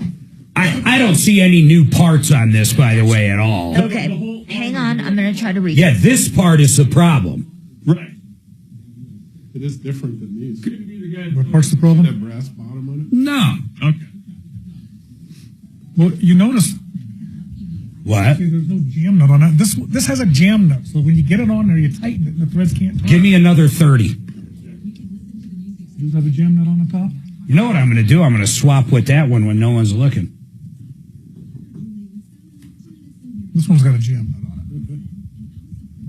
Hello, may I Both speak with Stuart, please? Hi, Stuart. My name's Kelly. How are you today? I'm doing very well, thank you so much.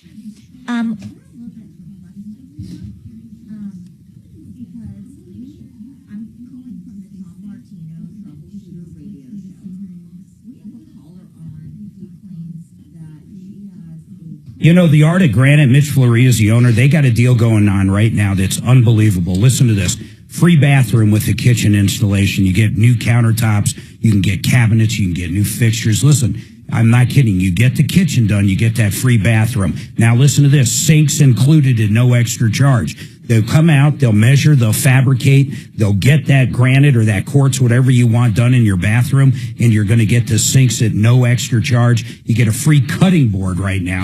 And then listen to this part. No charge for the standard height backsplash going around that kitchen or bathroom. These guys were out at our house not long ago, and they did the best job in our master bathroom. We've had them out numerous times, but the master bathroom was late last year. It looks so good. Suzanne picked out quartz. It's beautiful. It brought up the value of the house big time when we do go to sell it. Please check them out, theartofgranite.com. By the way, Mitch can also give you an estimate right over the phone. I'm not kidding. He might need a few pictures, but that's it.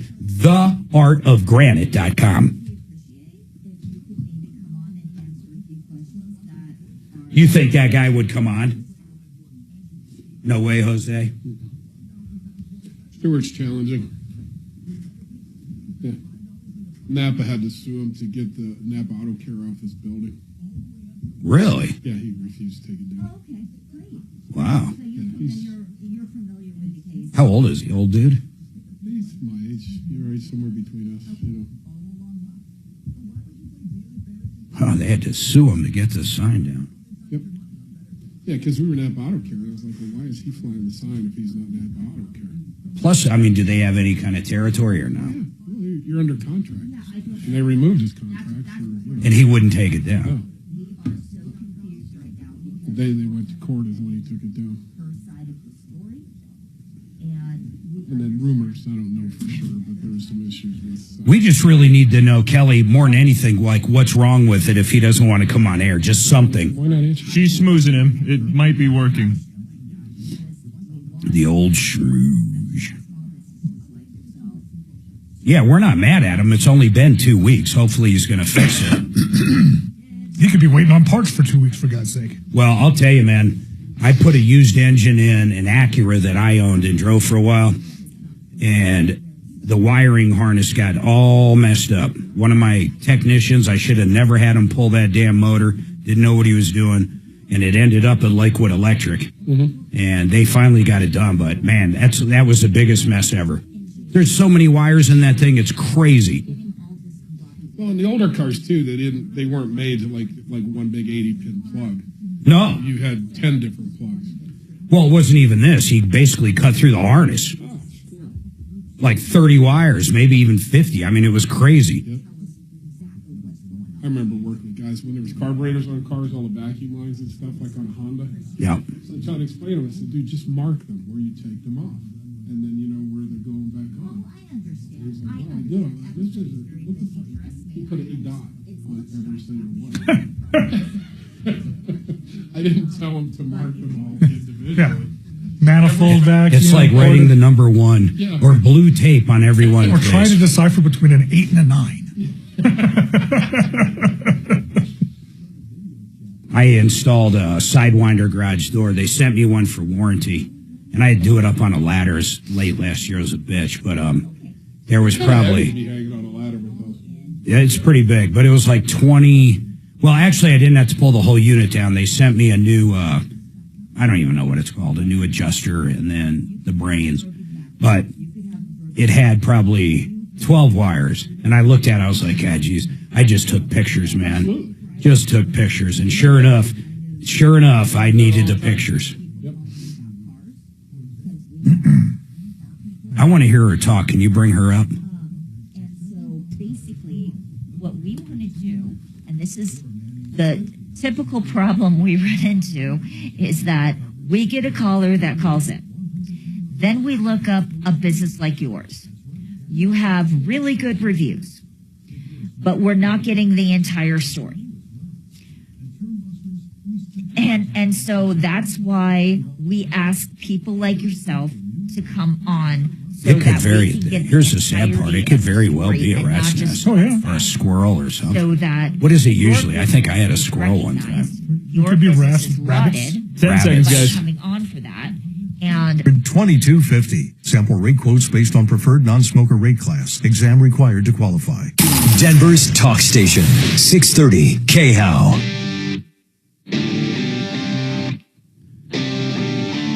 All right, 303-713-8255. Kelly, I believe, is in there talking to Hummel's B&B right now. I'd love to hear what's going on with his vehicle. I'm not sure if he's done anything wrong or not, but I know one thing. Wilma has spent a ton of money, and I mean a ton of money on this vehicle. And at this point, I'd just like to know how we get her somewhat whole. Now, guys, what are the chances of something actually chewing through a wiring harness in Colorado? Pretty high. This time of year? It Very happens high. all the time. What happens is they come in because the engine cools down and it's warm. I'm curious if she actually keeps her car in a garage. You know, I doubt it. It could have even been when she was visiting someplace else. They'd have a lot of problems with that on DIA with rabbits. What would be nice, though, is if we can just find out what is going on with it.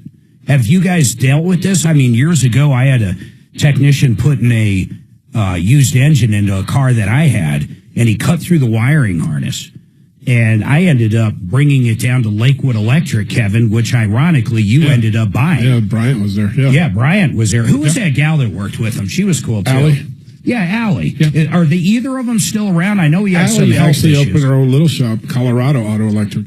No kidding. Yeah, she's right next door to us. Oh, wow. Yeah, we send her some of the heavier work that we don't want to do. That you don't want to touch. Yeah. Oh, very interesting. Kelly is really trying that, so I'm kind of like trying to kill time because I really want to get this guy on quick. I hope he comes on. I just want to know what's going on with the car. Yeah, simple question. Speaking of that, with electrical work, generally you just got to charge per hour on something. There's nothing else you can do. There's no if way. it's a wiring harness, is that really a nightmare? Oh, yeah, you can spend 3, 4, 5 hours hunting down a problem and fix it, in a matter of 15, 20 minutes. No, the fix is the easy part. The finding is the hard part. All right, is this Stuart? It is Stuart. Hey, Stuart, first of all, I appreciate you coming on, man. How are you doing? I'm doing well. How are you? Pretty good. Hey, it means a lot, really, when you come on. We have Wilma on the other line. I got her on hold, so she's not going to be interrupting you. But here's what we know. You guys put an engine in it, and you had a certain warranty. I think it was 3 years, 36 or whatever. And now she's basically saying the same issue, but she also mentioned something about rodents possibly chewing wires or something, but she's saying she can't even get information what the vehicle needs. So do you know what's going on with her vehicle now? Yeah, but it's not again, as I told the person who called me, we're a very busy shop. I understand. And to have this sprung on me, and I know the car, I know the customer. Good. The fact that the customer has not conveyed any of the concern that you are putting me on the air to discuss, I'm stunned. I mean, I had no idea. Well, that's how the show works, Stuart. That's how it works. We get a consumer call coming in, and Wilma's saying she's unhappy, doesn't know what's going on. So we always give the other side an opportunity to say what's going on. I'm sure there's two sides to the story. Maybe the story is you just haven't looked at it yet. I don't know. Yeah, I'm not saying whatever it is that you do or you don't do. That's not what I'm saying. I'm saying, okay, do you just want to know what's going on? Yeah, I think so. I don't know why we would throw stones at either of you. I get it. I understand. I don't want to go down that road. No, and my comments, listen, my comments that I'm saying to you are not directed at you. My comments of saying that I'm stunned. Yeah, is that she called. Wilma has not said in any way, shape, or form that she was not having questions answered, not satisfied in any way. My relationship with her and the history of her car, we did put an engine in her car, and we can talk about that if you'd like. That's the main thing I want to talk about. I'm honest as the day is long. Stuart, you came on the air. I agree with all that. But what's going on with the car? Let's just go to that.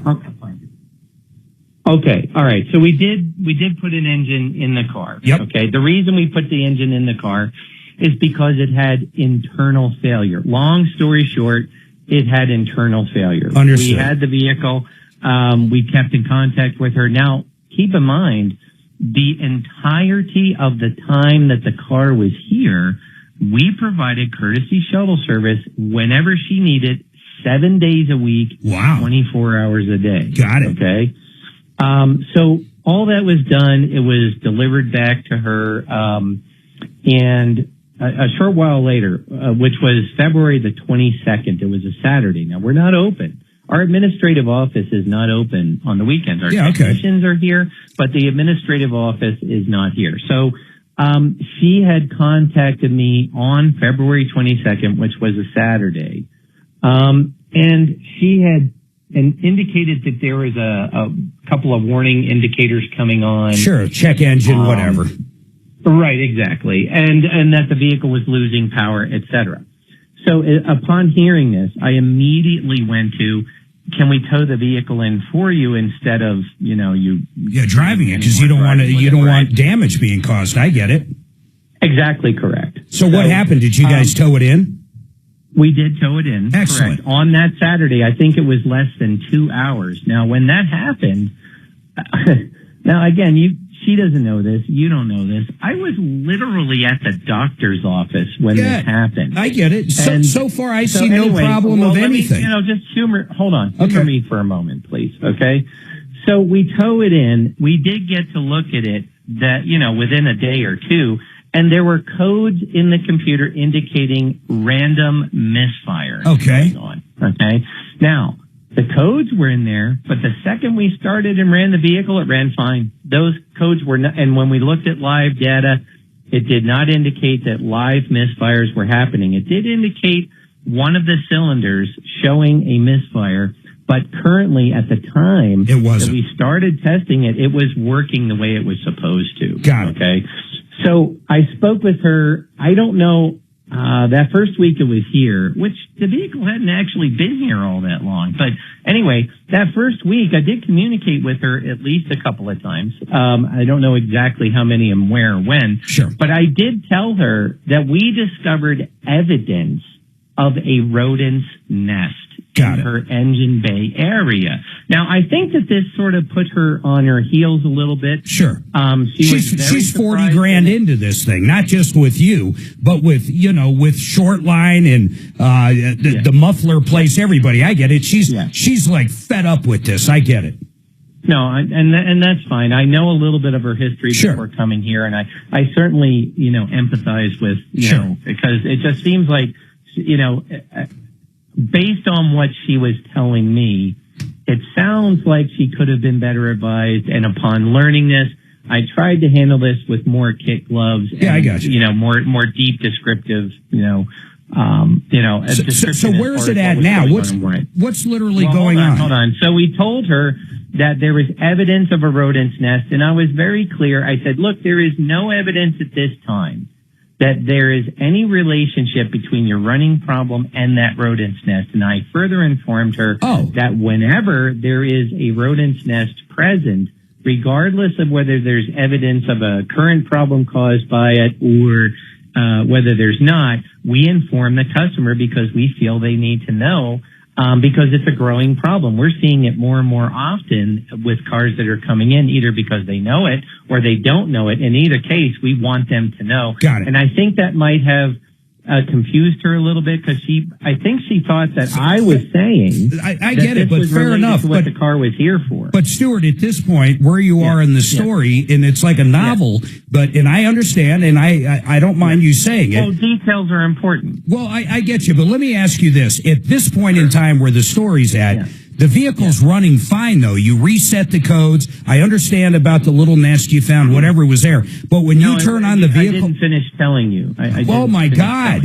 I'm going to have to go to break again. But go ahead, Stuart. I mean, I really just... Go ahead.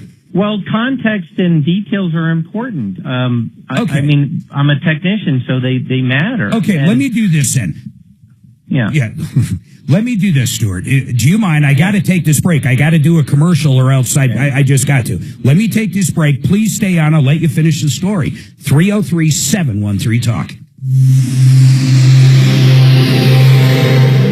The more he talks, the less I believe this guy. Yeah, what color shoes is All he we wearing? want to know is what's the status of the car right You're now. never going to find out. Just because they haven't fucking looked at it. This went out, is cleared the codes, incredible. runs fine to me, boss. I parked it in the back and sitting there.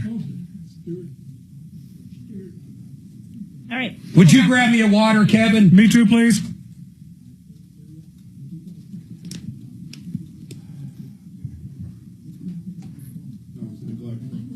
That's why he was taking so long to get him on the air, because he's just like you. 27 words when 3 will do. When he comes back, That's everyone. ask him if he's Not relation to just Kim. me. I don't know what you're talking about. John Fuller Law. You know what I love about John? He got us the best results you could ask for from a personal injury attorney. And not only once, but twice. One time Suzanne and I got T-boned. Another time our daughter got rear-ended on I-25. I mean, it was really bad both times. Both cars were totaled. We had injuries, and it was just a nightmare.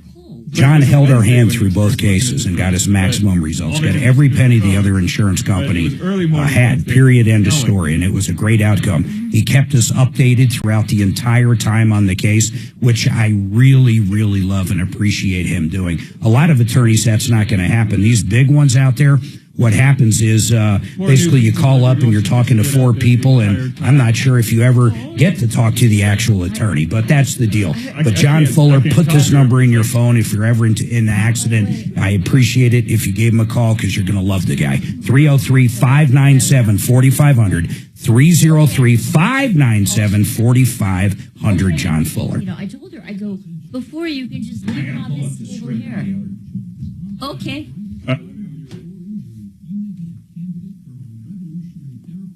So sad. Let's see. I feel bad. I just can't.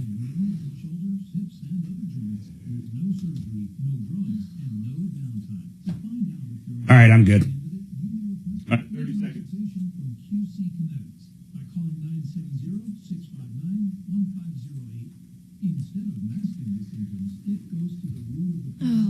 You don't want any pizza either? That is correct. Yeah. I know.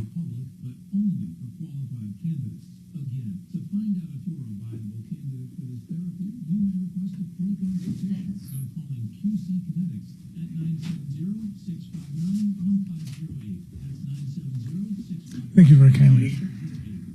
Put it all together with Retirement Planning Center of the Rockies. They go over every aspect of retirement. And here's what I mean by that. A lot of these people will just talk to you about, oh, you should have an IRA and we should manage it or whatever it happens to be.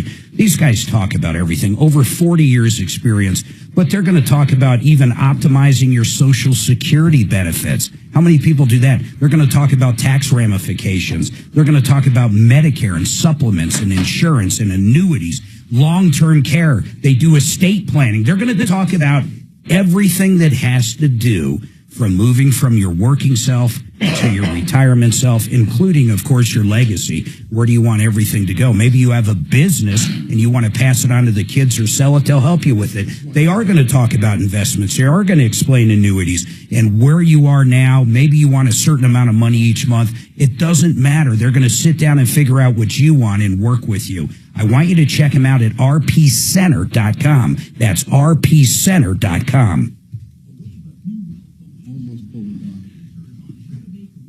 How long do I got?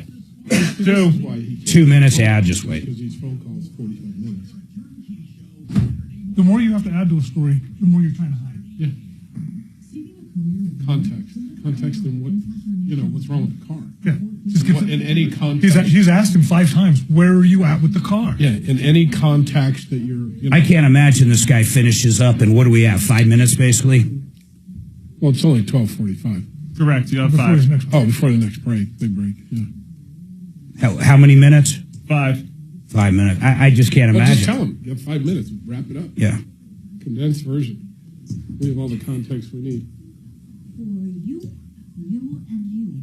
Michael with the van is downstairs. Who wants to go check it out for me? Probably after the break. Yeah. Or at the break. Yeah. Okay. Tell him, yeah, once we go to the break. Yeah, it gives you a chance to go down too if you wanted.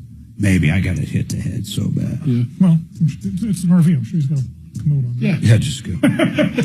Hey, you got a bathroom in there? I got to pee. I'm excused. You want me to fix your problem? I got to really pee. Open a fucking door. Yeah.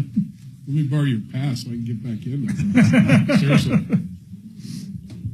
That's funny. Well, is he going down with you or just you? I don't know. I just got to pull it on time. I'll probably end up I can down. go down.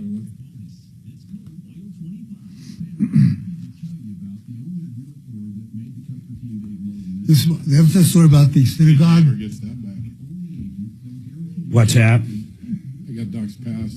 Go start going through random doors so we wonder what the fuck Doc's doing. I used to hang out with a bunch of guys in Brooklyn, and right next to it was a conservative synagogue. And on Friday nights, they would have like a 2-hour-long service. And so if they didn't, in conservative Jews, you have to have a minyan, which is 10 people. So if the rabbis didn't have enough, they would come out and grab one of the kids to have to sit there. So as soon as they saw the rabbi, they would start to run. And I just sat there because I wasn't bar mitzvahed, so they couldn't use me. So it's like this, you, and you, but not man-free.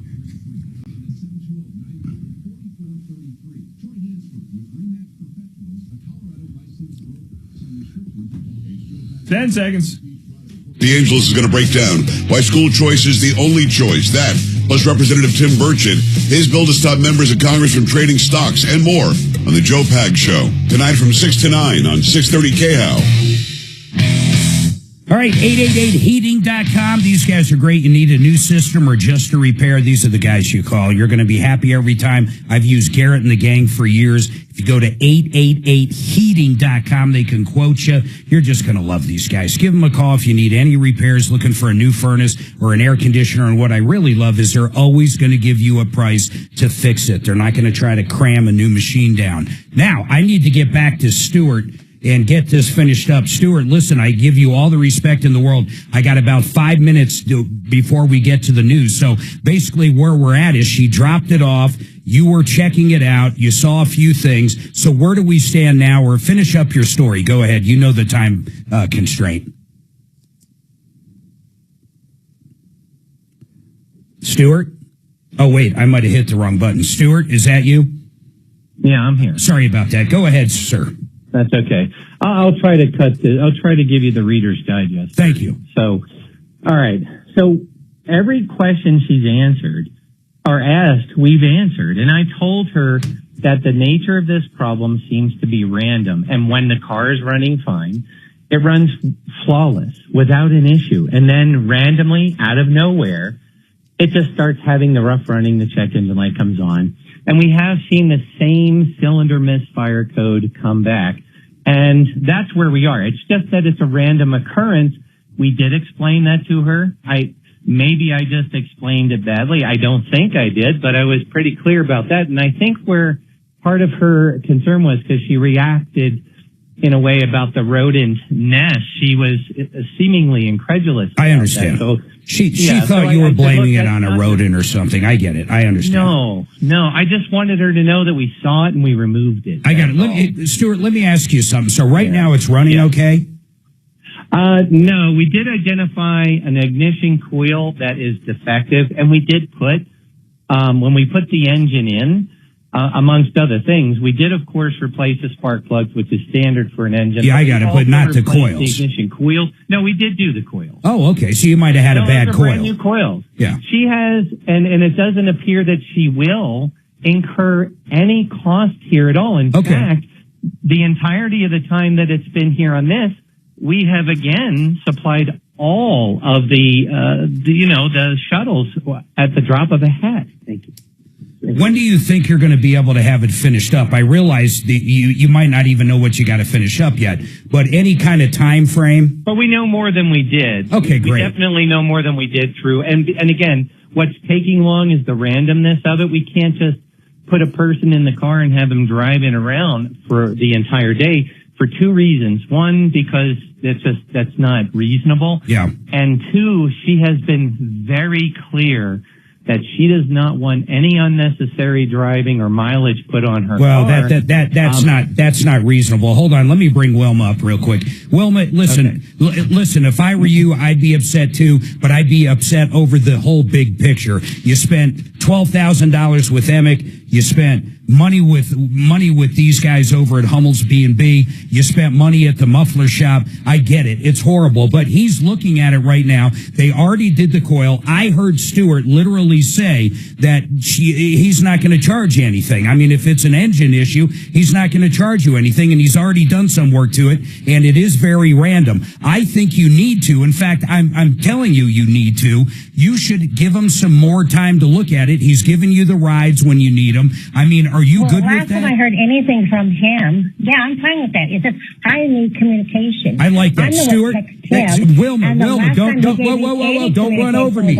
Don't run over me because of the time. That's all I'm saying. I'm not trying to be rude to you. But Stuart, will you please do me a favor and communicate with her? Is that cool?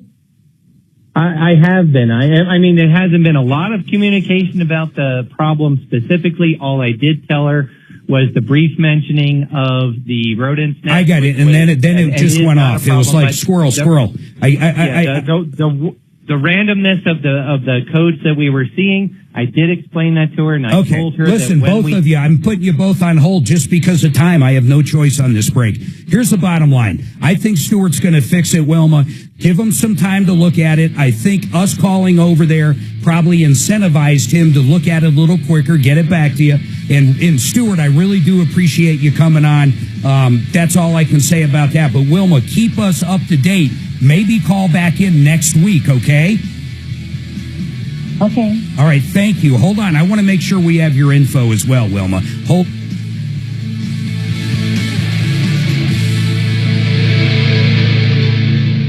You want us to bring this guy upstairs?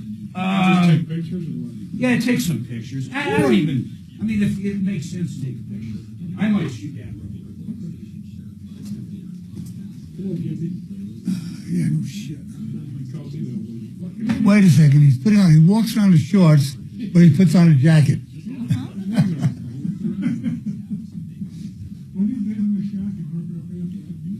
Well, Stuart, I do thank you for coming on. So that was very, very, very professional of you, and I do appreciate it.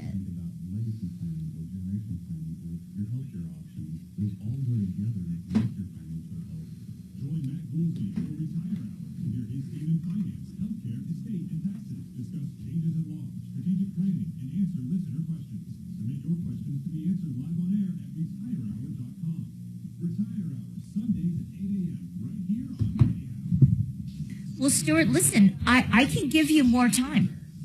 I can, if you hold through the break, I can put you back on. Okay. All right. Okay, hold on for me.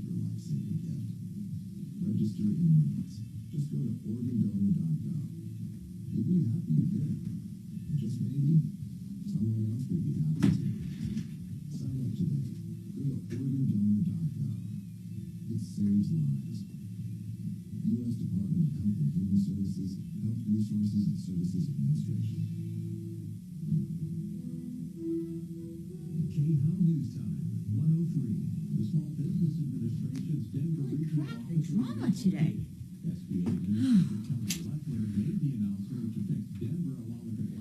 Can you put 4 on hold?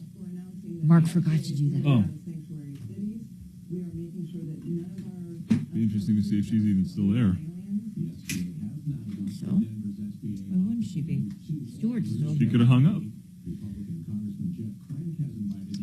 Wilma, are you still there? Okay. All right, Wilma, hang on. They're going back to him? Stewart is pissed off because he doesn't think that his company was represented well. Because he feels he went over and above for Wilma. He straight up said, I communicate with her not as often as I should, and that is her problem. You don't have to yell at me, all right? I get it. I'll yell if I want to yell. I understand. I'll grab this keyboard and smash it. Oh, my God. Don't do that. We don't need another one. Jesus Christ. That was not a good shit. Nah.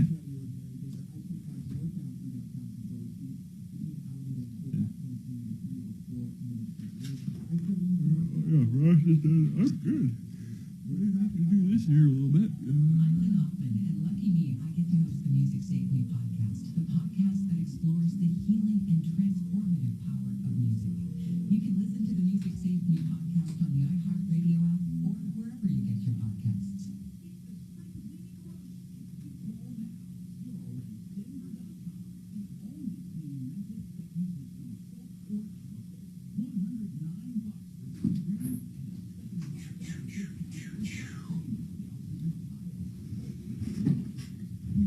Okay.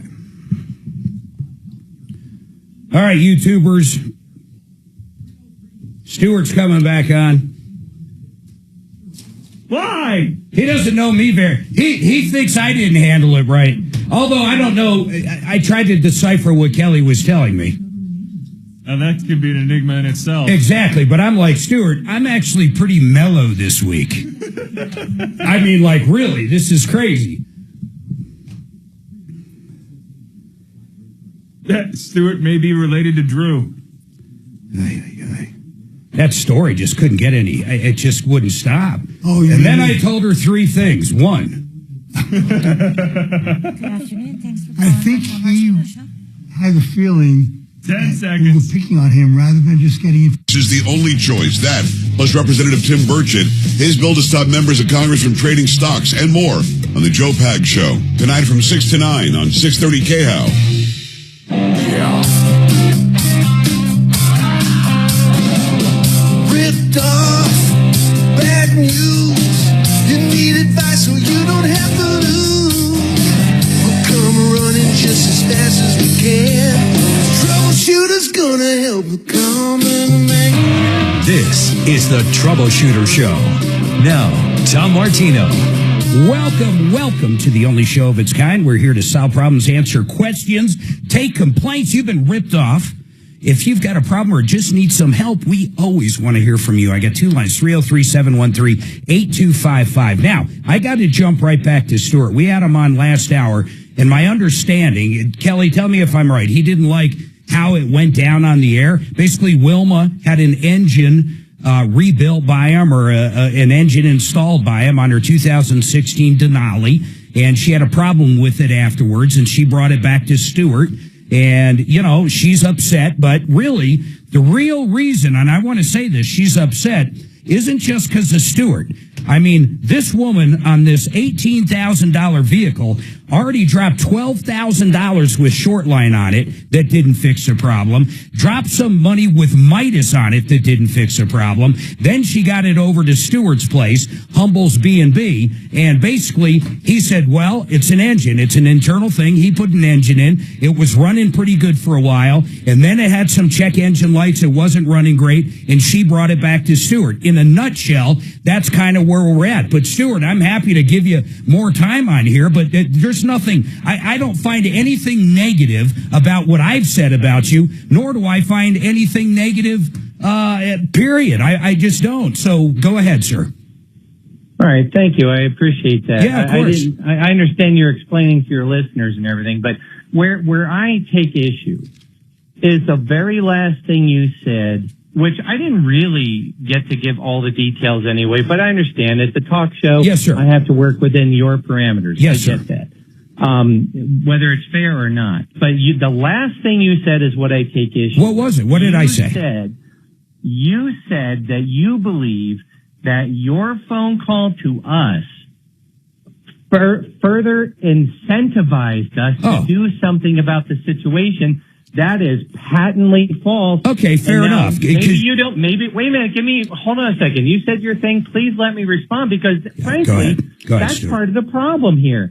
She doesn't listen to everything I'm saying, and you're not listening to everything I'm saying, and that's not fair. If there's going to be a back and forth, then everything has to be put out on the you just said table. it. It's a time constraint, though. My God, I can't spend an hour on one call.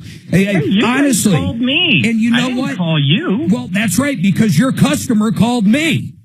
Yes, and I had no idea she had any problem at all. I was hit from left Fair field enough, with and it. we listened to all that, and everything you said was great. I can't say it But anymore. What I want to be clear on, Then be clear, you don't my have to get God. upset. Look, all I want to say is I don't need to be incentivized. Okay, Not at all. fair enough. Her importance to us has not changed since she was putting the engine in. I don't put things off because there's Okay, Stuart, let me say something, man. Hey, listen, I don't mind you getting the say and whatever, but I'm going to say something. I think you're being your worst enemy right now. That you didn't do anything wrong. You said your side of the story. No one here felt like you did anything wrong. You're trying to fix her vehicle. She got really mad. Understand where she's coming from. It's not your fault, but she's got $40,000 in a vehicle that simply isn't worth that. It should have never got to this point. And that's not just you. Right. Okay.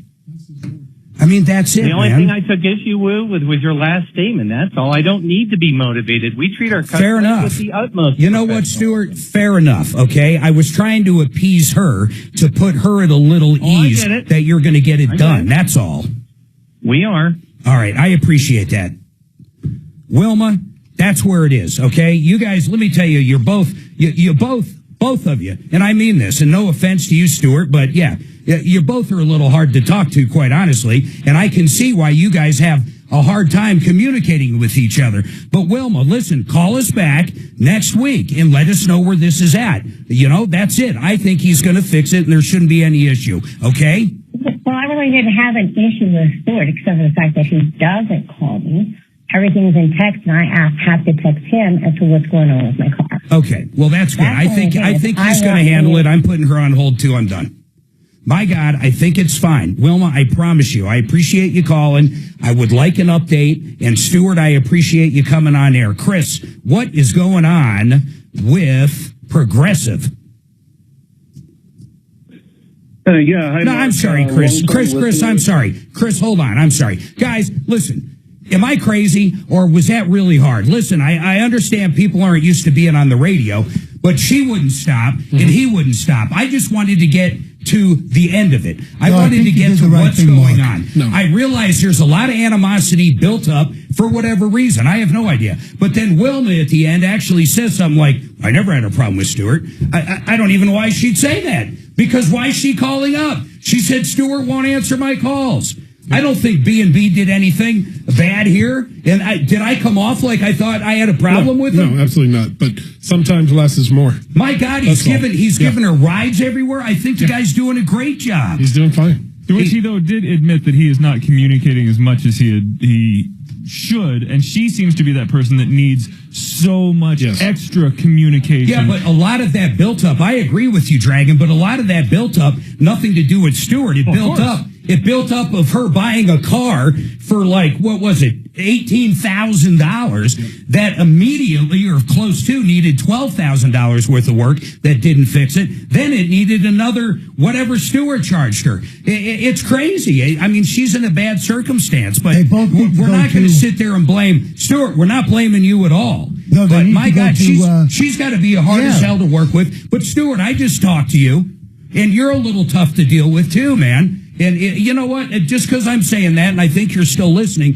I'll bring you up. But honest to God, man, it really comes down to this. It's like, where is it at? Are you going to fix it? And that's really all there was to it. We didn't have to drag this out this long. Don't need any further backstory. Yeah, that's it, man. I know you're not used to talking on the radio, but you guys did nothing wrong in Hummel's B&B. In fact, I love the fact you gave her rides everywhere. I think you guys did great. I think she's probably, upset over stuff that's not in your control or my control.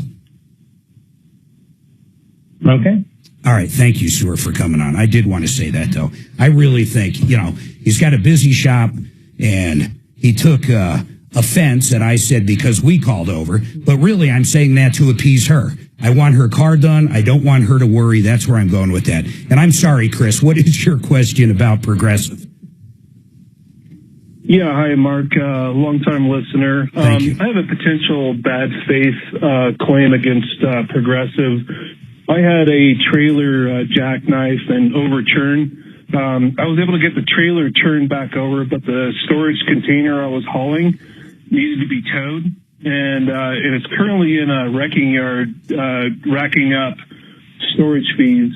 Progressive will not cover it. The tab is about $7,000 so far, and they waited like 35 days to tell me it's not covered.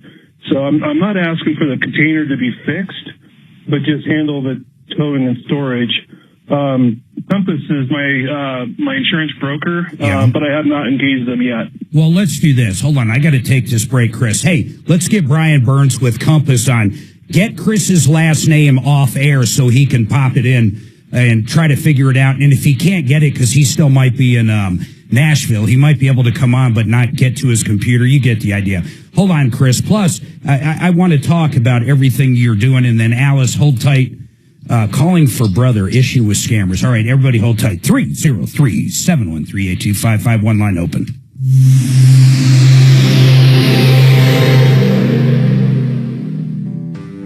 When you're hiring, have you ever felt like you're missing out on meeting truly great candidates for your roles? It seems impossible to find. Ravina.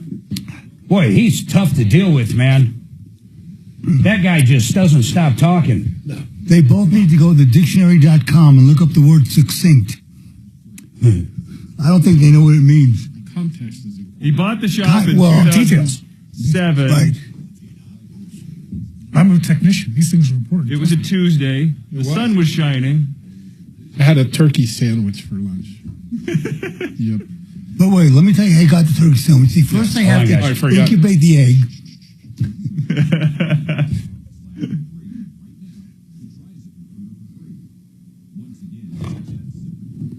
They say the email 40 times.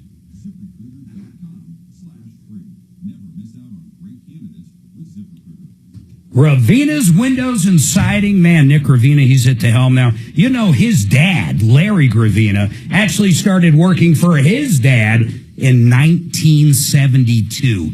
Absolutely unbelievable. Over 1,000 successful projects. You know, they have 20 different manufacturers of windows with over 50 lines of windows, all high quality, energy efficient. It doesn't matter what your price point is. They're going to have something for you. If you're looking for new windows or beautiful entry doors, or if you're looking for a sliding door like they're installing in our house in a couple weeks, these guys are wonderful. I want you to give them a call at 303-472-8462. GravinaWindows.com. GravinaWindows.com. Now, let's talk about Vestera Turnkey. These guys can help you find a property that's going to appreciate.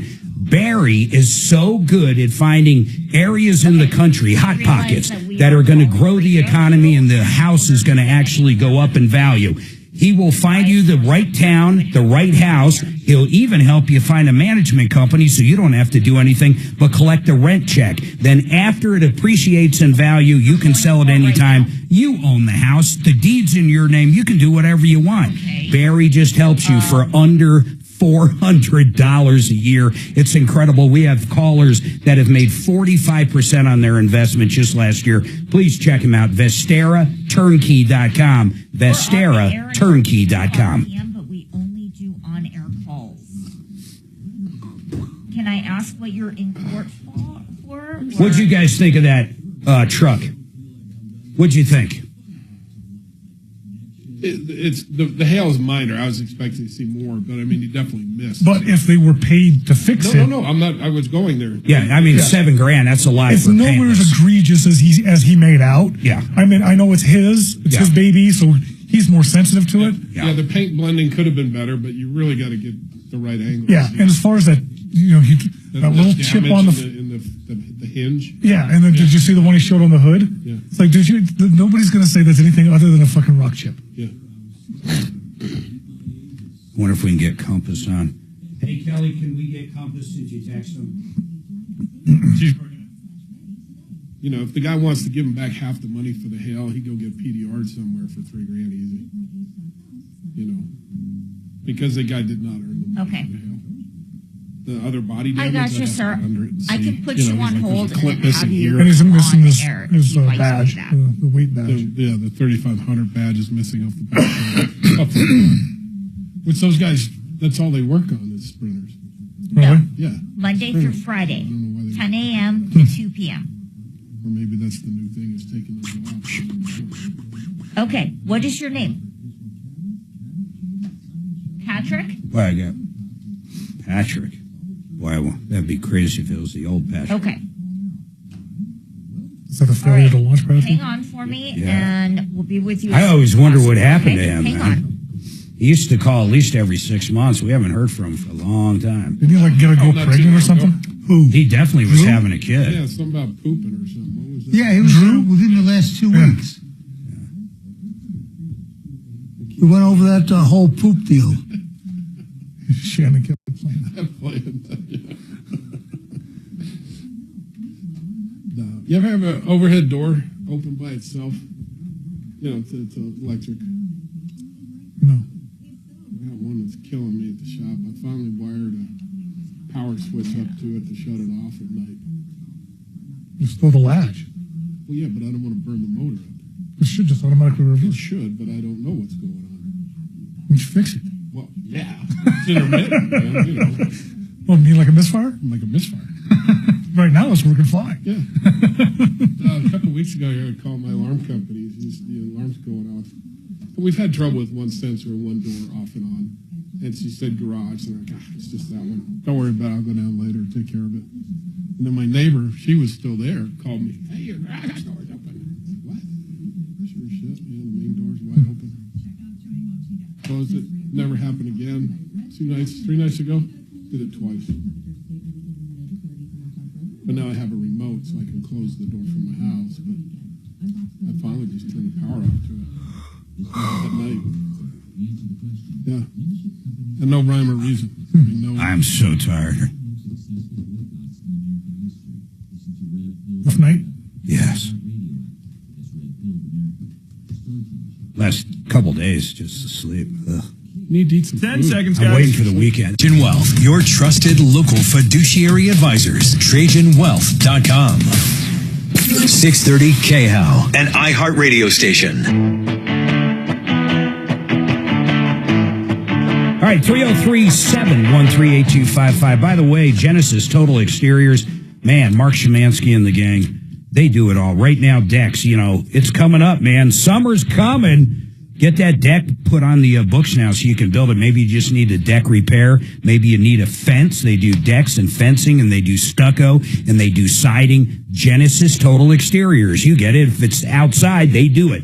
GenesisTotalExteriors.com. Now, man, we've got a ton going on. Were we able to get Brian Burns with Compass? I'm working on it. All right, thank you. I Let think me go he back. might be traveling. Yeah, I understand. So, Chris, let me ask you something. How big is this container? You're driving down the road, you jackknifed your trailer, and there was a container on it. Kind of paint this picture. How big of a trailer and how big of a container?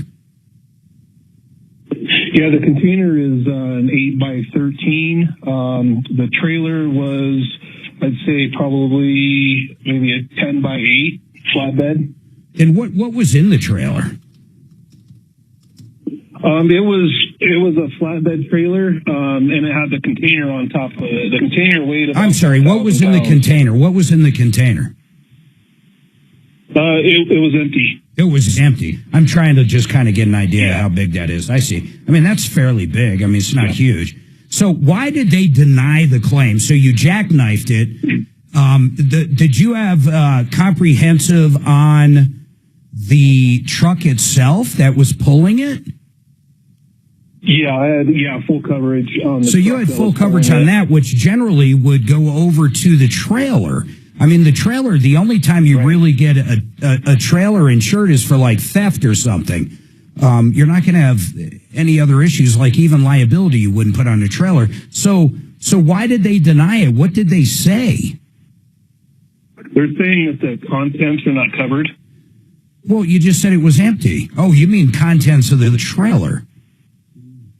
Right. Yeah, but so they're saying the container's not covered. So, but all you want them to do, you're more upset because you're getting charged so much for storage at this point.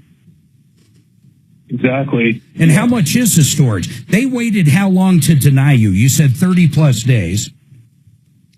Yeah, exactly. I'm not sure what the towing was versus the storage fees, but everything is over $7,000 now at this point. And are they willing to pay anything? No, they just said it's not covered, not a covered benefit. Oh my God! Did you? Well, it's going to be on the truck. Yeah, it's not a commercial; it's a personal policy, right? Right. I guess here's what I don't understand. I have a trailer, and I pull stuff on the trailer, and I understand the contents part of it. That's different. But what I'm not getting is why wouldn't they cover the accident itself if he has the coverage for the accident on the truck? They won't even, so they won't even pay for the towing just to get you off the road? Well, see, and I arranged the towing of the container because it was going to be a hazard. Well, they're probably not going to pay. Other vehicles. I don't think they're going to pay for that aspect of it because they're saying they don't cover the contents. Right. Yeah. Exactly. But with the container being on the flatbed, there were no contents inside the container. I get it. Hold on. We just got to get Brian. I mean, that's it, man. Let me put you on hold. Kelly's trying to get him on. I simply don't have an answer why they deny it. I mean, Jeff, you were going to say something. I mean, you tow your four-wheelers and side-by-sides and whatever. I mean, they should have their own policy, they quite definitely frankly. have their own policy, yes. Yeah, but I can't imagine why Progressive's not giving them a nickel. I understand why they're not covering possibly the container. It's a crazy argument. But was there damage? Hey, real quick, Chris, was there damage to the trailer? Yeah, there was damage to the trailer, but I had a waiver from the equipment retailer, so that's all covered. So wait, is this like a U-Haul trailer? Yeah, it was like a trailer rental. The flatbed was, and then I rented that for hauling that container. And it was your container, not the same rental place? Right. Yeah. And then you had the rider, so they basically didn't charge you anything to get their trailer and fix it because you paid for that coverage. Correct. Yeah, I am so I so want to know what's going on. We got to get Brian. I just don't understand the coverage on what he's talking about. I love the argument, though. It's not even really an argument. What do you guys think? That would be, strangely enough, even though the container was empty, they're probably saying that's personal property and we don't cover it. I mean, really, that's what they're saying, which makes sense. But why wouldn't they pay? I got to ask one more question. Was the storage, Chris, just for the container? Yeah, because I was able to overturn the trailer and return it to the rental. I see. I think I'm understanding the denial now. They're saying the contents of the trailer, even though it's a container, are not covered. So therefore, they're not going to pay for storage on something they don't cover. I mean, looking at it, that's in very simple terms. Whether or not they can deny that in this circumstance is what I need Brian for. So I am going to put you on hold again. Hey, Kelly, I saw that Patrick has an issue with the cops on line 3. Is that Patrick failure to launch? Do you know? Oh, I do not. Do you remember him? I don't even know. Nah, he definitely wasn't before you, but after 4 mimosas, we don't know where you're at. Oh, gosh. Well, yeah, I'm at 6 now. So what happened to him? He dropped off? So he had to drop off because he was he called and it was so late. He basically was standing in the courtroom or right about to go into court because he's got an issue about something about him getting arrested for some marijuana that was found in his car. That's almost impossible these days. I mean, my God. I mean, unless he was smoking it. Unless he's underage. So he did say he would call back if he had to get called in. So I have a feeling that he probably got called in. I would love to talk to him. I just want to know if it's failure to launch or not. Hey, Alice, what's going on with you? And let's try to get Brian Kelly. Hey, Alice, how are you, ma'am? I'm doing great, Tom. How are you? I'm doing great. Well, I shouldn't say I'm doing great. I'm doing great, but my brother, this is the worst scam issue smoothest scam thing I've ever seen, Tom, Mr. Martino. Well, the second time I got to correct you, I'm actually Mark. I'm his co-host. He's out today. Okay. Oh, okay, Mark. I'm the more handsome, aggressive, more caring, loving, almost perfect human being. Almost perfect. A little obtuse. Oh, mercy. Yeah, I know. I need to clone you. What's going on, Alice? Oh, how can we help you? Well, I don't know if you want my brother to come onto this line. My brother has a direct deposit through. It's called Direct Express, which his Social Security money goes into this Direct Express. Then that goes into his bank account, okay? Yeah. His credit card, his card was, he had the card in his hand at the time this happened, but when he went to apply, or when he went to go get funds out of his account, it wouldn't let him draw any funds out. It said, the account closed.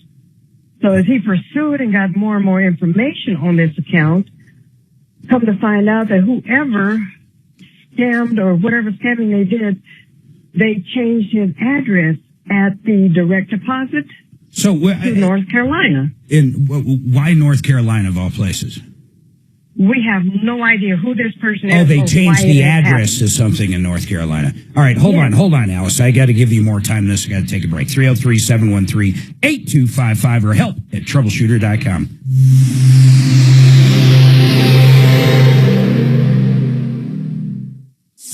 Social Security. First of the month, he goes to get his money. There's no money. So someone stole his debit card. They tracked it back, and they changed the address on his debit card to North Carolina. Did she say he was a person at risk? Not that I'm aware of, no.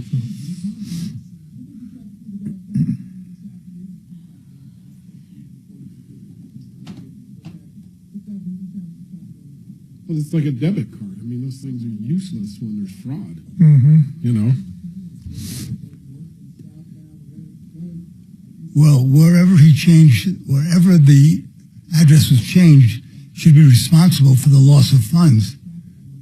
Without who knows? I don't know who changed it, but I mean, yeah. So they probably mailed him a new debit card at his new address.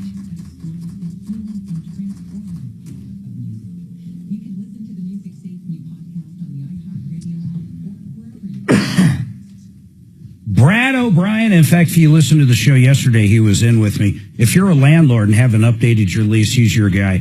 If you're a couple that's not married buying a house, he's your guy. If you have a loan doc that you don't quite understand because it's 100 pages long, he's your guy. Any kind of deal you have with real estate, commercial or residential, Brad O'Brien and his firm are the people you want to call. He is our expert right here on this show. He can do all real estate transaction matters, maybe a property line dispute or a fence problem with your neighbor, title and survey reviews, quiet title actions. He litigates. The guy does everything, and he's very good at it. Give it Brad a call at 720-370-7388, 720-370-7388, or olslaw.com.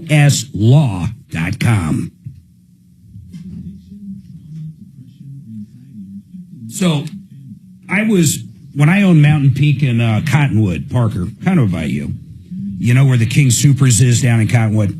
So prior to, they used to have a King Supers there, and they closed it. It was closed forever. Then they opened up the massive one. Mm-hmm.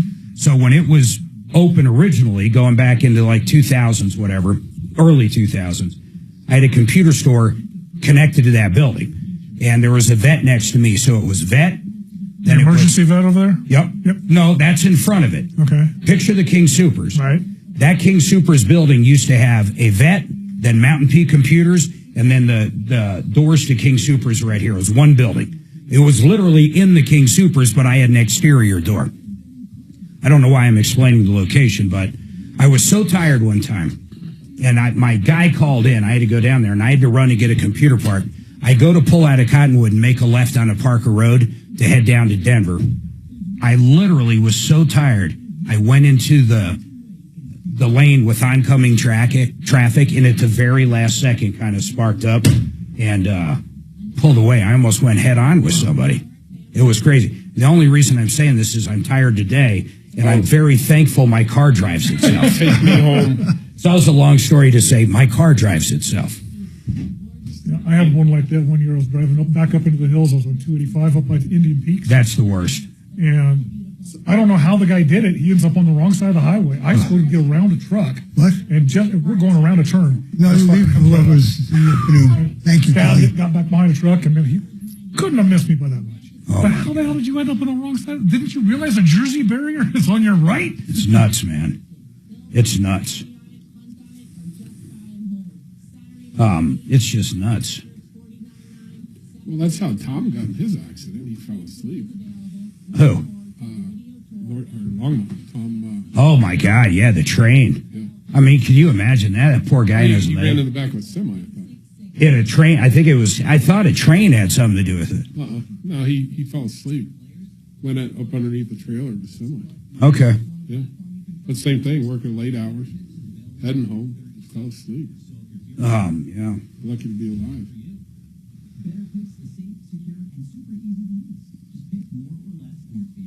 250% dairy tax. Yep. Now there's a threat. That's a threat. 250%. It's current. That's not a threat. They currently charge that. No, Trump threatens. No, Canada currently charges us that Oh, tariff. so he's saying retaliatory. Yes. Wow. I didn't know they charged They're us that. leaving all those minor little details Here's what I out. don't understand. So you're serious? They charge that to us right now and have been. Right now and have been. On certain But products. now that he's saying he's going to do the same thing, now they're crying. CNN is pissed. Yes. That's crazy. But you know what's crazy? We're sending them milk, Yep. and they're sending us milk. Yep. In Trump's last term, in Trump's last term, he sold the Chinese rice, for God's sake. No, but if Canada's sending us milk and we're sending them milk, why isn't it a wash? Why are we importing oil? That's to sell Vietnam rice. Why are we importing oil? I have no idea. I think this tariff war with Canada will The oil may end be a pretty quick. different grade. They're all going to end quick. You know, one may be shale oil, one may be... Mexico, the or milk their is entire milk. economy. Mm-hmm. Besides drugs, because you know they're all tied together. If you don't think the cartels are wrapped up. Drugs, sugarcane. Adam? What else comes out of Mexico? I think they have a few produce items. And what they're really blowing now is the tourist Avocados. stuff. I mean, people are afraid to go to Cancun now. It's more like Argentina. Really? Colombia, yep. A commercial lie? Huh? The avocados from Mexico? Yeah, well, Did you read they found... they may be the importer, but most of them are not grown there. Can't believe anything you see. No. Have you gotten that call before, Doc, with the Social Security? Got 10 seconds, guys. Singles worldwide. DateMyAge.com/ready. Auto accident? Find out what your case is worth. Call Fuller.com. All right, this one's a little crazy. Poor Alice, her brother, and let me go right back to her. But I do got to tell you, first thing, this company I'm going to tell you about is absolutely wonderful. They've been with us for a very long time. OneClearChoiceDoors.com. In fact, Chappie's the owner. He kind of runs it. He's a Marine, and he runs it like a Marine. He's got a great staff, and they're very respectful, good pricing. But they have locations up and down the Front Range if you need a new garage door. I used them a few years ago for new garage door openers. Back then, they were like $299 installed. I'm sure they have great deals now. But if you need anything to do with the garage door, including the openers, the doors themselves, or just the tune-up or a broken one, these are your guys. OneClearChoiceDoors.com. Now, let's get back to this one. This is kind of interesting. So, Alice, what's your brother's name? What is your brother's name? His name is Mike. So Mike gets a check from Social Security, and he's been getting it. And all of a sudden, the check Did the check itself get rerouted, or is it like an ACH? It goes to Direct Express, I guess, which is ACH type. Yeah, so it goes onto a card, right? Like a debit card, or no? Yes. Yeah. Yes, it goes onto a debit card, yes. So, and it's not going, here's where I'm getting a little confused. Is it going to his debit card now, or somebody else's in North Carolina? They caught, the first time he reported it, they caught it and they stopped it. Got it. Okay. And so when they issued him a new card, he went to use it and it said account closed. Okay. So he's continuing to try and get in touch with someone to get it to the bottom fixed. of this, because this is his income. How did let me ask you, how did they say the first time what happened? Did he ended up, when it said account closed, did he have money that was taken off the card? No, it was just like he caught it in time. Got it. And then they sent him a new one. And then they sent him a And new then one, when he yeah. went to log in, it sounds like, and I just don't know about this, anybody that has these cards, maybe someone here knows, do you actually log in? Doc, do you know? You don't get your benefits, you just get a check or an No, it goes right to my savings account. It's a digital wallet is what they're called. Yeah, but I mean, exactly, but so you would log on. You log in and you can see your someone balance. basically stole his identity as far as it has to do with Social Security. What's interesting is when they sent the new card, they didn't change anything like his user and password or anything like that. Has he gone down to the Social Security office, Alice? Well, we called. No, this thing is happening so fast. We're trying to just find avenues to get. We have not been down to the Social Security office yet. That's what, Alice, that's what you actually, need. I went out. Alice? I went out and pulled up his. Yes. Phone calls, computers, logins are not going to work. If you go down, make an appointment, person to person in the Social Security office, I guarantee this can be fixed in no time. Do they have walk-ins, Doc? I don't know if they have walk-ins, but you can find out. Call them up, see if you need to make an appointment or if you can walk in. But it will be taken care of 100 times faster than trying to get to the appropriate person on the phone and explain it to them. Well said, Doc. I would agree with Doc there, but and if that doesn't work, I will intervene and get it taken care of. Yeah, that's exactly where I was going. So, okay. Why don't you get down there? Is he like hard up for food now or something? No, unfortunately, here's the situation. He did have a little stash at home. However, as of today, when he tried to use his card, because they called him and told him it had been activated, when he went to get groceries, he found out that his balance had dropped from 4,000 to 700. Oh my God. 4,000. Could they, wait a minute. So he logged on and $3,300 was missing? I don't know how he found out his balance. I'm sorry. If you want me to, I can get him online. Let's do that. I'd like to get him online. Where does he live, by the way, Alice? We live right here in Denver, Colorado. Do you guys live together, or you both live in the same house? He has his own. He has his own separate place. So each month he gets roughly 4,000 put in or put on, and then he went to use it, and there was only 700, and he hasn't used it since the deposit. He had not used anything off it since the And then when that happened, did he actually call up Social Security again? Well, he didn't know that until this morning. This is a nightmare for these poor people. This is worse than a nightmare because you said your name was Mark, right? Yeah. Okay, Mark. Here is the whole. I'm going to give you another.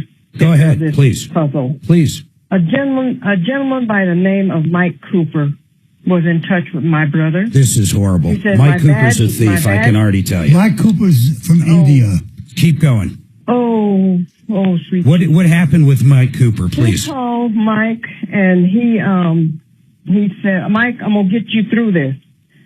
He says, now what I need you to do is send me your driver's license back and, front and back, a good clear picture of it. We did that. Next thing he says, well, direct deposit, that's not direct deposit, it's called, hold on for a second here, I got my page. Direct Express had rejected that, okay? Yeah.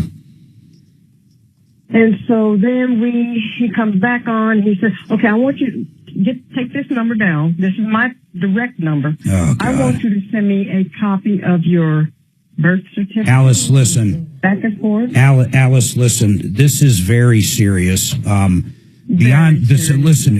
Let me give you good news, bad news. Good news is this: I think eventually, Social Security. I think he'll eventually get the money back. My God, if we're paying people that are 360 years old, I'm sure he's going to get his money back. And here's the other thing: the most important part right now is he needs to lock down his credit. They've got everything. They can open 1 million credit cards. They can buy a car. They can do so many things on his credit right now. For the life of me, I can't believe he sent all that stuff, but it doesn't matter. It really doesn't matter. What I would really like done, Doc, do you know how to freeze credit or not? Yeah, absolutely. Absolutely. So here's what I would really like to do, Doc. If you can get with this guy, does he have a computer at his house? He is computer. Where do we do this, Doc? I will. He does I'll get your phone number from Kelly, and I will call you about 2:15 or 2:20 because I have the numbers at home. Got it. And so I'll call you in a little while after between 2:30 and 3. Alice, here's what we got to do. And I'll tell you how to go about this because he has to do the whole identity and theft. I'm worried about one thing, but at least it's Social Security as well. I'm worried that he took over the Social Security account as well, meaning he's never logged in because he's not on the computer. Right. And he went in and basically claimed the account because he's got every bit of information. Right. He could have even done an ID me at this point. He probably needs to go through the steps for identity theft. So which I'll Alice, also tell you. Doc is going to help your brother big time. So you need to get in touch with him. We're going to put you on hold now, okay, Alice? Just calm down. We're going to help you. We got to get those accounts locked. The Social Security, the 3,700 is a big deal, but I think eventually it'll get back. I'm glad he's not hard up for food or anything like that. And if that happens, you guys can call back or at least tell Doc because he'll be dealing with you. But here's the bottom line. This really sucks. You got to have a conversation with him at some point. You don't give any information to anybody, period, end of story. You just don't. But that's it. And that goes for anybody out there listening. So hold on. Kelly, we need all of her information. Doc's going to call her after the show. Doc, I really hope you can get those accounts locked. I'm terrified. He's opening accounts everywhere. If you can log into his credit, if you can log into even like TransUnion, that's usually where the credit cards are, and see if any new accounts like he just applied for a Starbucks card or something. Well, I will tell him how to prevent that from happening. Okay, I like that. Can I just say something? Yeah, of course. To everybody listening out there. Any government agency, Social Security, IRS, anybody that's affiliated with the government will not call you on the phone. If they want to get in touch with you, they will send you a letter in the mail on their letterhead. So anytime you get a call from someone purporting to be with a government agency, it's a scam, hang up on them. Or Please. a text or an email. Oh, my God. Or it pops up on your computer. Or a text or an email. Yeah. My dad got hit with email. It's a little different, but basically someone got into his boss's email. So the email actually came from his boss, and it said, hey, go buy this Amazon gift card for one of our clients. So it made so much sense. He ended up doing it. He lost $100 or whatever it was. All right, 303-713-8255. Help at troubleshooter.com. We'll be right back.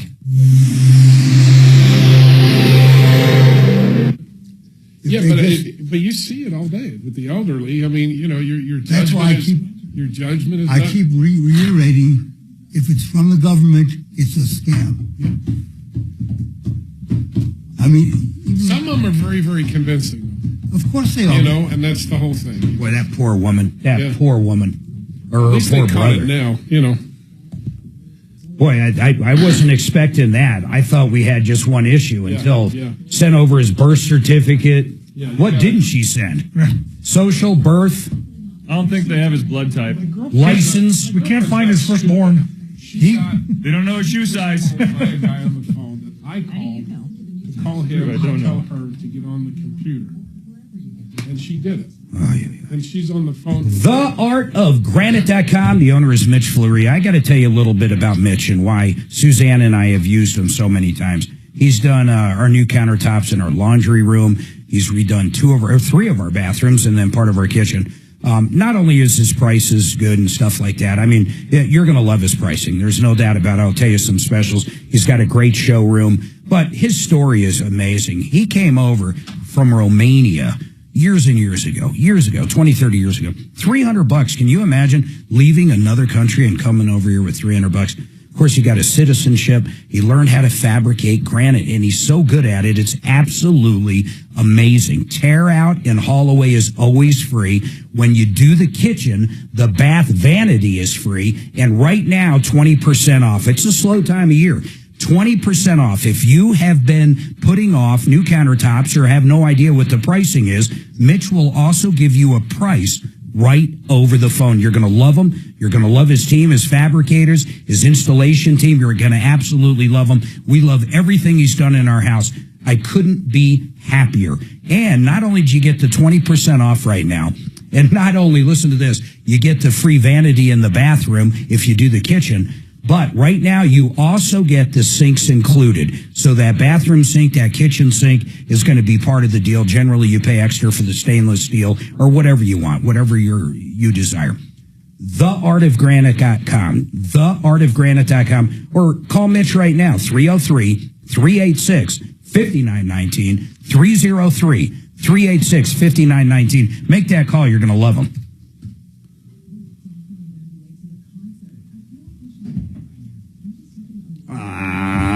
Well, she actually signed the guy into her bank account online. It's crazy. Oh, I got it. And she's on my nephew's. How did you catch it? My nephew's calling me because he didn't think it was right. He told me, well, and I said, give her the phone. Yeah, I'm busy. The guy called me it's like, no. Unplug the computer. Literally. I said, well, I said, honey, whatever's plugged into the wall, pull the plug now. And she's arguing with me. Stop yelling. It's like, you wanted to wring her neck. Give the phone to Mason. I said, dude, don't say a word. Climb under the desk. You see the plug? Pull it out. Make sure the computer's Pull it out. Pull them all out. Everyone you see, just start unplugging shit. But you got lucky. Yeah, and then I never use the computer again. Oh my God, man, that is insane. Needless to say, we don't share. Good afternoon. Thanks for calling the Tom Martino Show. Doc, really do. If you need any help, no, I can. Okay. This is right up my alley. And then make sure she also knows. Hold on for me. Maybe help them set up an appointment with SS. Yeah. And maybe she'll go down with them. God, they scammed them. I'm telling you, they could have opened all kinds of accounts. What was the guy's name? Something Cooper. Michael Cole. Michael. Oh, man. Poor bastards. But they're good at getting you to give information in conversation. My dad had a similar call. Your grandson's in jail. And my dad's like, well, which one? Oh, right. And the guy's like, well, it's your oldest one. Hoping my dad would say the kid's name. Well, my dad had dementia. He said, I couldn't for the life of me remember which one of my grandsons was I thought he was fucking with him. Thanks, honey. I got that. Oh, yeah. That's the best we've had. Oh, perfect. Oh, we'll knock it out Monday. Let's get it first up. I feel bad for the guy. Why can't Progressive just turn the shit down in 2 days? Why they got to wait a month? That's why he's going to file suit. Yeah. Well, no, I know. If it's not covered, the container's not covered. I know, but why? I think he's screwed, man. He is, but why do they wait so long?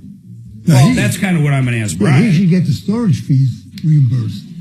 No, it's not covered. They're not going to cover shit. No. But if they didn't tell him it wasn't covered, that doesn't matter. But it's in the policy. The contents of the trailer are not covered. The fact that they reiterated it and took a month to do that is that's why I was wondering whether it was a commercial or a personal policy.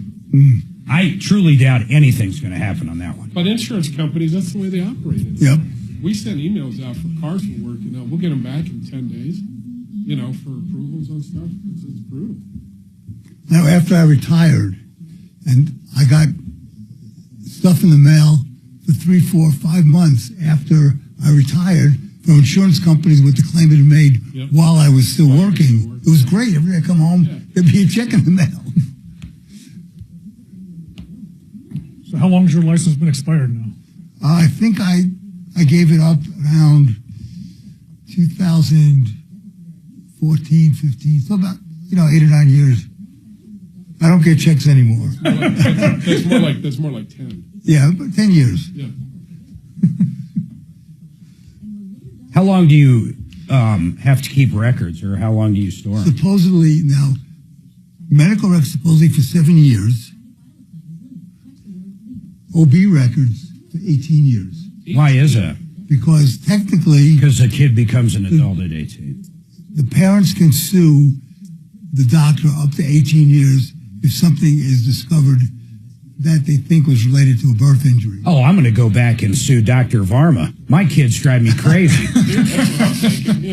Oh, damn it, they're over 19 or 18. I'll tell you, when I sold my house at Cherry Creek Golf Course, I had literally 120 boxes that had to be shredded. And I shredded everything, and my feeling was I had never been sued for a bad baby, and if they're going to sue me, we'll just have to deal with the hospital. 10 seconds, guys. Right side of Hollywood, comedian Bobby Collins is coming to Comedy Works South, and he joins me live in studio. And Congressman Gabe Evans after his solid questioning of Mike Johnston on Capitol Hill, starting at 2 on 630 KHOW. Hey, Phil, what's going on? By the way, don't forget, 303 Martino works on and off the air. You can call us over the weekend. You run into a problem, just need help. We love helping people, and we do it 24/7. 303 Martino. Don't forget help at Troubleshooter.com. That's help at Troubleshooter.com. Phil, what is going on with you, sir? Well, you talked about hoarding yesterday.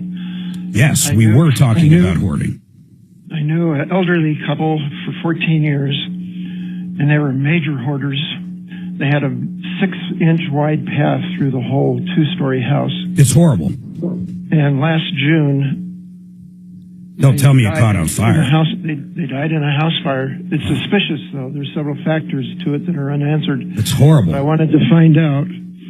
One witness reported before the fire began seeing in the alley the city power lines, a ball of fire or electricity going along the lines and then going down the line to the hoarder's house where it caught the trees on fire and then maybe the house. I'm wondering if that's possible and what would cause it. Well, my God, I don't know if that's possible to say that. I've seen transformers blow, but I have never seen anything like that. I mean, a fireball going down the line. Ball lightning? There is something called ball lightning. Yeah, but he's saying he didn't see it, but he's saying picture an overhead line, and there's a fireball going down it right to the guy's house, right?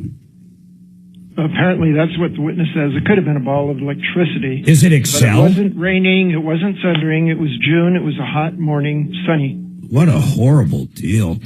How many people died? Just one or two? It was a married couple. God, I mean, I can't imagine going up like that. How long ago did it happen, Phil? June. Man, I would think the power company would know. I mean, I guess some of the questions, you can't go back in time. But the thing is, the city isn't very responsible. No, of course not. And they bulldozed down the house the very next day. Oh, well, okay. I mean, there's definitely nothing's going to be done at this point without... I mean, so much money, it would be crazy. I mean, there's nothing that's going to be done. Where was it, by the way? Denver or where? No, it was in Rocky Ford. Oh. You know, I got one of my Dobermans in Rocky Ford years ago. I mean, any ideas here, guys? Jeff Vick?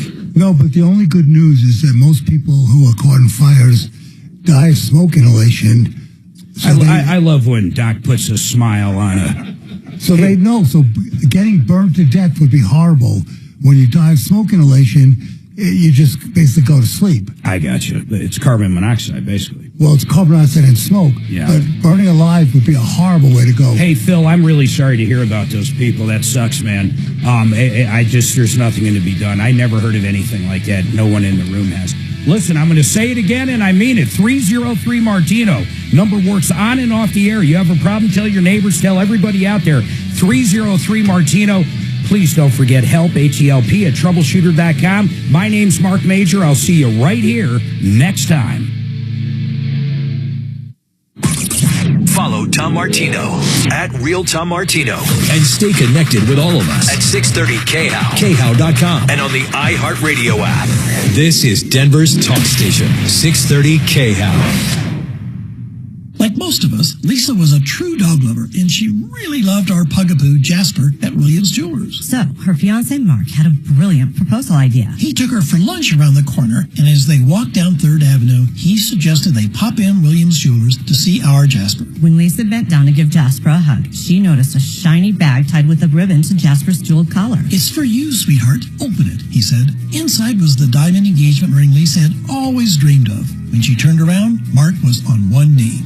Jasper couldn't have been prouder. I'm Michelle Williams. And I'm Bruce Williams from Williams Jewelers. It's for those precious moments in time, the moments that change everything, that we love what we do. And we are here for you. Williams Jewelers, we can make diamonds a part of your life. Williams Jewelers, where Colorado shines. In Cherry Creek North on 3rd Avenue between Fillmore and Detroit, the official jeweler of the Colorado Avalanche. The average time a resume spends on an HR manager's desk is 7 seconds, and most of them are tossed aside. Now imagine if one of those resumes belonged to Yasmin, who was living in a shelter, juggling 3 jobs. I had to be resilient. That's something that you can't teach. We rely so much on a resume, yet it could never tell the full story of someone who Had to be independent and take initiative. And that's how I handle every project I get. Discover new ways to develop great talent at gradsoflife.org. Brought to you by Grads of Life and the Ad Council.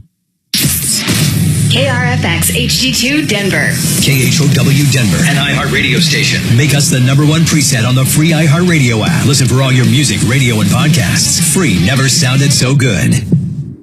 ABC News, I'm Michelle Franzen. Cash may be king, but crypto has entered the ring. President Trump holding a crypto summit at the White House today, meeting with digital currency leaders. ABC's Elizabeth Schulze says the president has made crypto a priority for his administration, including creating a U.S. strategic reserve. President Trump has had a total about-face on this. He used to call Bitcoin a scam. Now he wants to make the U.S., he says, the crypto capital of the planet. He has also, of course, personally invested in this. He launched his own Trump meme coin just a couple of days before the inauguration, and his family businesses benefit when the price of that crypto coin go up. Employers added 151,000 jobs last month. The Labor Department figures, though, not showing or including federal layoffs announced in February by the Trump administration. Authorities investigating the deaths of Oscar-winning actor Gene Hackman and his wife expected to brief the public later today. Both bodies found in their Santa Fe, New Mexico home last week. This is ABC News. Federal authorities are working with local police in Oregon as they investigate another act of violence targeting one of Elon Musk's companies.